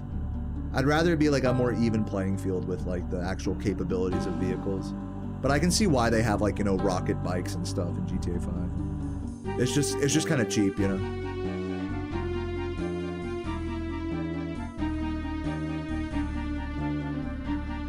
you know, 10 different fucking vehicles that can just shoot homing missiles at you at any moment.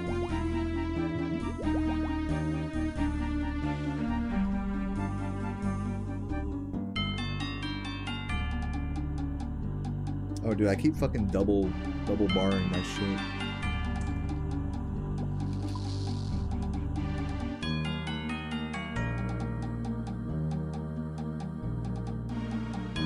So yeah, I think for the old engine, San Andreas has the best driving, and then for the new engine, for the newer engine, GTA 4 has the best driving. That's my honest opinion.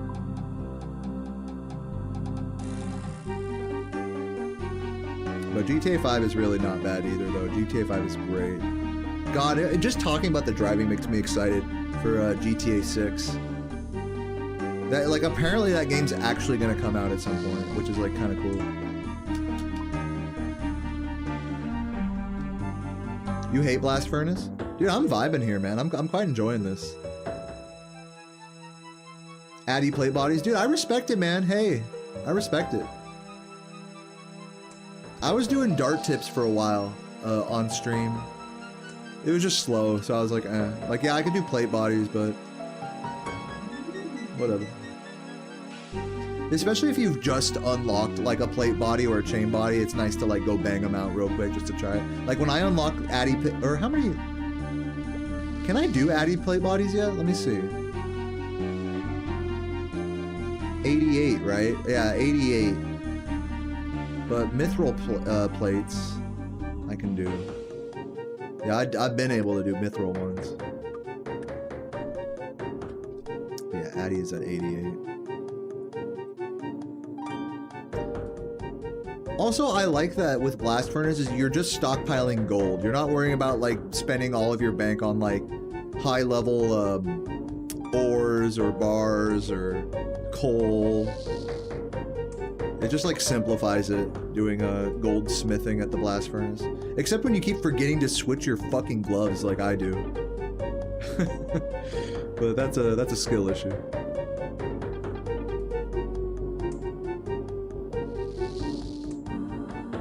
And double barring yourself. Getting barred out like a fucking Xanax user. Anyone here ever try Xanax? Like, anyone ever, like, fucking get on that shit? I watch a ton of Goblin videos. He talks a lot about tripping on Xanax. Or not tripping, but, you know, getting barred out is how he says. Just going full dumbass, like, low IQ, brain dead. Yeah, Goblin's the GOAT, bro. That guy's tight.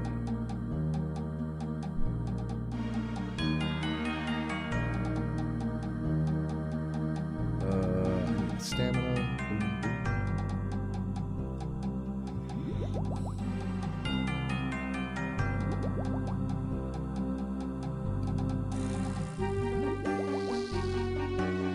Oh, dude, I keep fucking up the gloves, man. Come on. One of these days I'll figure it out. That's the only thing that pisses me off about this, is fucking up the gloves.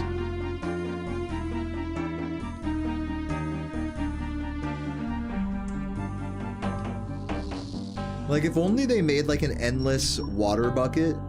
Like, you know how there's, like, an endless compost bucket that you could just fill up with super compost? They should do that with water, just for this minigame. An endless water bucket that costs, like, 500k or something.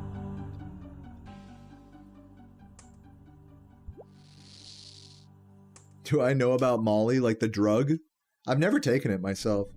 I had some friends in high school that did it. It seemed cool, I just never got the opportunity to take it. To take it like in a way that I trust was safe, or so on. Because man, nowadays they'll sell you fucking Molly that like is cut with anything, you know, with Fent, you know, forget about it. Like, you got to know what you're getting if you are going to try drugs like that.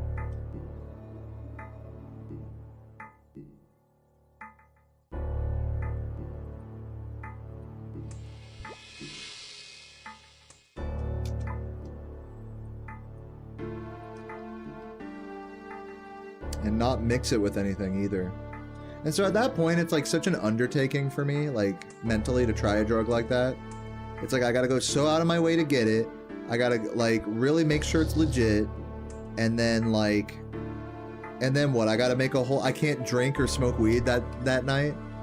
You know, I gotta just try it and like, you know, hope for what? You know, it's just like it's just too much trouble for drugs. You know, in my opinion, for anything other than alcohol or weed, it's just like, or tobacco maybe, because those are the things that are just easily accessible for me, and they don't like fuck you up too hard if you don't like overdo it. So, I really don't need much in the way of other drugs, to be honest.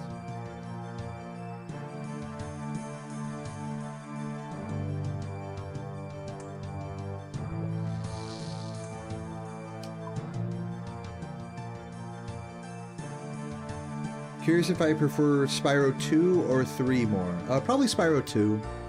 If I had to pick one to like only play one of them for the rest of my life, it would probably be Spyro 2. But you got to give Spyro 3 credit for having so much having so much like content and levels and mini games and stuff. But the actual mechanics and speedrunning and all that in Spyro 2, I just like Spyro 2 more. Spyro 3 isn't bad. It's just not as good as Spyro 2 in that respect. Without having double jump, with just having a lot more filler mini games, you know, it's just like a less enjoyable experience for me, like going back to it over and over. Unless I'm like really trying to become like the goat of subs, of submarine minigame, you know. Which, you know, props to the people who have like put in the time on minigames like that to really get fucking good. Like, that's no small undertaking. And so I really do respect and admire Spyro 3 speedrunning, and I like to do it myself as well. Like, I really do. I never would like be like, yo, Spyro 3 is bullshit, fuck that game. Because it's actually like a pretty deep and intricate speed game. So I gotta give it credit for that as well. But compared to Spyro 2 and Spyro 1, like, Spyro 2 and 1 are gonna be my obvious preferences. Just for the type of like movement. I like to just focus on Spyro movement, you know? And that's exactly what Spyro 2 and 1 do over 3. Instead of having to learn a bunch of other characters and minigames and shit.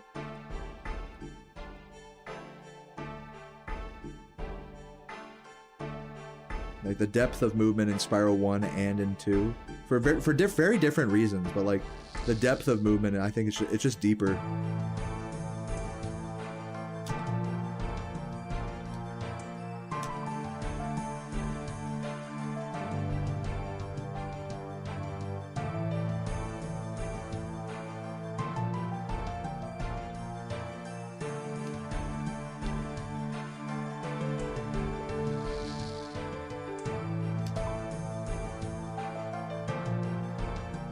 I mean, deeper is the wrong word, because Spyro 3's got like the bigger game with more mechanics to learn, you could say. So deeper is the wrong word. It's just I just prefer the first and second games, especially the first game. Like, I mean, the simplicity of Spyro is like a lot of what draws me to it. And with each like sequel, it, like things that were not related to Spyro's core movement kept getting added, you know.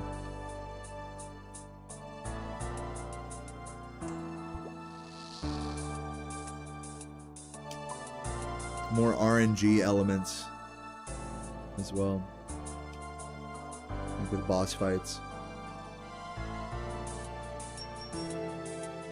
You started watching Goblin in middle school? Dude, that's wild. Because when did he start making YouTube videos? Probably like 2018? You probably like barely just turned 18. If you were watching Goblin in middle school. Unless he's like really that OG and I just don't realize it.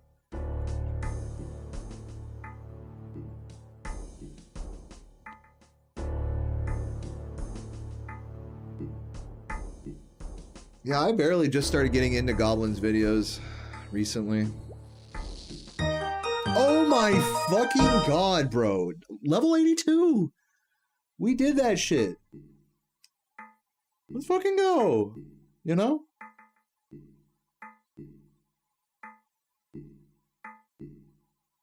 Not too shabby. Not too shabby at all. Yeah, I know, it's fucking loud, isn't it? Alright, how much more till 83? 251k? Dude, we're blowing through these levels. I gotta say, just fucking getting comfy at the blast furnace. I'm kind of fucking with it heavy. I might go check in with... Well, it's only 7:48 right now. I'll keep going for like 10... I'll keep going till 8 o'clock. And then I'll check in with Sarah and see if she's like down to go soon. Addy Kite Shield? Should I go smith some Addy Kite Shields?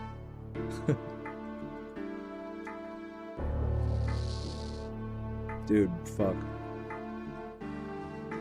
Fucking gloves and run energy as well.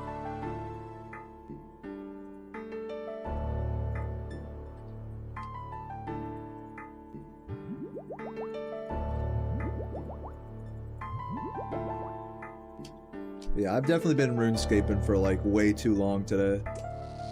So I will be calling it here in a few minutes. I'm gonna do one last little push here though, I think. Next 10 minutes or so, just fucking send it. Do some Guardians of the Rift, dude, fuck no. I will put on the Guardians of the Rift music though. The fucking, what's it called?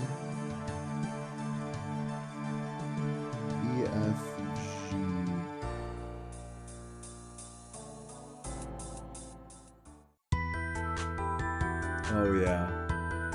Oh yeah. Who fucking has terrible memories of this song? Classic music, dude. What's the name of the song in the lobby area? That's the one I really like.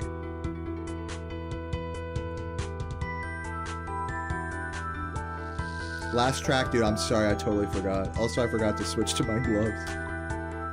You have 99 room crafting, dude. I'm so sorry to be playing this song for you right now.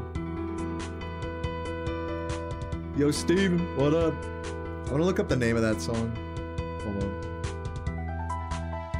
Make sure I have my gloves on. Or better yet, I'll just go fucking teleport there right now.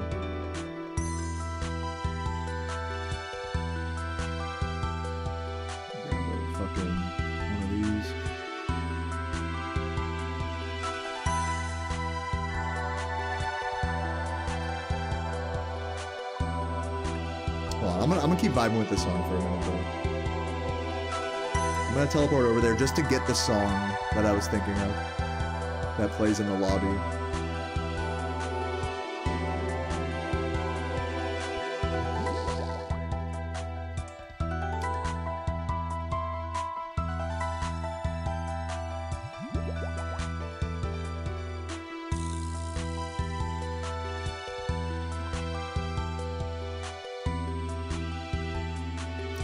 Funny how like when you hear the music from some of these mini games, it'll like take you back to when you were fucking grinding that shit.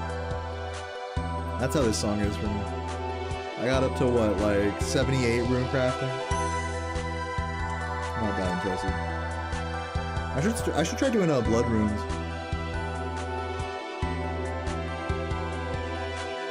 Yeah, like what you said, friendship. Yeah, welcome, Steven. Dude, the RuneScape and Spyro is a fucking vibe right now. I've been going for like a hot minute though. Been going just 5 hours just of like RuneScaping. Or no, not just of RuneScaping, of like... Cause my fucking computer blue screened after my second run today. I got a 36 and then my computer blue screened. So I was like, I waited for my computer to restart, went live again, did another run, and then played RuneScape. So yeah. Probably about 4 hours of RuneScape so far.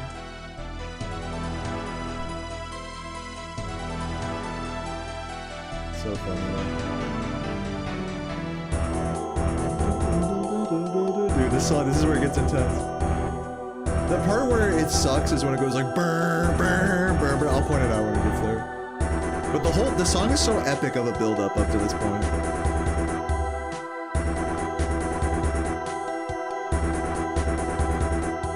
This is where they drop it.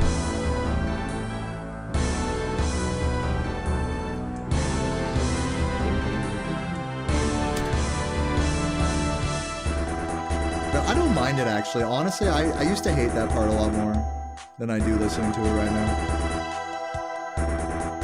I guess it's just like when you're in the middle of a Guardians of the Rift game and it goes like burr, burr, but it's like shut the fuck up. God damn it, I keep forgetting to switch my gloves. When I'm listening to it on its own, it's not that bad. It's just distracting when you're like trying to play the minigame. You should do Rune Light, Bongs.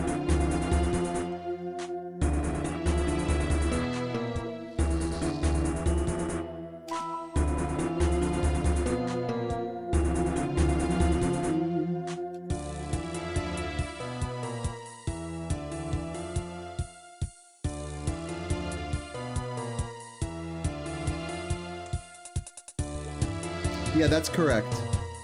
All of your stats, you know, they stay the same. Nothing changes about your character. It's just you can access more areas if you buy membership. That's really all it is.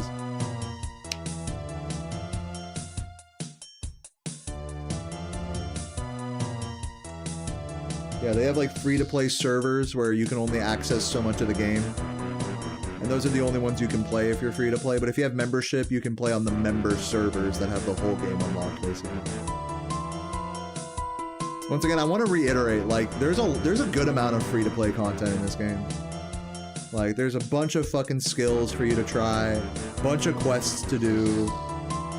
Like, yeah, you're not gonna have the most optimal training methods for everything, but for just trying out the game and getting started on it, it's totally fine.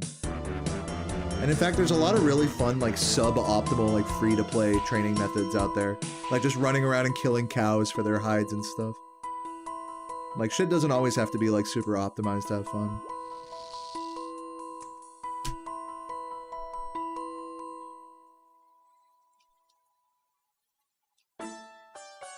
Oh, I'm actually fucking with this thing right now.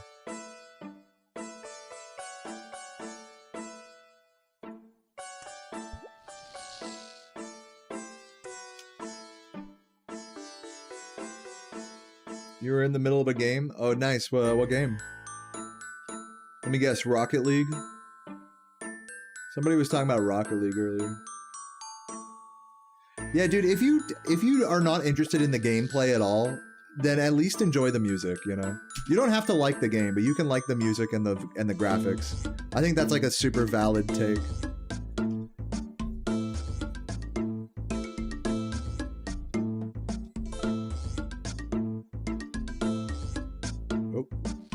Oh, I fucking switched gloves right in time.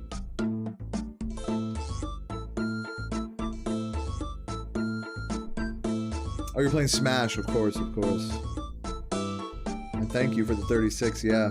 It was a good run. It was a high 36. You know, got that first try rat. I'll take it.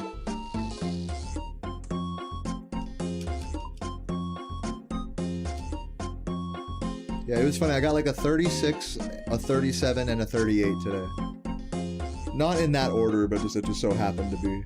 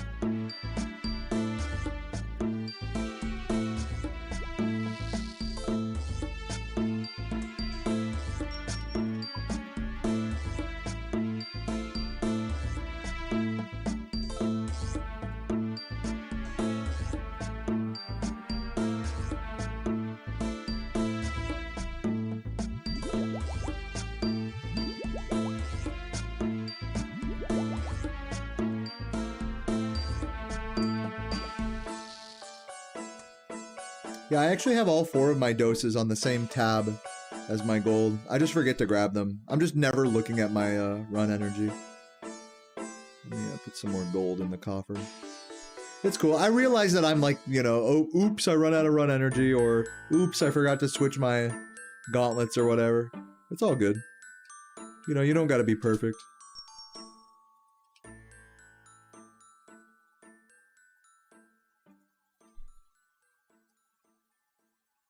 Just keep it moving, you know?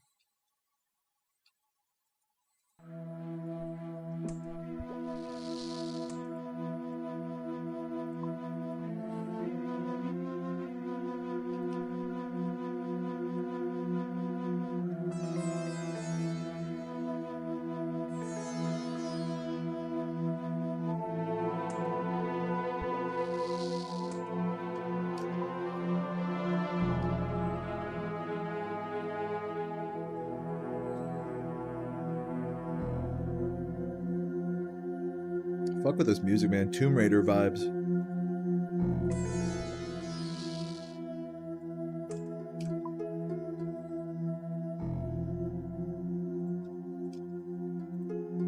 Yeah, I would say for the vibe that I have going right now, friendship, I would say I'm totally okay with this XP waste right now.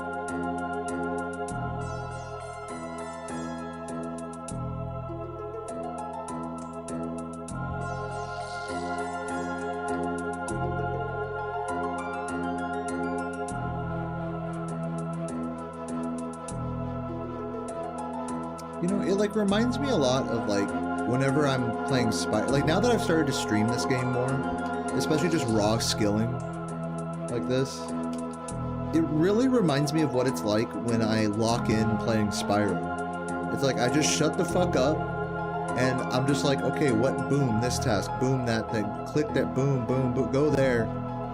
And it's all just like, it's like you're a well-oiled machine when you're just like silently like in the fucking zone, you know?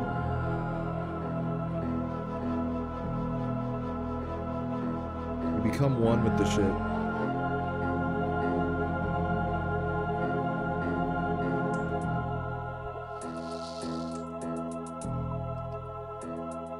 At the moment you just shut the fuck up and turn your brain off, like that's when your brain is set free, you know? That's like true clarity. To be thoughtless, you know. Empty head. The only thought on your mind is, okay, now click this, now click that, now click this, now go there, now go do this. It's a very one-minded, single-minded existence. But I think in a world of like complicated technology and phones and opinions and videos and shit, like, that's exactly what we need as a species, is like some fucking point-and-click game that's just, that trains you to be a single-minded, brain-dead fucking idiot in the pursuit of small, unnoticeable gains, you know, goals that like reflect like an eternity of just being mindless. And say, dude, I was mindless for hours and days and months at a time. What about you? Like, that's a badge of pride, you know? And you wouldn't think it to be so, you know? But I think a lot of people would lead you to believe that like a fucking complex, you know, mind where you're uber productive and, you know, changing the world and fucking making new businesses and, you know, creating new things. That's all great. But it's so much different than like than to be brain dead. And both things are like truly beautiful, I guess.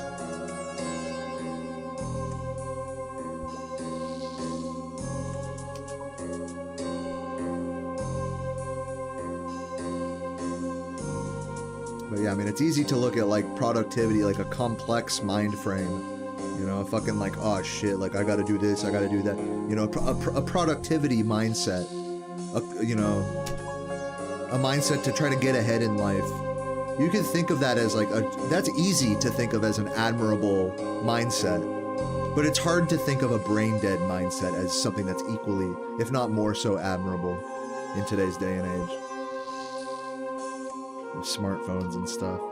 Really, I mean, a lot of us are just brain dead, just in a different way. We're just letting the algorithm stimulate our brain, and we're going brain dead through that. Whereas when you go brain dead through a more conscious task like this, or through going outside and being like without your phone and stuff. They're just different flavors of brain dead, I suppose. But I do think some are better than others. Like going brain dead on a fucking social media website and just fucking scrolling for like hours at a time until your arm gets like fucking like cramps and shit, and you've been sitting on the toilet so long your legs fall asleep. Like that is truly like disgusting. Like in my mind, like that is like truly like just not good. You know, it's just bad, and we all do it. At least I do it. I can't speak for you guys. So, at the very least, if I'm gonna be brain dead, I want to be brain dead like playing this game and achieving something. Or brain dead outside where I'm walking and moving my body a little bit. Because like I said, and you know, that used to be taken for granted that that's what being brain dead, what being bored really meant. Now that's not so. Being bored, there's different flavors of bored, and some are truly more insidious than others. It's like you want to be healthy bored nowadays. Like being the way you are bored nowadays, or brain dead, or however you want to say, is like really closely examined now, you know? It's like what's the right way to be bored? And truly bored is the wrong word for what I'm doing here. Like I'm not bored playing this, I'm just zoned in. Like this isn't boring for me. This is like actually kind of fun and stimulating. Even though it's a very light stimulation, it's like, it's not boring in the same way scrolling through like social, like through Instagram or whatever would be.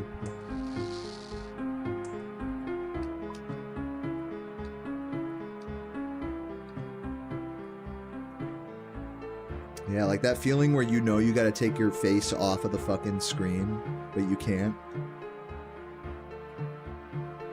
That could lead to good things, and it can really lead to horrible things as well.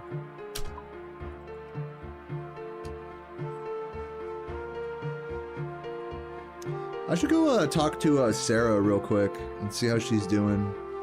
She wants to go out soon. Let me read what you guys said first. Sounds like your job. Yeah, brain dead. It's a good job to have if it's brain dead. Start putting your phone in your room when you get home and ignoring it. Yeah, right. No, but it's like, it's hard, man.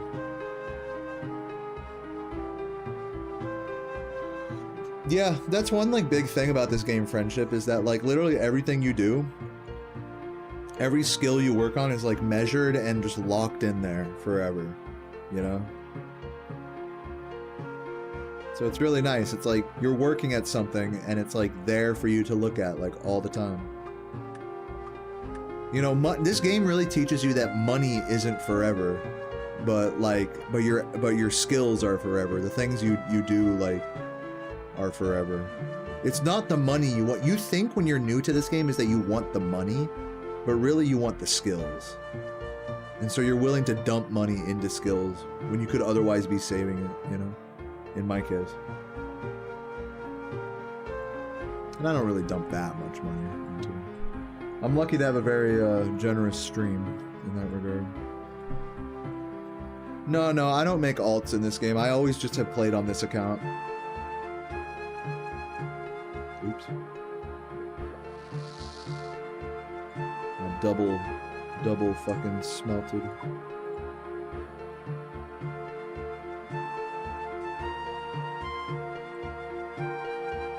But yeah, you know, I mean, like, let's not mince words. Like, all these goals and stuff in this game are just kind of pointless at the end of the day. And the same is true for like a world record in Spyro. You know, it is it's just a totally matter of perspective, like how valuable that is. It could be completely valueless. It could be like the most important thing in the world. You know, like Mike Tyson. You know, this was like something that really stuck out to me. Is one time there was Mike Tyson was with an interviewer for the news, and they were like touring his home, I think. And the interviewer said, well, what about all there was like a table full of like trophies and belts and stuff. And the interviewer was like, some of you guys might know what I'm talking about. the interviewer said, so what about like all these trophies and belts and stuff? Like, isn't that something you're proud of? And Mike said this was so poignant. He was like, at one time, this stuff mattered a lot to me, but now it's just trash. Yeah, that really just like says it all, you know? About the stuff you like devote your entire life to, your job and, you know, so on. Your career, your hobbies. Like at one point, it really does mean the world to you. And then maybe sometime in the future, it was just like, you know, you couldn't care less about the world records you got, you know, or whatever. In my case, about the world records I've gotten. I'm sure that will be the case one day.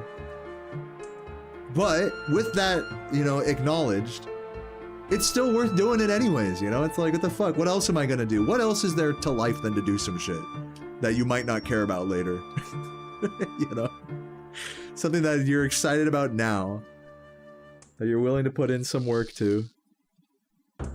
What more do we have, you know, besides each other? We have that, we have working towards arbitrary goals, and we have each other. That's like the core, like some of the core things, fundamentals of like reasons to live, you know? Purpose type shit. It's stuff that excites you, you know, working towards things that make you happy, and being with people that make you happy. And those are the two things. And if I'm gonna add a third thing to it, it's being happy with being brain dead. That's gonna be the third thing I add to that. Like keys to like being happy or like having purpose and like reasons to live. Is working towards stuff that makes you proud or happy or excited. Being around people that you love and love you. And being completely brain dead and mindless and single-minded, without a thought in the world, without any of this philosophical discussion, just completely gone, you know, in whatever sauce it may be, just empty-minded, restful and rejuvenated for when you actually do the more intense thinking. That your mind isn't always going a million miles an hour. To be like, to seek boredom, you know?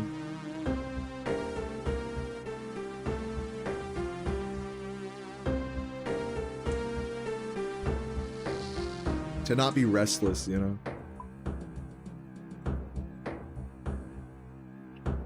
Cooking fever had you in a chokehold? What's that? Cooking fever? I don't even know what that is.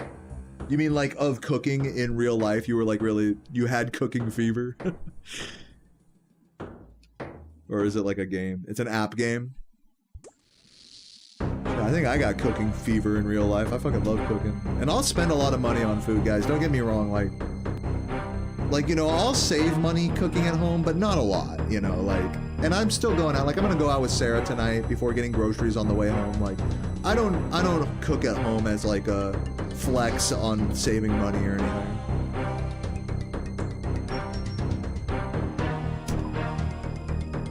Though I do save money cooking. It's just not, that's not why I cook. But yeah, it's an app game. How much have you spent on it, do you think? Are you at liberty to say? I'd say if it's anything like less than like... If it's less than like $100, then you have nothing to worry about. If it's like $100 to $500, then there might be a problem there. If it's anything more than that, you already have a problem and you know it. No, you don't need me to tell you. 30 bucks? Yeah, no, that's like nothing. In the grand... Here, can I like turn this music? Fucking music around. Put on harmony, dude. Relax a little. There we go. The Lumbridge music. Let's go. Oh, let me grab my bars here. What was I saying? Yeah, no, I was watching a video about, they actually made an update video about the guy that spent like $100,000 in Diablo Immortal, the Diablo, you know, phone game. And now he's spent like $500,000 or something like that, or like 400,000. Now, you guys know what I'm talking about? There's a video update about that guy. Asmongold like hilariously made fun of him like years ago.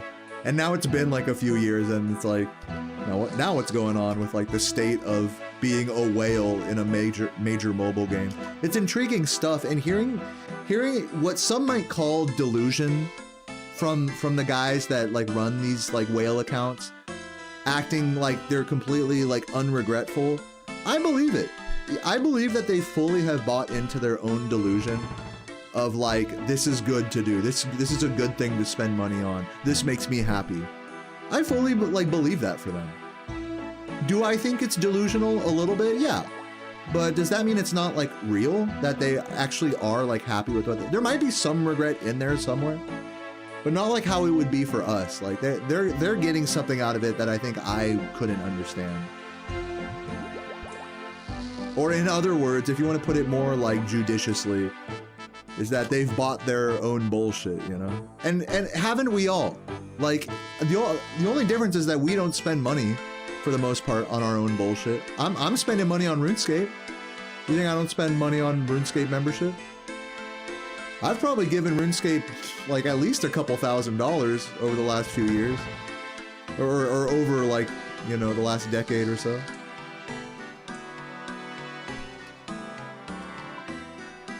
I keep forgetting what the membership rate is. It was $80 a month, and they cranked it up to like 90 or like 100. Or not a month, a year, pardon me.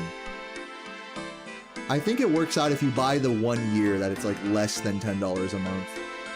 But still, that like adds up, man, when you play a game for this long. So who am I to like look down on a guy that spends like thousands of dollars on a mobile game, you know? It's hypocritical.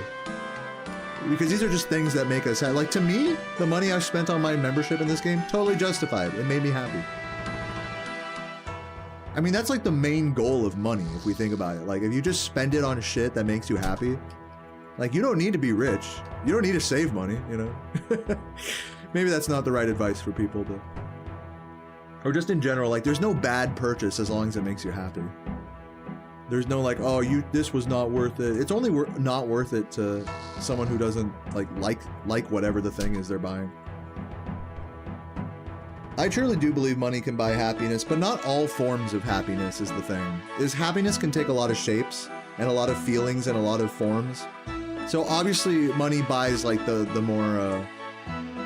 more vain forms of happiness. And if your only like happiness that you get in life is through vanity, you know, is through like those like more surface level forms of happiness, like you're never gonna be truly happy if that's all you got, you know.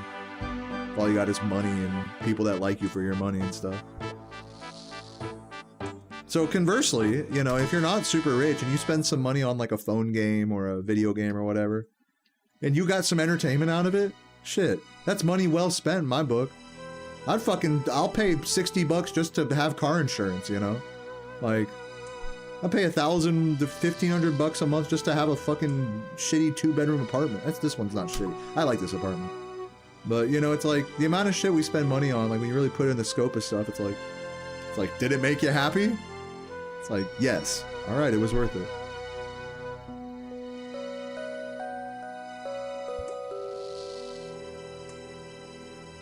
So I'm definitely not like a major penny pincher or anything.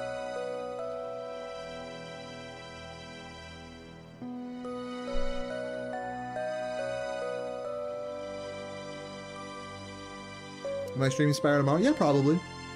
We'll see. I should. I did take the day off yesterday, so I will probably stream tomorrow. I think sometimes I give the impression like if I do a long stream, that means I'm not gonna stream the next day, which is a good hunch because like I'm pretty lazy. But in this case, I think I will try to stream tomorrow. I'm just playing RuneScape after all. This is like the same shit I'd be doing if I wasn't live. If I was playing Spyro for any longer today, then I might need a break from it. But I only played Spyro for like 3 hours today.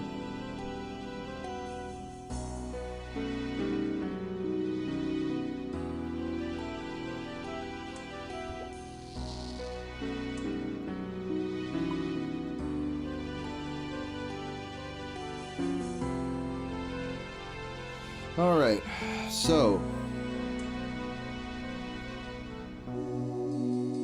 I am gonna go. I'm gonna go talk to Sarah real quick and see if she's ready to go get food soon and groceries, and I will be right back. Oh, by the way, to anyone who's still lurking right now, fucking last sip of beer right here, beer number 3. I got Sarah as the designated driver tonight. Don't worry. So we're safe. Cheers, everybody.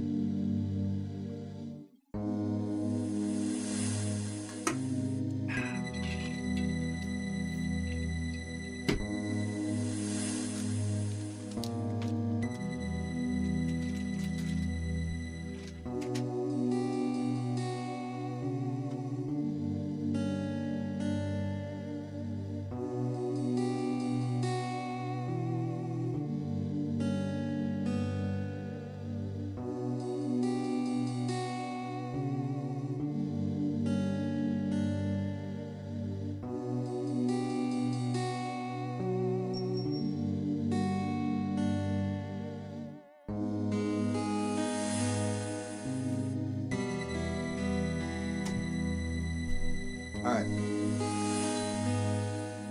We are actually gonna go soon. So let me log out here. Volume warning for the main menu music here. It's a banger. Let's use head over to Twitch.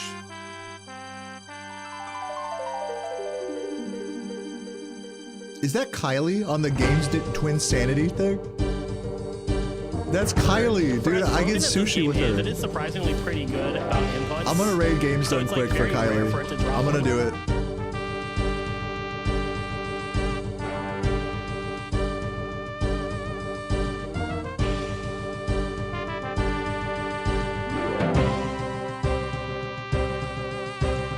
Making the raid off screen.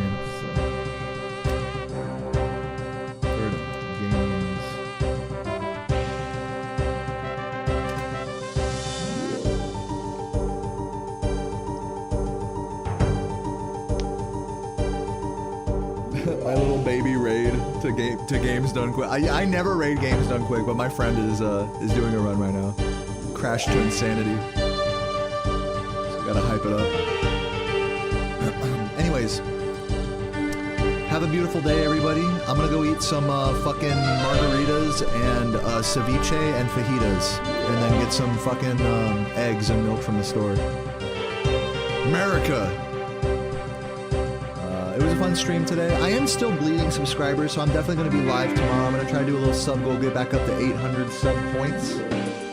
But in any case, guys, thank you for joining me on this RuneScape, mostly RuneScape stream, but also some good Spyro today. I love you guys. Have a beautiful night. Smoke weed every day, and chuggers in the chat. Peace out.